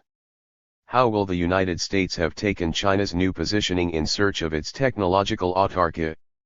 Also on other eves, such as that of the PCC conclave in question, the joint visit of the Pentagon Secretary, Mark Esper, and the Secretary of State, Mike Pompeo, to New Delhi to celebrate the 3rd edition of the ministerial dialogue known as 2+2, the two counterparts of the United States and India, which aims to strengthen strategic ties in the face of growing Chinese influence in the region. According to Matthew Lee, Pompeo made no secret of the Trump administration's desire to enlist India's help in helping the United States isolate China. Before his arrival in India, Pompeo had held the Quad meeting with his counterparts from India, Japan, and Australia at the beginning of October. The quadripartite format of the Quad serves as a counterweight to China for the United States. The pugnacious former CIA director and self-confessed Christian Zionist Mike Pompeo, after his presence in New Delhi, visited Sri Lanka, the Maldives, Indonesia, and Vietnam in order to gain more allies against his eastern nemesis. F. William Engdahl addresses the approach to military wars planned by the Pentagon from the Indian Ocean to the South China Sea, through its string of pearls strategy, which means, according to the Marshall Report, the increasing Chinese military threat to the strategic interests of the United States in the Asian space. A 2005 report to the U.S. Congress describes China's military strategy to defend its access to vital oil from the Persian Gulf by virtue of its increasing dependence. China has adopted a string of pearls strategy based on bases and diplomatic ties ranging from the Middle East to South China. With the consent of Myanmar, with whom Beijing built oil pipelines that empty into the Bay of Bengal, China operates an electronic spy station on Big Cocoa Island and plans to build a base on Little Cocoa Island in the Bay of Bengal. In Engdahl's view, the Pentagon's increasingly colossal military spending is due to its pursuit of what its planners refer to as full-spectrum dominance, total global control of air, land, oceans, space, outer space, and now cyberspace, to ensure its hegemony or global dominance. According to Engdahl, the Pentagon is targeting sea lanes that transport oil from Africa and the Middle East to China. According to the Israeli-American and Pentagon advisor, Robert D. Kaplan, the Indian Ocean became the strategic center of gravity, to which Engdahl comments that such an Indian Ocean is crowned by the Islamic arc of countries Muslims who go from East Africa to Indonesia, passing through the Persian Gulf and Central Asia.